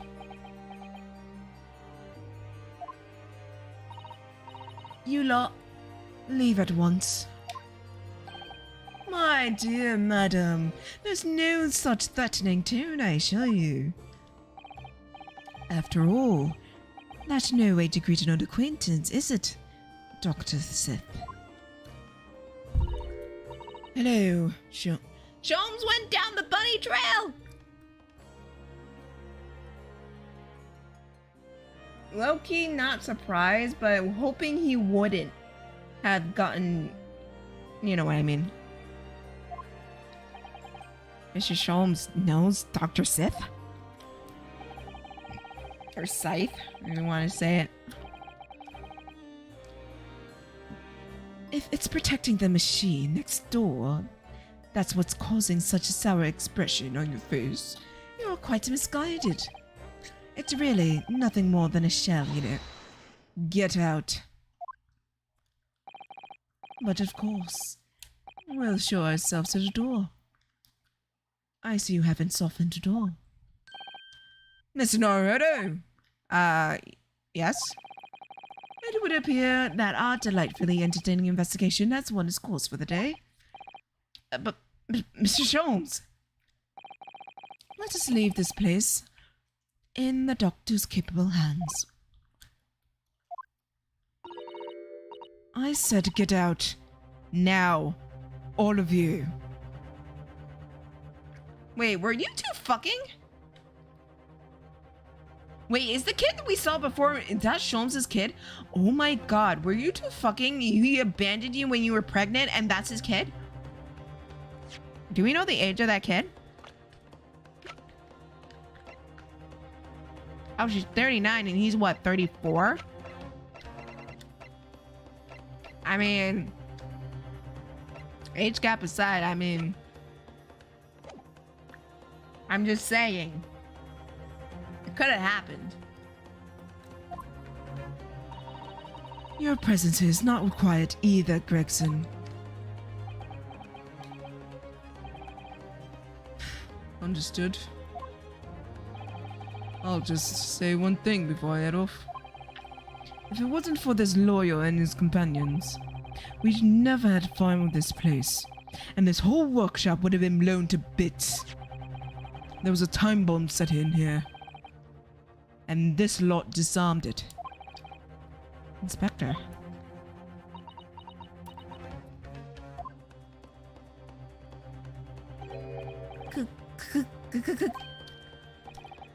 Something giving you a chuckle then, has it? I am so sorry. I didn't mean to offend. You are quite right, of course. Did Erlach go down the bunny trail and live? Ah, it's one of those rare cases. Down the bunny trail and he lived. He lived. You did disarm the bomb, didn't you? Yes, you did disarm that one. What are you? That what? You mean Gina? Drop it, Gina! Drop it!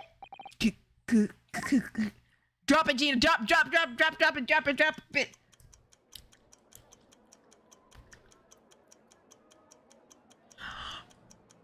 No! Oh no!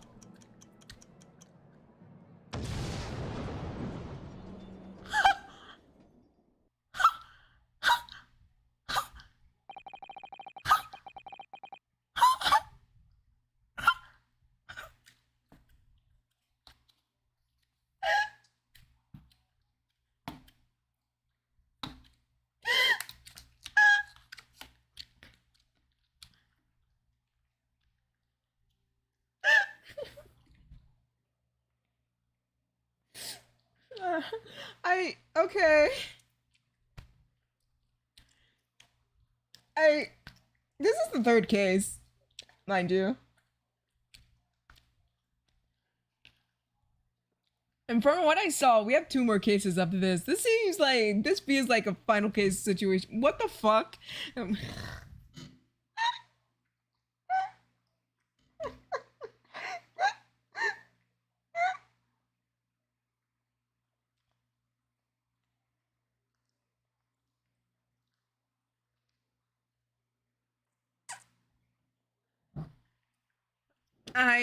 Okay. It was an hour later when we heard the news of the enormous explosion that ripped through the experimentation stage at the Great Exhibition. Professor Harenbrain's invention and all of its secrets were blown away forever.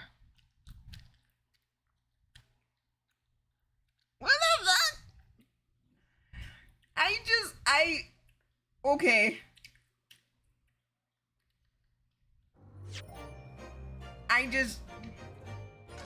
Okay.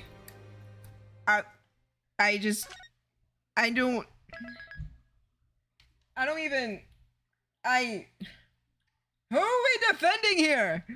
If that's not an alibi or anything like that, I don't know what is. Like, bro. Okay.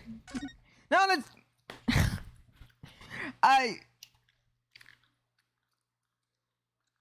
Okay. I don't even... Okay. No, it's fine. It's great. Okay. I don't even... Okay. I just... Okay. Cool.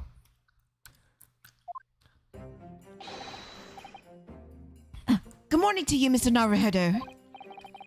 Ah, good morning, Professor. Ready for today's proceedings? I hope so. I should be. Even though... Good morning, my dear fellows. What time is it? Bro, it's Diamond 12 and he's up. You're awake? Mr. Sholmes, you're here. You're awake? Why, naturally. A true gentleman stands on his shoulders with his friends in battle at all times. Thank you. I really appreciate it. I'll see you later then. Alright, never mind.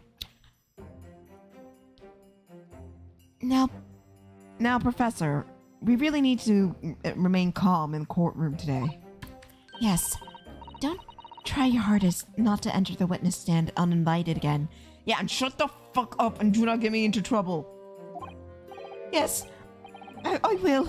I realize it was a mistake. My dear fellows, I must interject again. Why, bro? What? Oh, you're still here, Mr. Sholmes. What's the matter? Surely you've overlooked some praise of you ought to be cast in my direction. I see now. Mr. Sholmes require constant praise and attention.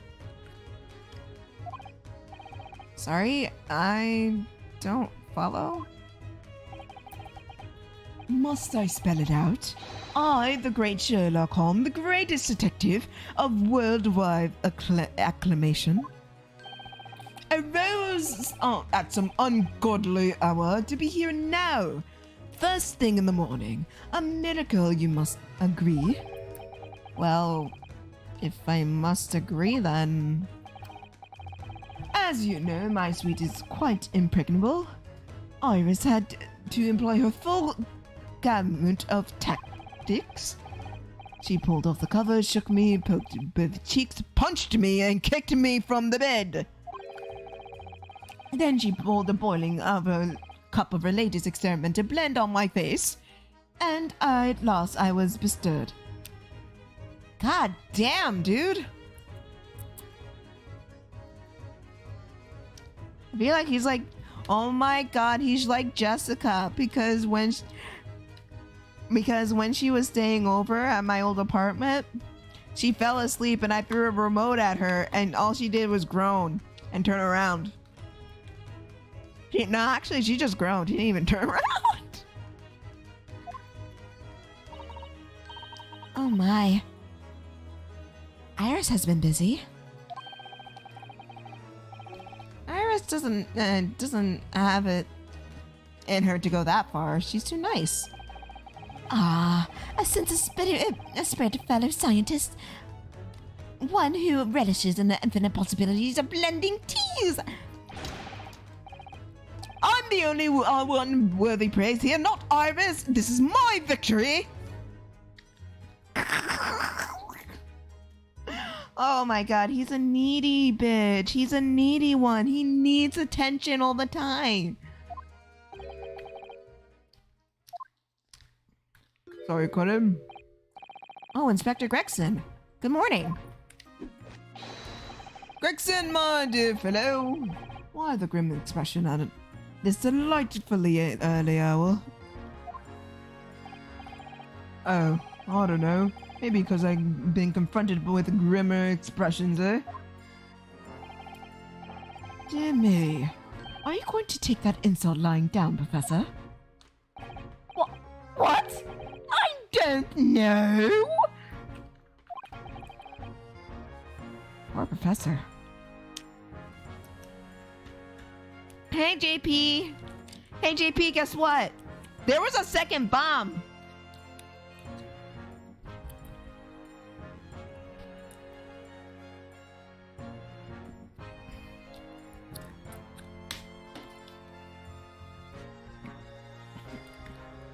Yeah, there was a second bomb at the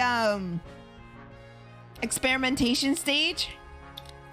Yeah, there was another bomb in the machine and it blew up. I'm pretty sure it killed a couple policemen in there too. So yeah, it blew up. I mean, you can go back in the VOD to see what happens. Legit, yeah, there was another bomb. Anyway, here's the paperwork you asked for. What paperwork? I took the liberty of requesting it yesterday. I have a feeling it may prove useful. You wouldn't believe the hoops I had to jump through to get this brought from the archives. It's the professor's autopsy report. The mass murderers? Who killed 5 members of the aristocracy? He was found guilty in a closed trial 10 years ago now. All it was done on the graps. And he was quickly executed after the trial. It's all in here.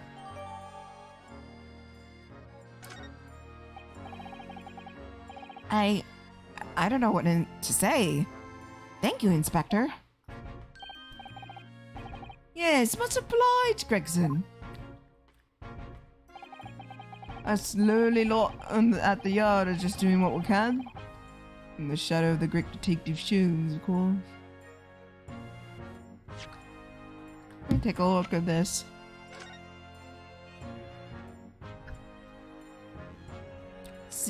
Condemned prisoner redacted for confidentiality. Pseudonym the professor. Death by hanging at midnight on June 17th, a day before my birthday. Courtney Stevens. Wait, what? What was the coroner's name? Courtney Scythe. I knew it! I knew it! There's something fishy going on here.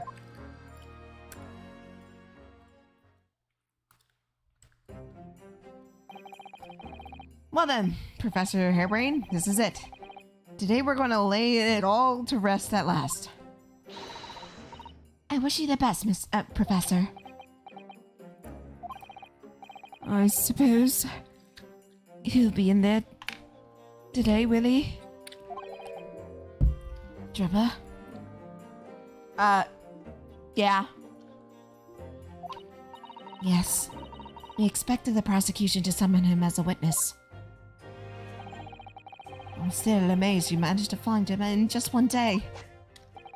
I really owe you both so much. Counsel and defendant, the trial is about to resume. Kindly make your way to the courtroom at once.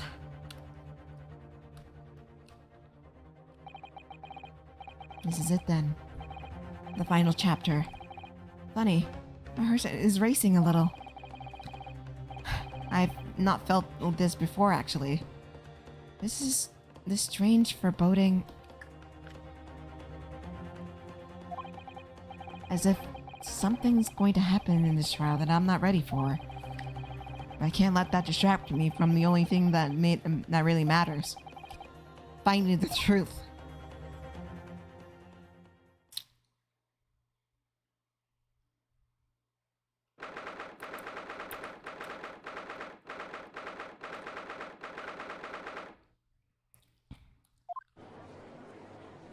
Up there he is. In the name of Her Majesty the Queen, I hereby declare the court to be back in session. We resume the public hearing of Albert Hairbrain, here present, who stands accused of murder. Are the counsels for the prosecution and the defense ready to proceed? The prosecution is ready, my lord. The defense is ready, my lord. As promised, Lord Von Zieks has his apprentice with him. His apprentice with memory loss.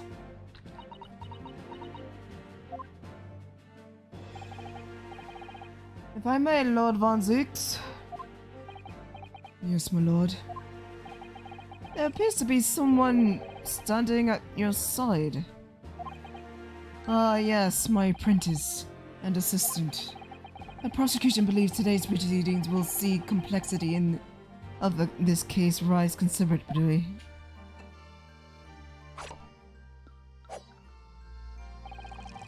Therefore, I instructed my assistant to attend to ensure a smooth running of the trial. Yes, this is the racist, yes. And the smooth of liquid refreshments by the look of it, yeah. The way he holds himself, the way he moves. It couldn't be anyone else. But he's still suffering from amnesia, so there's really nothing we can do at the moment. I know, but this is very hard. It would appear the prosecution has done a fine job of finding the demands of the court. Ah, what do you mean the prosecution? I found him! I understand you successfully secured the— I did! That was me! Yes, my lord. I intend to call him as a witness shortly. Very good, very good. Now then, ladies and gentlemen of the jury, who have been chosen at random to represent the will of the people of the courtroom today, are you ready to proceed? Of course, my lord. I'm sure we all understand the importance of our sacred duty. I do despise deception and deceit.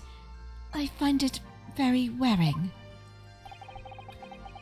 To take a man's life with a conjuring trick, it's against the magician's code, not to mention the law.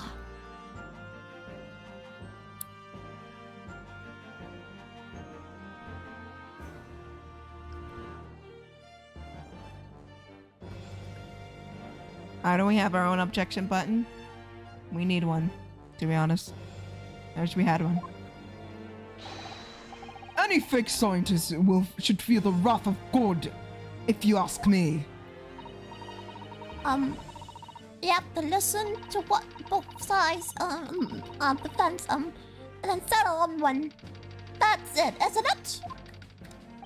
Oh, it wasn't like this in my day. It wasn't like this at all.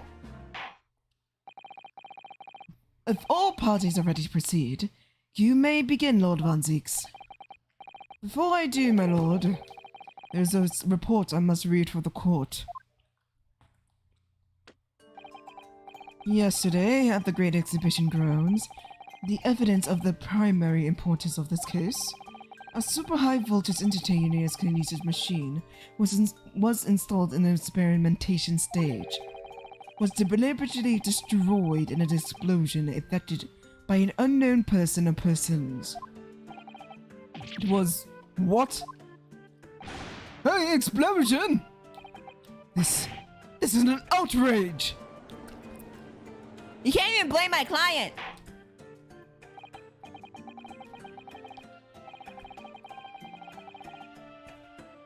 Also on Twitch, if you follow on Twitch, there's a little objection emote. I can't have emotes in here yet. I need more people to watch me. But it's fine. There you go. Yes, I've heard this grave news yesterday.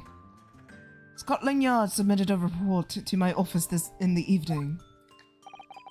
I read that the machine was blasted to smithereens, and the wreckage was due to ashes and flame. Ooh, excuse me. Ashes and flames. I have here a photographic print of the scene, taken in the wake of the explosion.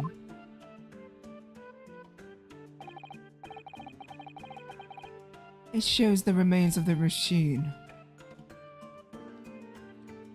Wow. Yes. A terrible business. He did it to destroy evidence, did he? That Enoch Drebber. The court will take this print as evidence, counsel. Let me see this.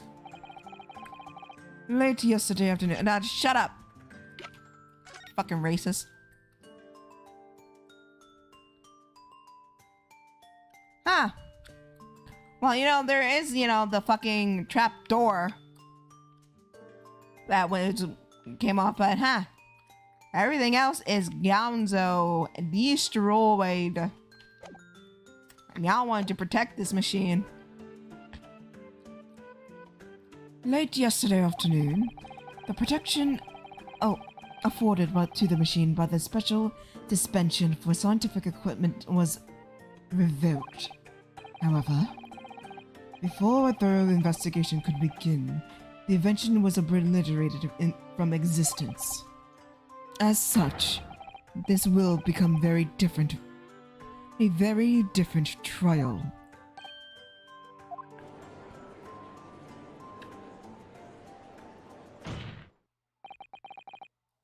As it stands now, with no evidence on which to draw meaningful conclusions, the authenticity of the kinesis machine will remain forever in obscurity. Indeed. Most unfortunate state of affairs. However, one thing remains clear. The victim's death was a result of actions of the accused. Of that we can be certain. For it was the accused himself who was operating the machine who ultimately caused its loss of control. Objection. As Lord Van Zieg rightfully says, it was a very different trial now. Yeah, come at me, bitch! The accused accepts responsibility for his part in the events that transpired. He acknowledges that Mr. Osman died as a result of the accident caused by his machine's malfunction. However, unbeknownst to the professor, he was being deliberately deceived by a pair of very clever fraudsters. Names, counsel, if you please. The engineer, Mr. Enoch Drebber, and the victim himself, Mr. Odi Osman.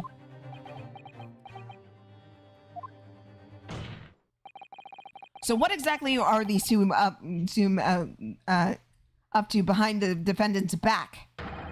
The defense extends to expose that information, thus establishing unequivocally the innocence of the defendant.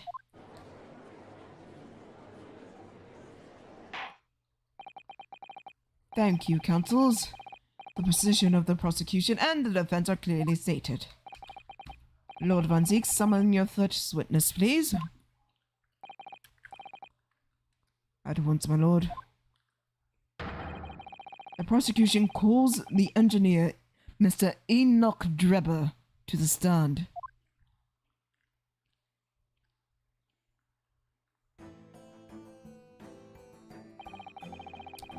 State your name and occupation for the court.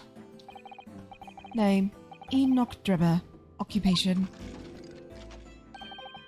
Hard to pin down, I would say.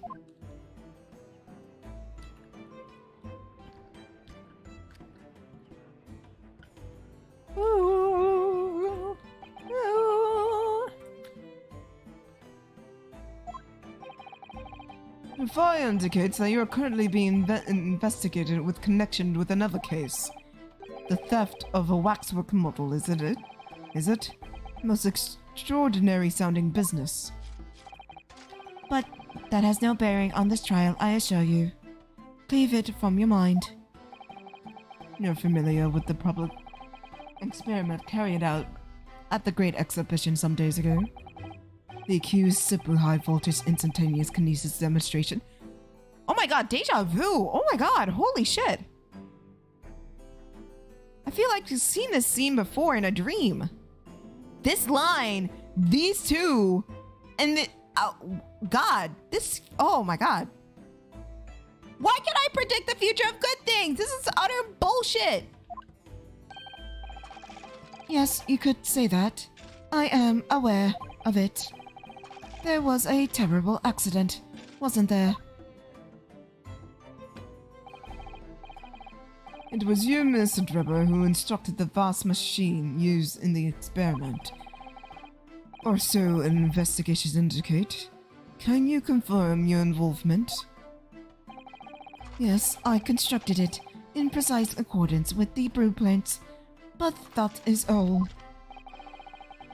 Then the court would very much be interested to hear your thoughts on the machine, I'm sure.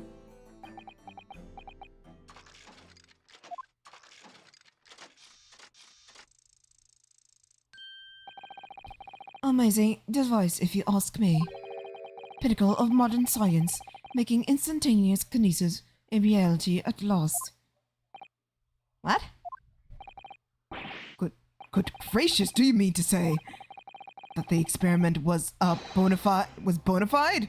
Is that your belief, sir? Yes, that is very much my belief. Such a waste, it blew up. Objection! But we already established that this machine was nothing more than a prop and an elaborate conjuring trick. Objection! What? You've established nothing of the sort. I did! You're just racist. All that was shown during yesterday's proceedings is that the same outcome could have produced by means of stage trickery. The defense has merely proposed the method demonstrated it feasibly, nothing more. But... We procrastinated long enough, I feel. Witness, you will now give your formal testimony about the machine you constructed and the purpose demonstrated at the Great Exhibition. Understood.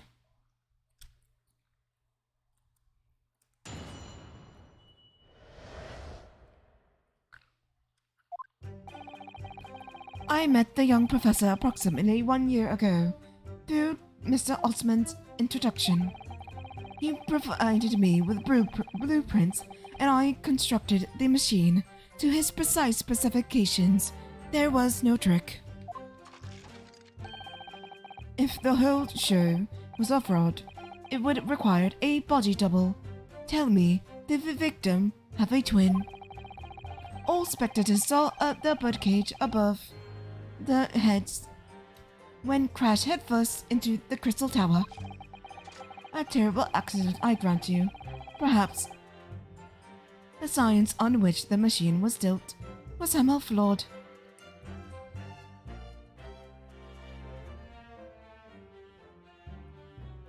Wait, we have the birdcage, don't we?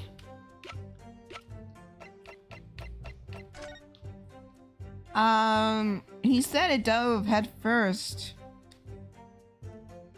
But there's more damage there. Oh, God. Look here, Mrs. Sato. Oh yes, the wood's cracked and broken a little. I suppose it fell from such a height? Yes, from a height at which a balloon was flying and down to the crystal tower below. Fell about 30 feet or 9 meters. Leaving the man inside tragically dead.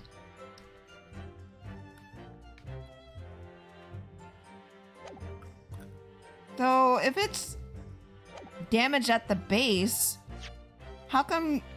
Well, I should ask the other way around. If you said it was head first... No. All spectators say the bug appear above their heads when it crashed head first into the crystal tower. How come there's damage on the bottom?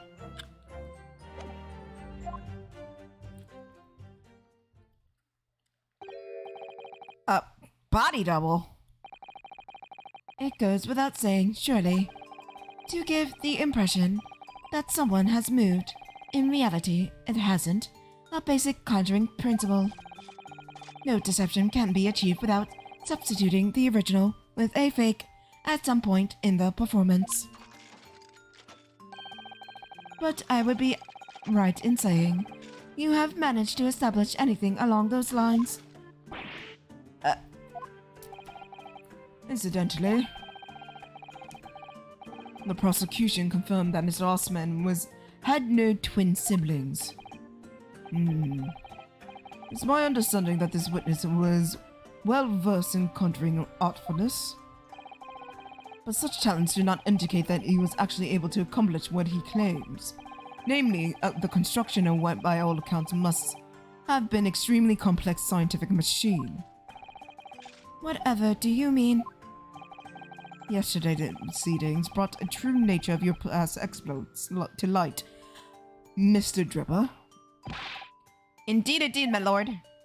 As a swindler who preys on innocent scientists to elect a government grant money through conjuring know-how. Yes, it's true. I possess considerable knowledge of stage magic. But critically, my scientific knowledge more than matches any academic in the field. Investigation of the witnesses' workshop attests to this claim, my lord.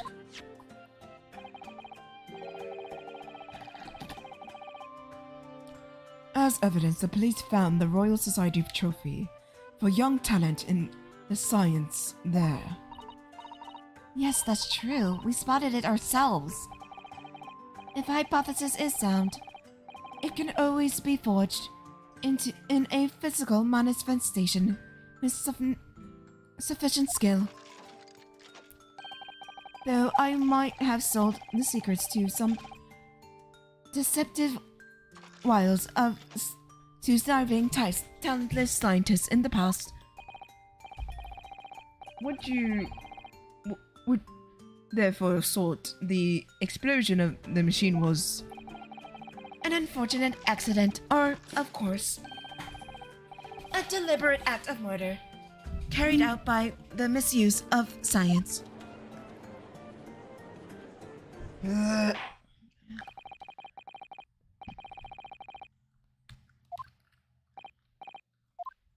Okay, come here. I have questions for you.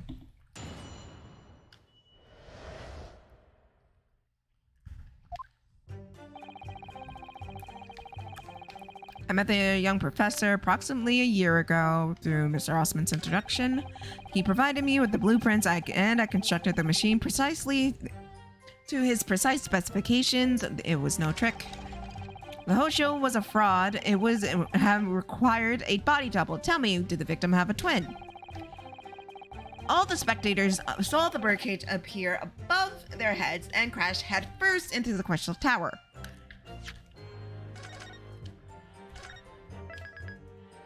Oh, we know that to be true because the birdcage is damaged on the bottom. Where is it? When a birdcage used for demonstration, it crashed down with the victim inside into the crystal tower, causing damage to its base. Objection. We've examined the birdcage crashed into the crystal tower ourselves. As you can see, the cage, which is a wooden construction, sustained damage on one particular spot. Following the explosion, it fell 30 feet into the the crystal tower. That level of damage is to be expected, surely. I agree. The damage itself is entirely understandable. What doesn't make sense is the location of that damage.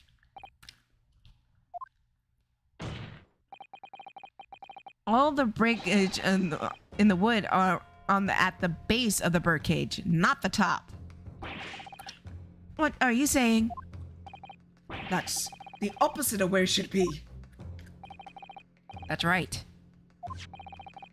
The birdcage that was at the scene is damaged at its base.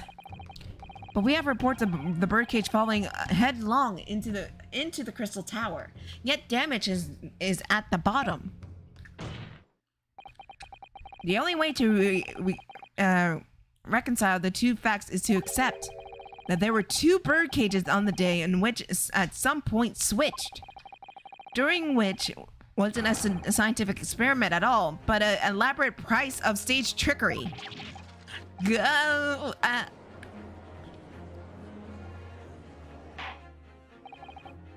Good gracious! Explain yourself, witness! Well... If we examine the facts, there's only one logical conclusion we can draw. The damage on the base of the birdcage clearly indicates the crash tail first into the tower. But multiple witnesses report it fell head first. The birdcage materialized in the sky in a balloon flying overhead of the stage following a spontaneous explosion. That altitude is 60 feet above ground level. Which is approximately 18 meters. Then proceeded to crawl some 30 feet into the crystal tower. On the ensuing deflagration. Witness reports amid the chaos and notoriously unreliable. You relied on it yesterday, the fuck? But the victim's neck is broken. Objection. What? He plummeted 30 feet in a heavy wooden cage. However, Okay. Then his legs would be also broken, you fucking dunderhead. Shut up. it's unsurprisingly, one or two of his It can still be crushed if he was still going head first.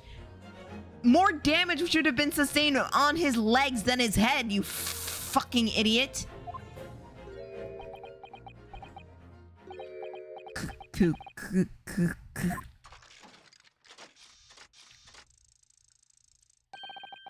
Riveting scientific analysis from events prosecution there.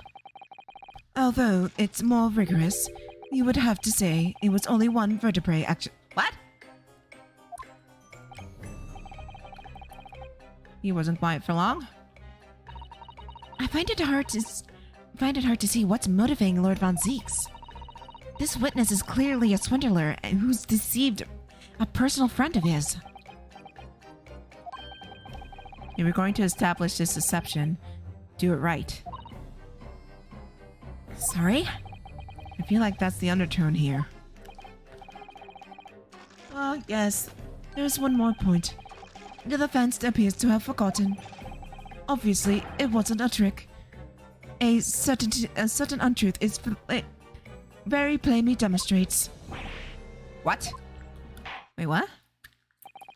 It seems to me the cross-examination is better continue until we resolve this matter. Mr. Drebber, you will amend your testimony with details of this truth. Of course. We must treat the matter scientifically, after all. I nearly had him there.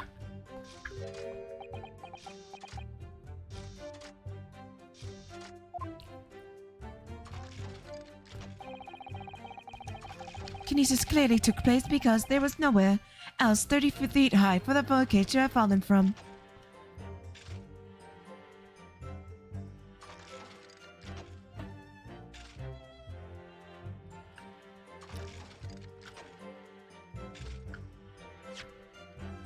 That's a fucking lie.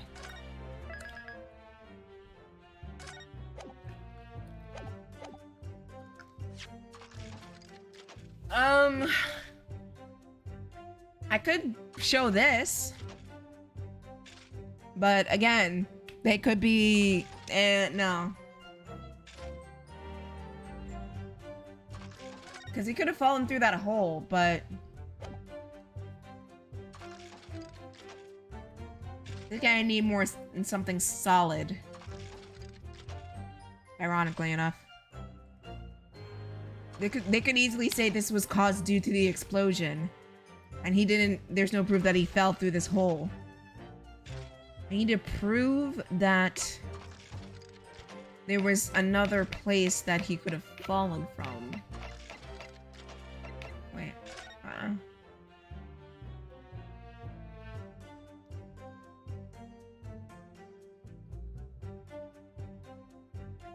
Oh, right. Oh, the stage. Right. This, he could have fallen. My shoulder. He could have fallen from the stage. Because I think that's about 30 feet high. Yeah, they said it's about 30 feet high. So right here on the stage, right, if they use a trap door. But I think If they used the trap door, it could have fallen 30 feet and damaged the base. I have no fucking clue what happened to the body, but that's a question for another day.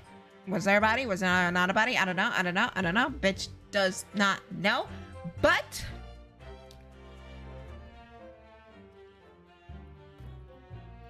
if the trapdoor wasn't there, the platform is still 30 feet high. And everybody made it apparent to mention that it was 30 feet high.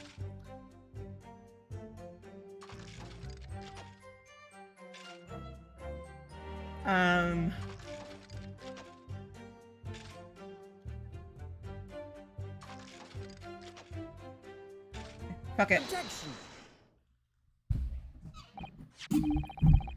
This is a diagram of the experimentation stage and its surroundings.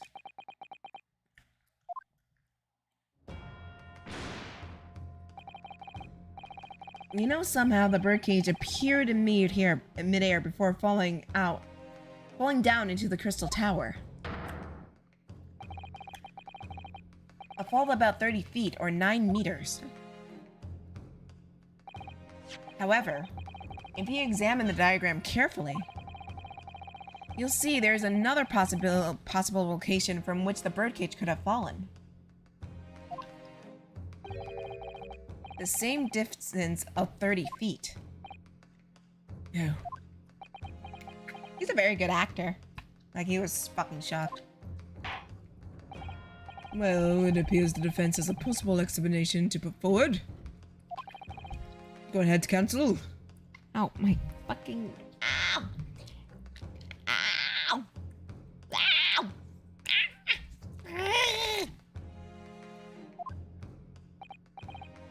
Yes, my lord. Of course. You will indicate on which you're referring to on the same diagram.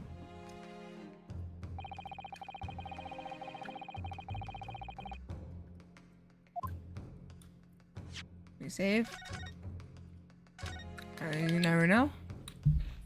Ow! Ow!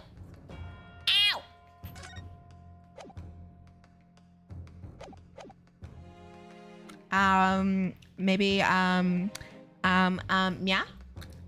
Like, yeah? Take that! The place I'm referring to is here. But that's the birdcage that would have been there to begin with. Which is exactly my point, my lord. Yes, the birdcage in the machine was in the machine on the stage. But what we must consider the height of the stage itself. Sorry. What the why am I growling? Height. Go on, counsel. It turns out the experimentation stage is built on a considerable height, above ground level. If you look at the diagram, in fact, you'll see it's about the same height above the ground as the balloon was above the crash site.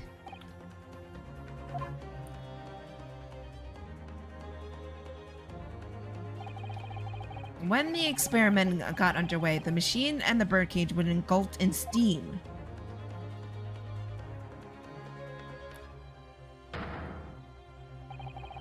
In that moment, the floor of the stage much gave way, and if we assume there would have been a void underneath, the birdcage and one seen by the audience would have fallen almost exactly the same distance.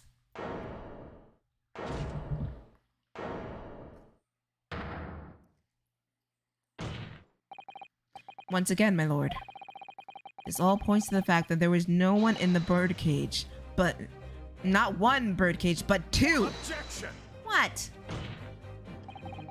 My learned friend has no evidence of the state and such contrivance and designed.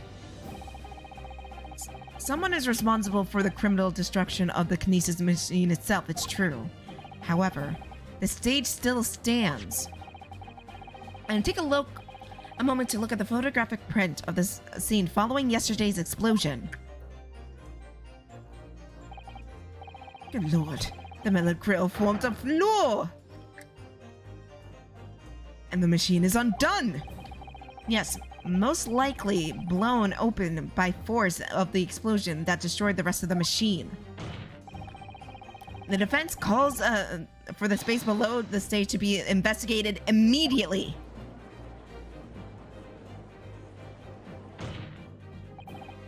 Mr. Drebber. It was you who built the kinesis machine.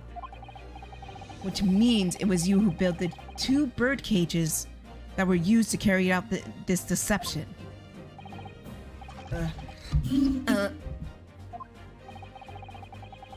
Whether Professor Harebrain's hypothesis is sound or makes no difference. Because it's the construction of the machine that matters. The machine designed to take Mr. Osman's life. And lay the blame firmly on the professor's door.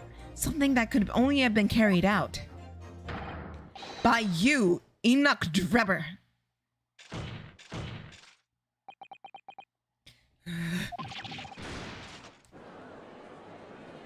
I think I broke him. Objection! What?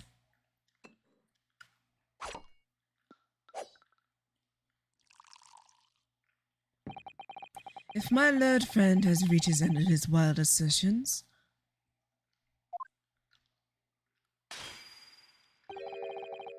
the prosecution would like to crush the defendant's argument slowly, but surely. What? Your arguments fail to hold water. On 2 counts. 2? What? Firstly, before and after the experiment, the witnesses went near the kinesis machine. Every relevant member of staff from the exhibition has attested to that. And I believe the members of Scotland Yard has also been on watchful duty on the very public experiment. In other words, Mr. Drebber had no opportunity to switch the alleged bird cages. I've already explained why he wouldn't have need to. Nonsense with a crossbow. That doesn't bolster your case at all. Don't make me agree with this guy, please, Renosuke. That bubble theory is ludicrous at best, bro. Like, come on now. Come on now. Yeah, come on now. The man who disappeared from the stage and the man who crashed into the tower are one in the same. The forensic investigation team's report is unequivocally to that point. They're lying to you! Ugh. A second flaw in your assertion is the distinct lack of motive. Why would this man wanted to take the victim's life? He had no reason to do so. A motive? Do I have to think of everything myself?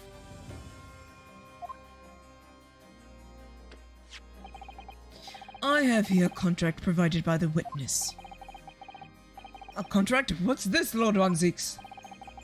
A contract in which Mr. Drebber entered with the victim, Mr. Osman. It reads...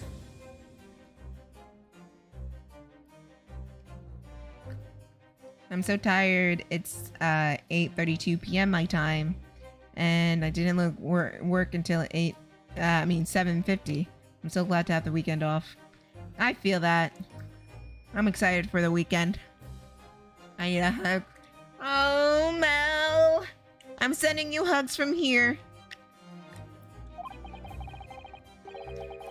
Mr. Drebber is to receive 30% of remunerations from government grant and other income. 30%? Certainly favorable contractual conditions. But there is one and very important provision bolted in that clause. What provision? Mr. Drebber may only uphold this right condition, both contacting both parties or alive. In other words, if either of us were to die, the contract will become null and void. As you see, I had nothing to gain from Osman's death. The diametric opposite, in fact. Ugh. Need I say more? The witness had neither an opportunity nor reason to commit the alleged crime. In short, the possibility of Mr. Drebber having done this to you is nil.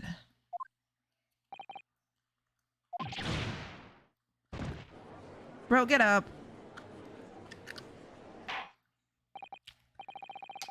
It seems the defense assertion is somewhat a wide remark. Lord Van Zieks, you will submit the contract as evidence, please. Let me see this bullshit. Shut up. Investor Mr. Odi Osman hereby enters a contract with the provider Mr. Ahmed Drebber to fund labor and materials and construct a super high voltage instantaneous kinesis machine.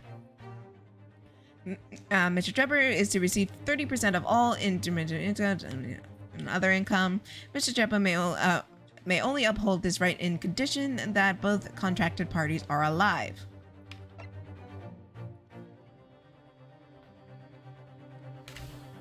Oh, God.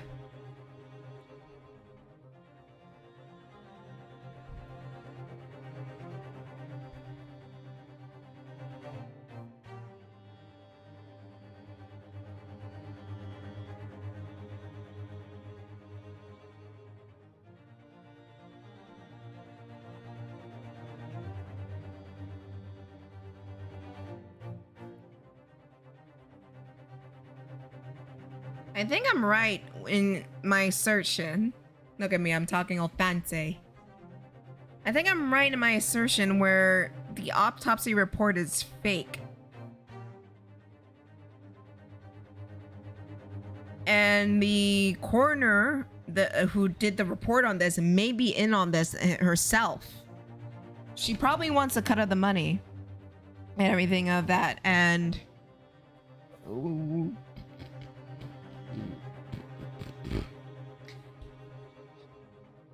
she probably gets a cut of the money if you know, she says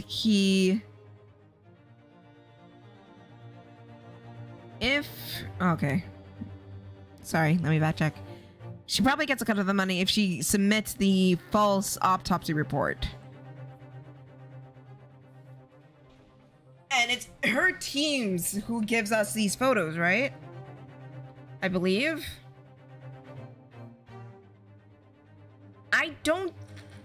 He may be dead, but I don't think Odi Osman is dead. And that's a small chance. But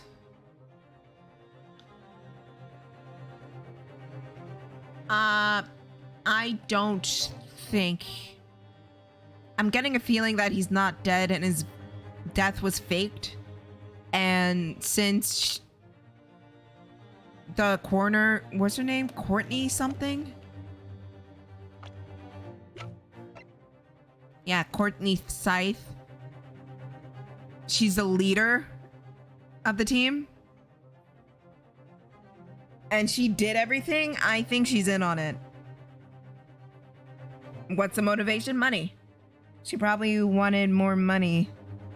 You know what? I remember looking through her ledger book, and she bought 500 scalpels in a few months. Most likely she's spending more money than she is, and she made a deal to help this fakeness.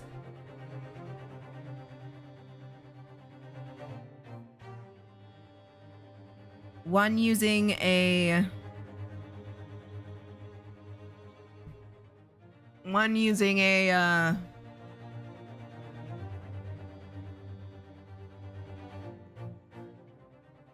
fake body, and one using the real body. So there's that.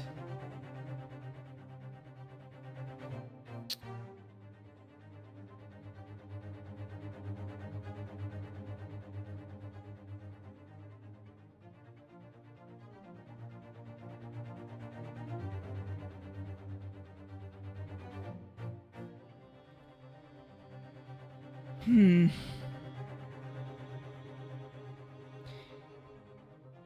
would explain.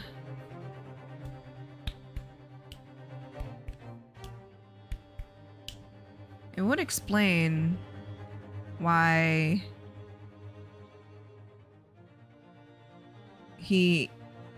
this dude has a head that he was hiding.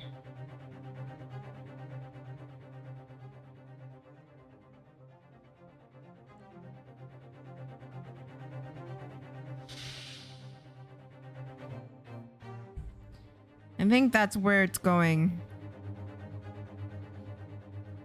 Because essentially he's right.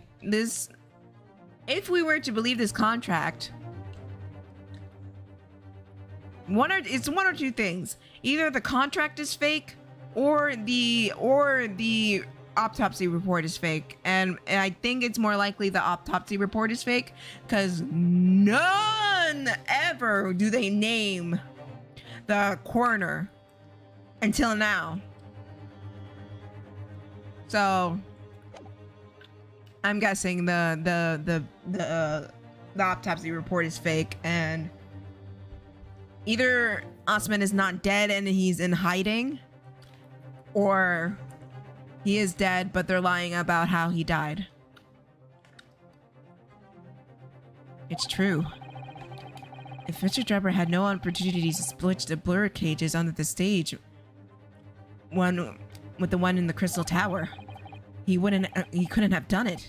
In any case, I have no idea what his motive might have been.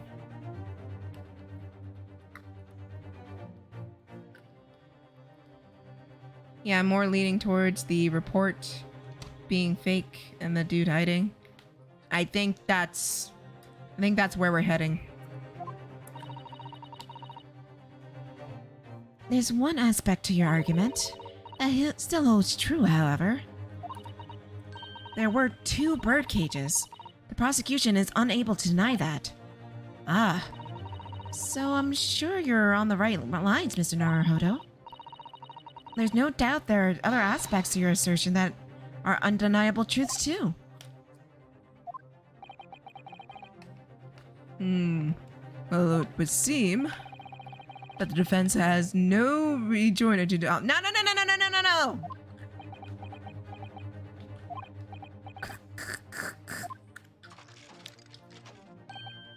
Well, I must say, I am a little surprised. I came here to testify about the machine I built. Instead, my reputation is being defiled. But the prosecution's corner has set the record straight, I think. It's impossible that I am the culprit.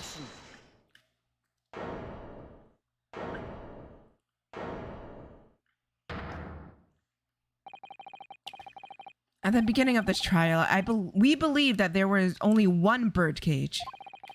Yet we now know there must have been 2. In other words, there was more to the demonstration than we realized at first.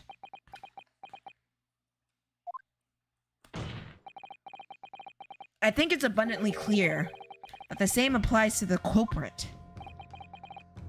Get to the point. The stage demonstration was constructed and set up entirely by you, Mr. Drebber. Therefore, it's inconceivable that you had no hand in the events that transpired. So if circumstances mean it's impossible that you could have carried out the crime yourself, it points to the fact that someone else was involved. Someone else? Counsel, you're suggesting? Yes, my lord. Mr. Drebber had an accomplice. Objection! What? An accomplice now? Well then, I presume you're prepared for what's to come. Now that you're accusing not only this witness, but someone else the most serious of crimes.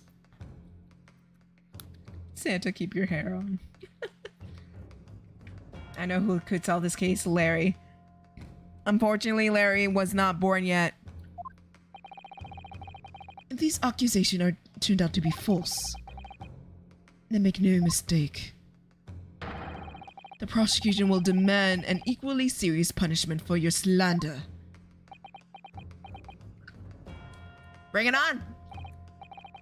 Well, counsel, do you intend to pursue this course and formally accuse of another party?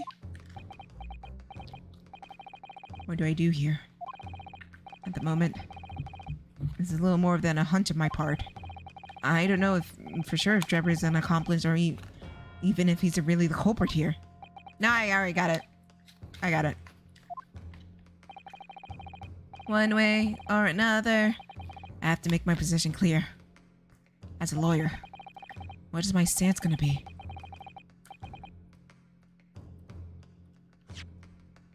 I ain't gonna back down. Mama ain't no raised no bitch.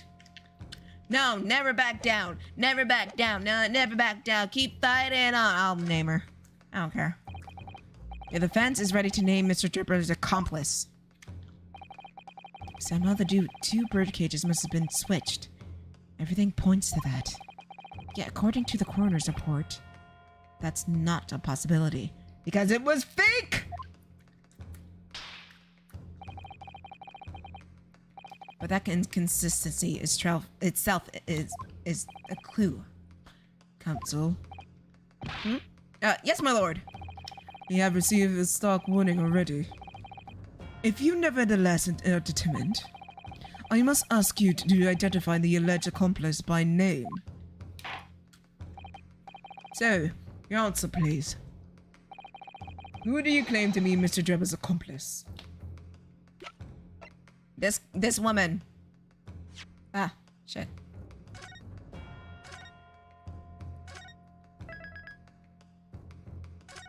Alright. This woman with the bunny ears. Take that! The name of the person in question is... What's wrong, my Nipponese friend? Surely fear doesn't bite your tongue now. A little late for that.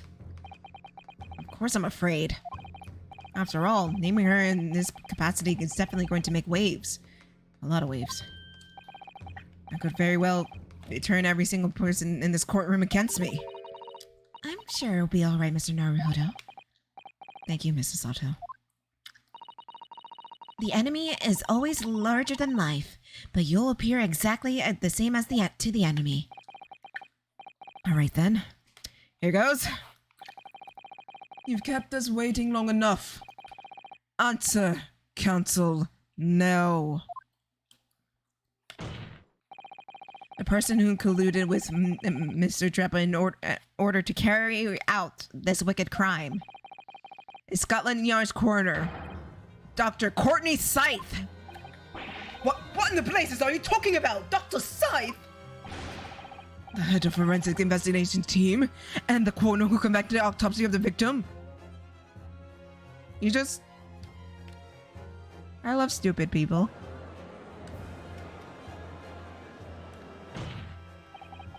We know where the two bird cages. There were two bird cages, so who could have been carried out the switch in complete illusion? The accident happened right in front of a huge crowd of spectators. The area was immediately sealed off.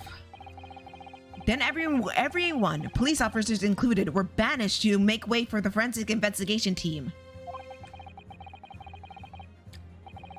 When else the switch could have occurred?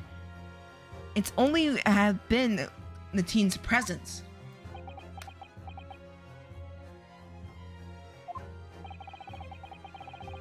Is it sent Larry?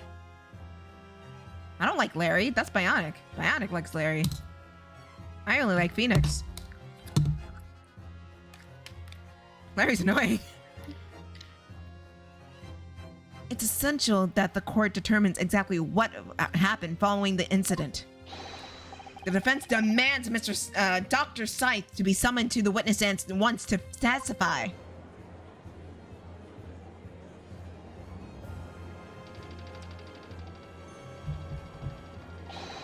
Oh, you got the nerve, lad! Setting up there, dragging the Yard's name through the mud. Oh, I didn't mean to. I know the woman very well. There's no better dead room worker out there. How dare you call her a criminal? My learned friend's imagination appears to be wilder than the East End at night. The recklessness of your accusations aside, there's another grave problem in your argument. Of which the prosecutor demands you address at once. A grave problem? Oh my word. Who do you claim acted as the victim's doppelganger? What? Certainly, if the birdcage containing the body of the victim was exchanged for another, the cage must have contained a body. And yet, no missing persons or accidental deaths of anyone even remotely resembling the victim has been reported. Which means there is no one dead or alive who could have fulfilled the role of a body double for Mr. Osman. That's true. My argument is that there were 2 bird cages. There must have been one person in each. I don't know if I got the answer yet. Have I? You do.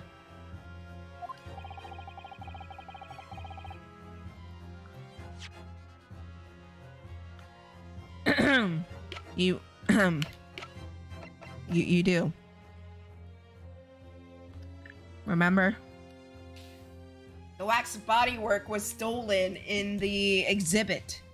Even though it should have melted. I digress. Maybe it's heat resistant. I don't know. But this was Mr. Drebber's place. So, and it was gone the day of the incident. So, I'm just saying.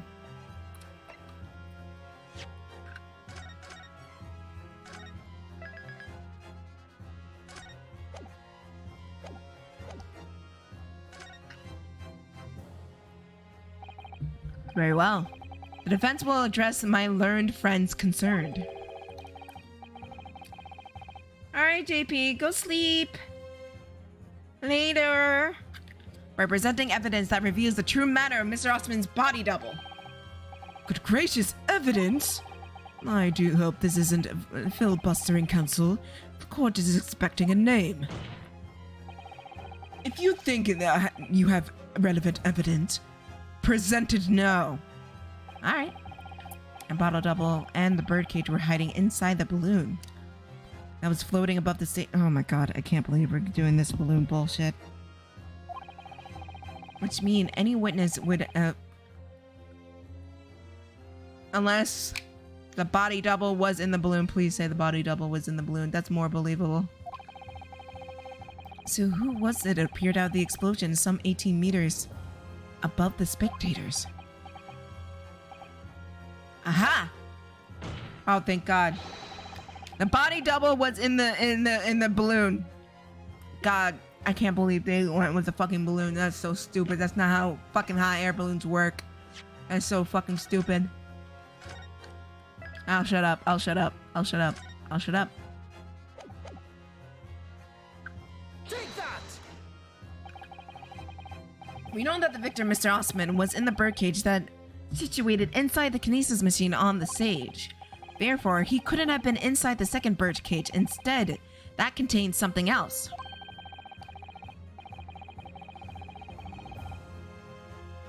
What's described as a body double, which fell from the sky and crashed into the crystal tower. Yes, counsel. According to your somewhat elaborate versions of events. And that body double inside the birdcage was, in fact, Ryunosuke! It's alright, Mr. Naruto. You're ready for this. Just steel yourself and come out with it. Thank you, Mrs. Sato. I needed that. As I was saying, the body double inside the second birdcage was... And open your... Oh my god! Holy shit. I did not... Oh my god. Okay. And was it unbelievable that may seem that thing right here?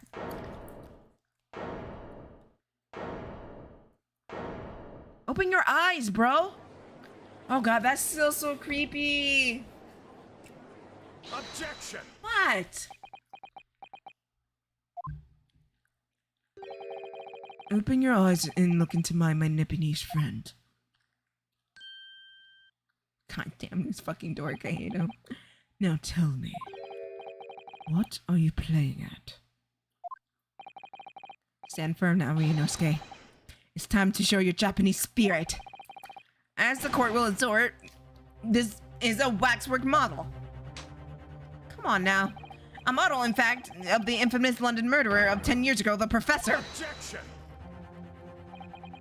You started by indicting the leader of the forensics investigation team as an accomplice of this crime. And now you move to indicting a waxworks. Yes, that's about the size of it. But why? And why this waxwork? And it looks nothing like the victim. In fact, it hardly resembles him less. What possible justification can you give? If you want to know why, ask Mr. Drebber. What? Just days before Professor Hairbrains performed his public demonstration, Mr. Drebber abducted this model from Madame Tuspel. Did you say abducted? And 2 days after the incident at the Great Exhibition, he returned it in the to the museum. Then, the timing. It is true, Mr. Drebber.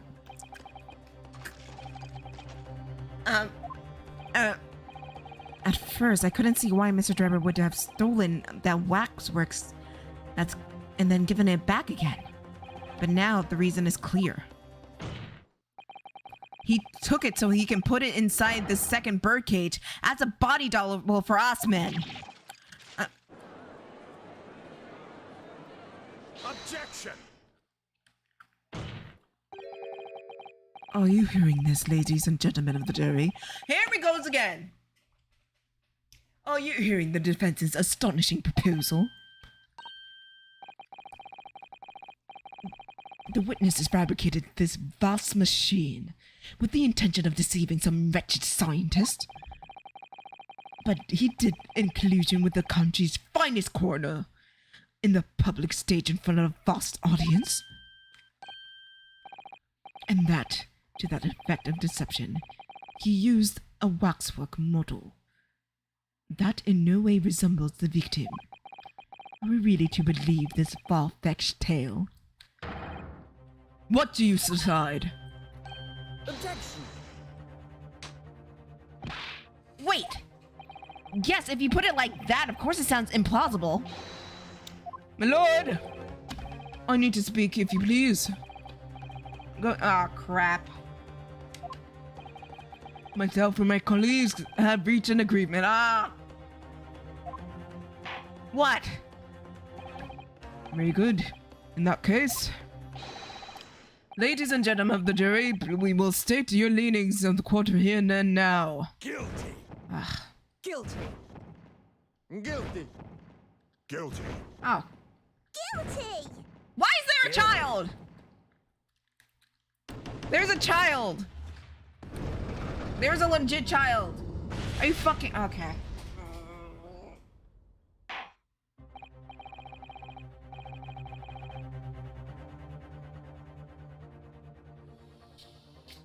Alright. As so indicated by the foreman, the jury has reached its consensus. I knew that was gonna happen. Shall we? We shall get through this, Mr. Naruhodo, as we always do. And uncover some new truths along the way, I'm quite sure. Yes, I agree. I'm going to have to appeal to the jurors as usual and see if I can persuade them to challenge their minds. I mean, Pearl was allowed to help Phoenix, so that is true. And same with Iris. Iris did help Ryunosuke. Oh, never mind. Still, there's a child on the jury. This seems very irresponsible. And yes, I'm being serious by having, you know what? I don't, fuck you. The defense will now embark in the summation examination. Are you fellows ready to proceed, Mr. Foreman?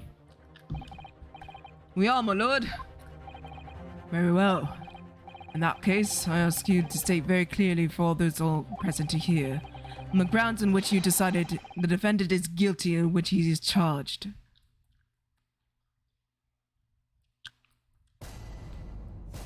But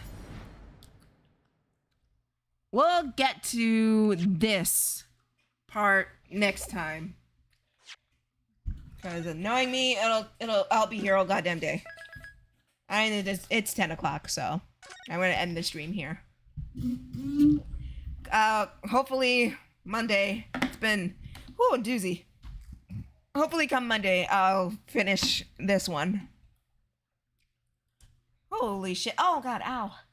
So, I want to thank everyone for watching and hanging out with me. It was so much fun. I love hanging out with you guys and playing along with you guys. It's so much fun. If you want to follow me on social media, it is linked down in the description below if you're watching back on YouTube, or on the About page if you're watching back on Twitch. I stream Mondays, Wednesdays, and Fridays on 1 p.m. Pacific time, so I will be back on Monday with the more of this nonsense that it will probably get me pressed that this is the solution that we're going with. If you like what I do and you want to see more, consider becoming a patron today. There you get exclusive content and early access to whatever I'm doing. But if you can't do that, then I do have commissions open. It is posted on my socials, Twitter, Tumblr, Instagram, and DeviantArt. But if you can't do that, then spread a word around that we're live. Subscribe to the YouTube channel. And don't forget to follow and subscribe right here on Twitch. And in the words of my favorite cartoon character, mwah, good night, everybody. We'll see you next time. Say Kablam time, say Kablam channel. And have a great weekend.